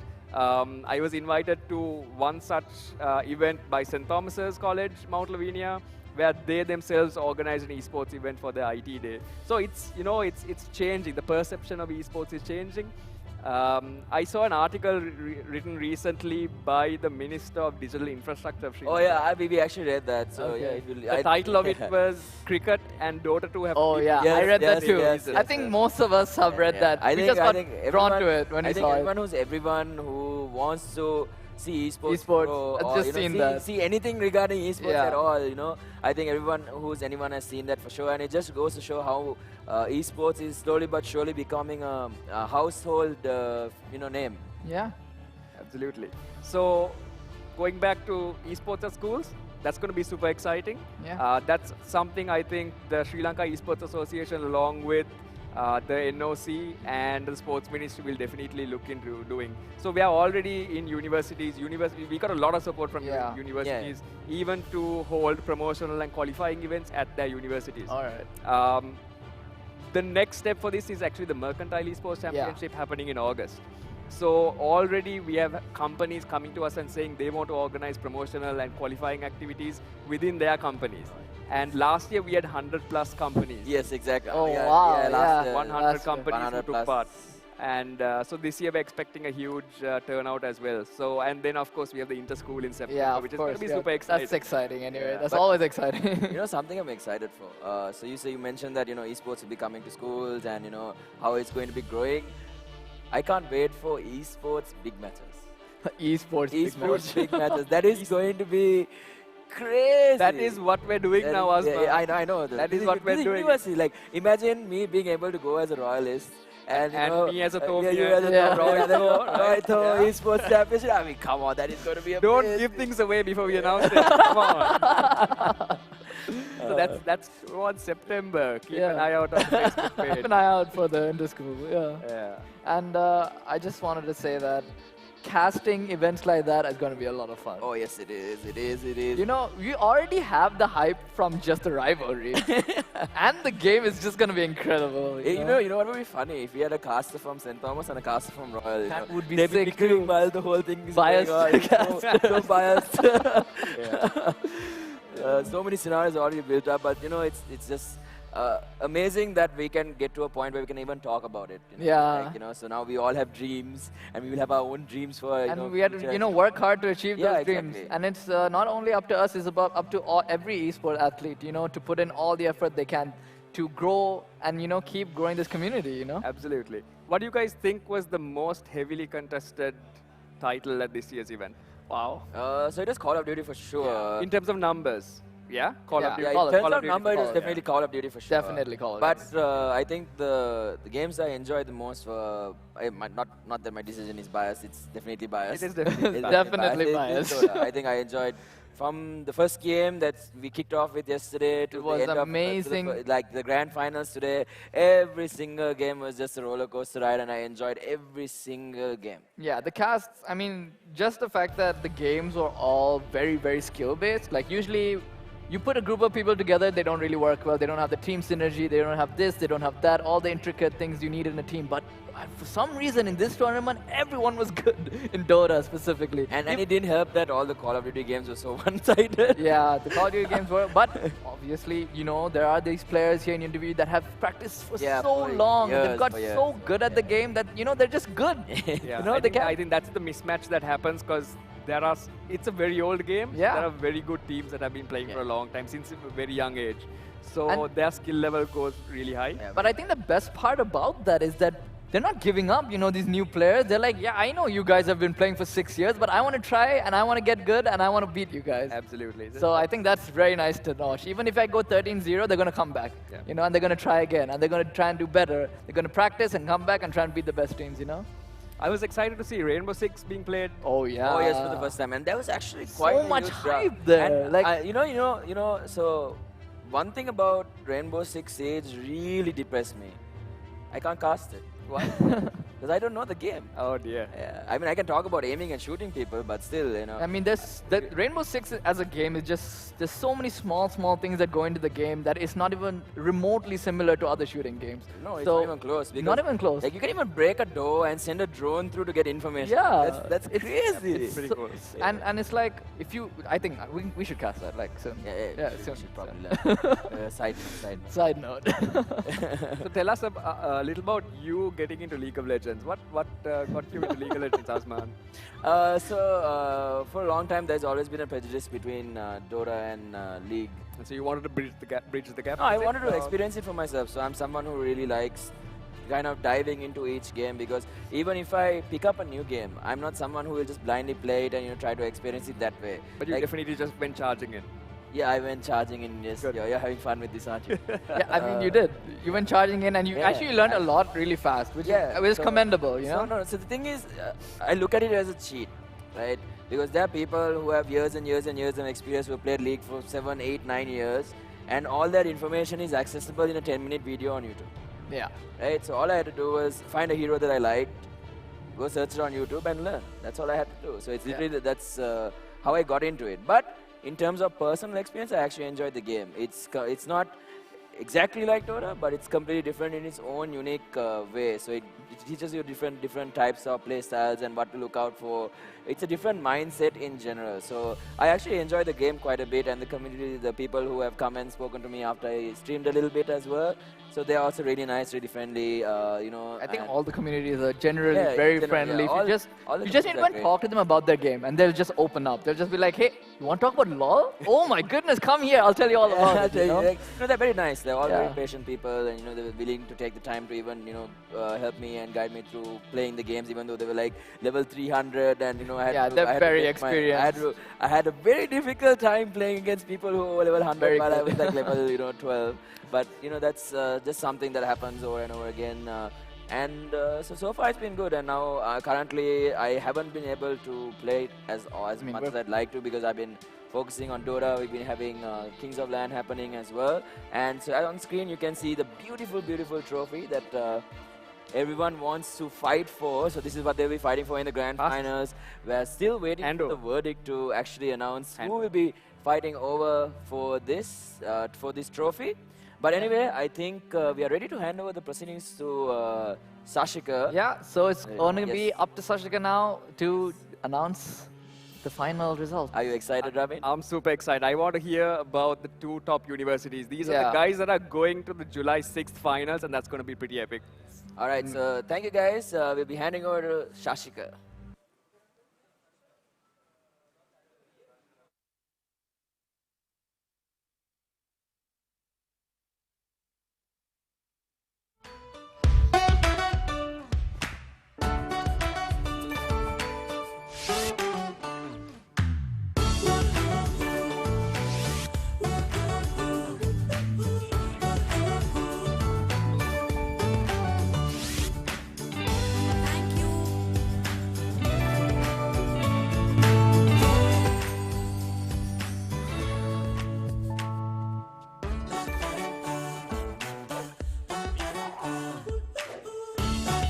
Open a savings account, pay for your stuff, transfer money, earn interest, get amazing discounts with Freeme.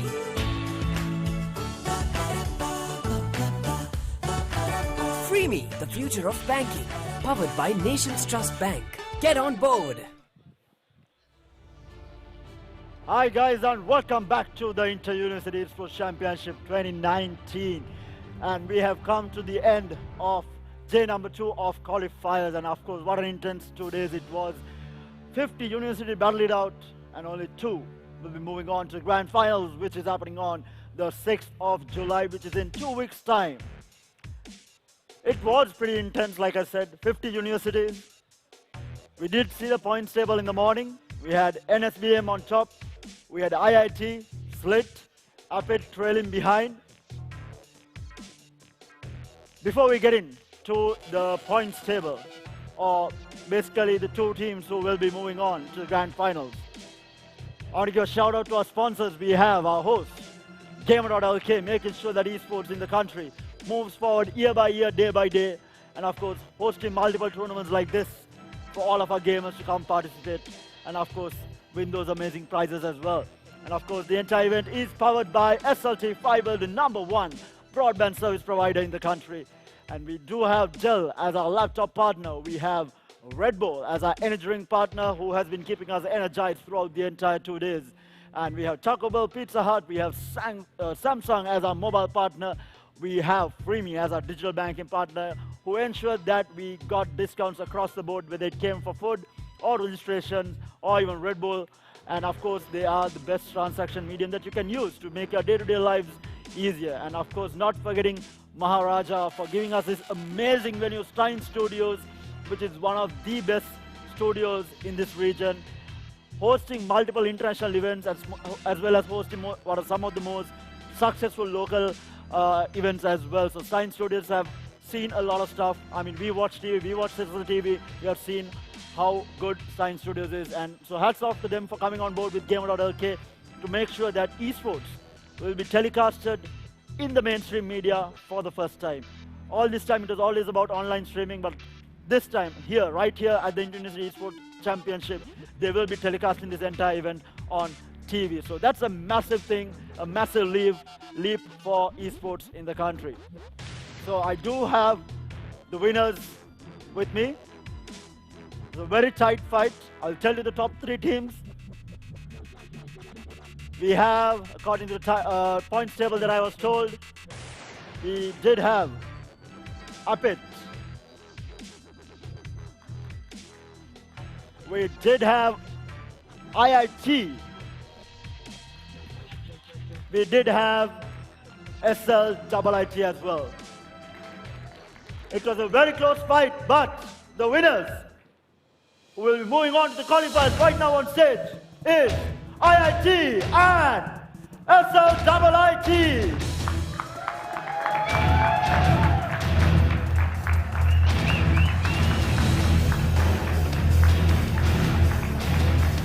What an achievement!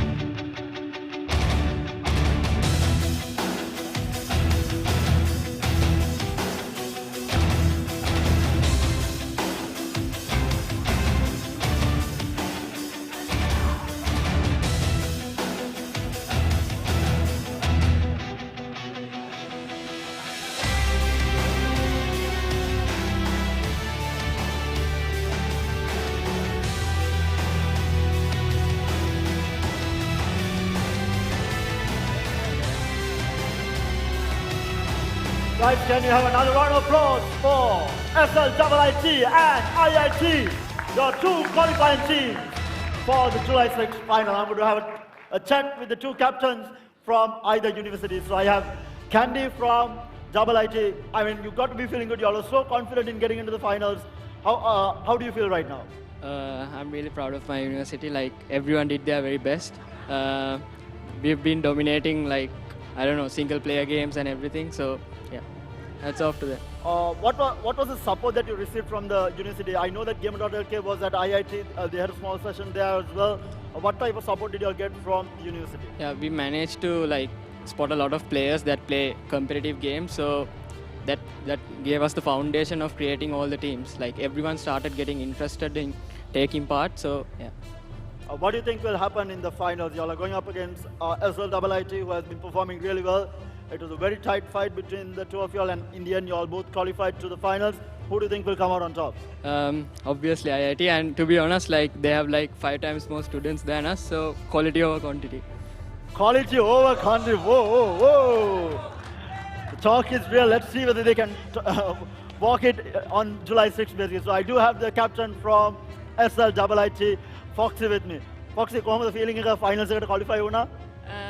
ගොඩක් වෙලාට දැනගෙන හිටියා slit එක අනිවාර්යෙන් එනවා කියලා. මොකද ගිය පාරත් ස්ලිට් එක තමයි චැම්පියන්ස් ලා උනේ. ඉතින් IIT එක එච්චර ලොකු ප්‍රශ්නයක් නැහැ කියලා මම හිතනවා. The trash talk is real.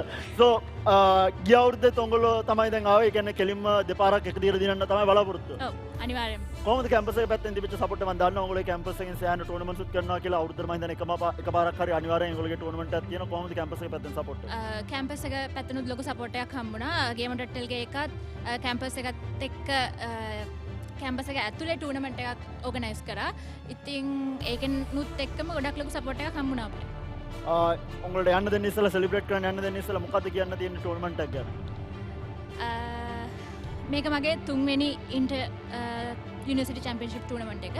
ඉතින් අරවත් එක්ක කම්පෙයාර් කරලා බලනකොට මේ ටූර්නමන්ට් එක ගොඩක් ඇත්තටම අතිවිශිෂ්ටයි කියන්න පුළුවන්. ඕගනයිසින් හැමදේම ඕවරෝල් ගත්තාම මම හිතනවා ඉස්සරහටත් මීට වඩා ගොඩක් ලොකුවට මේ ඉන්ටර් යුනිවර්සිටි චැම්පියන්ෂිප් ටූර්නමන්ට් එක කරගෙන යන්න Gamer.LK එකට හැකි වෙයි කියලා. Thank you very much. So there you have it, guys. We have SLIT and IIT. Can we have another round of applause for our 2 qualifying teams to the grand finals? So like I said, it was 2 amazing days of exciting gaming, but of course, we do have one more day. July 6th, the grand finals.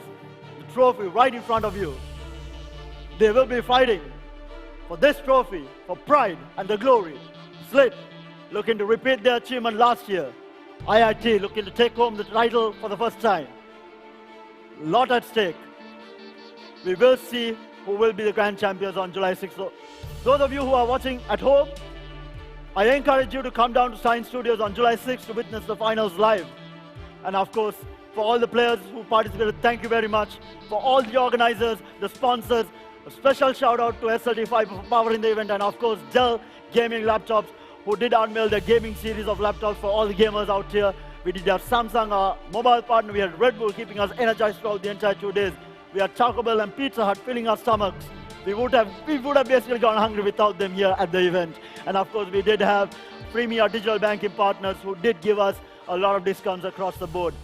And we did have Maharaja, which was an amazing support here, making sure that everything went well, the production quality, everything was top-notch.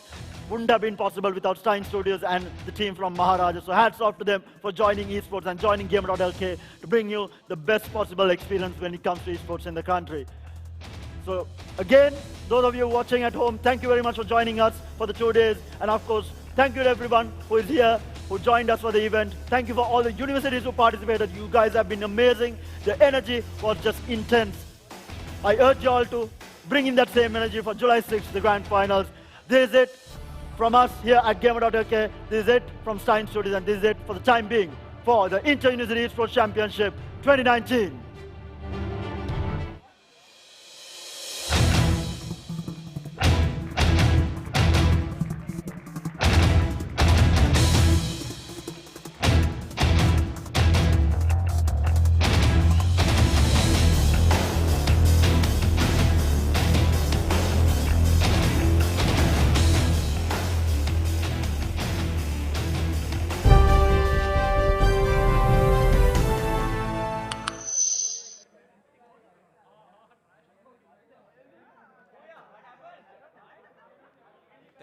Thank you.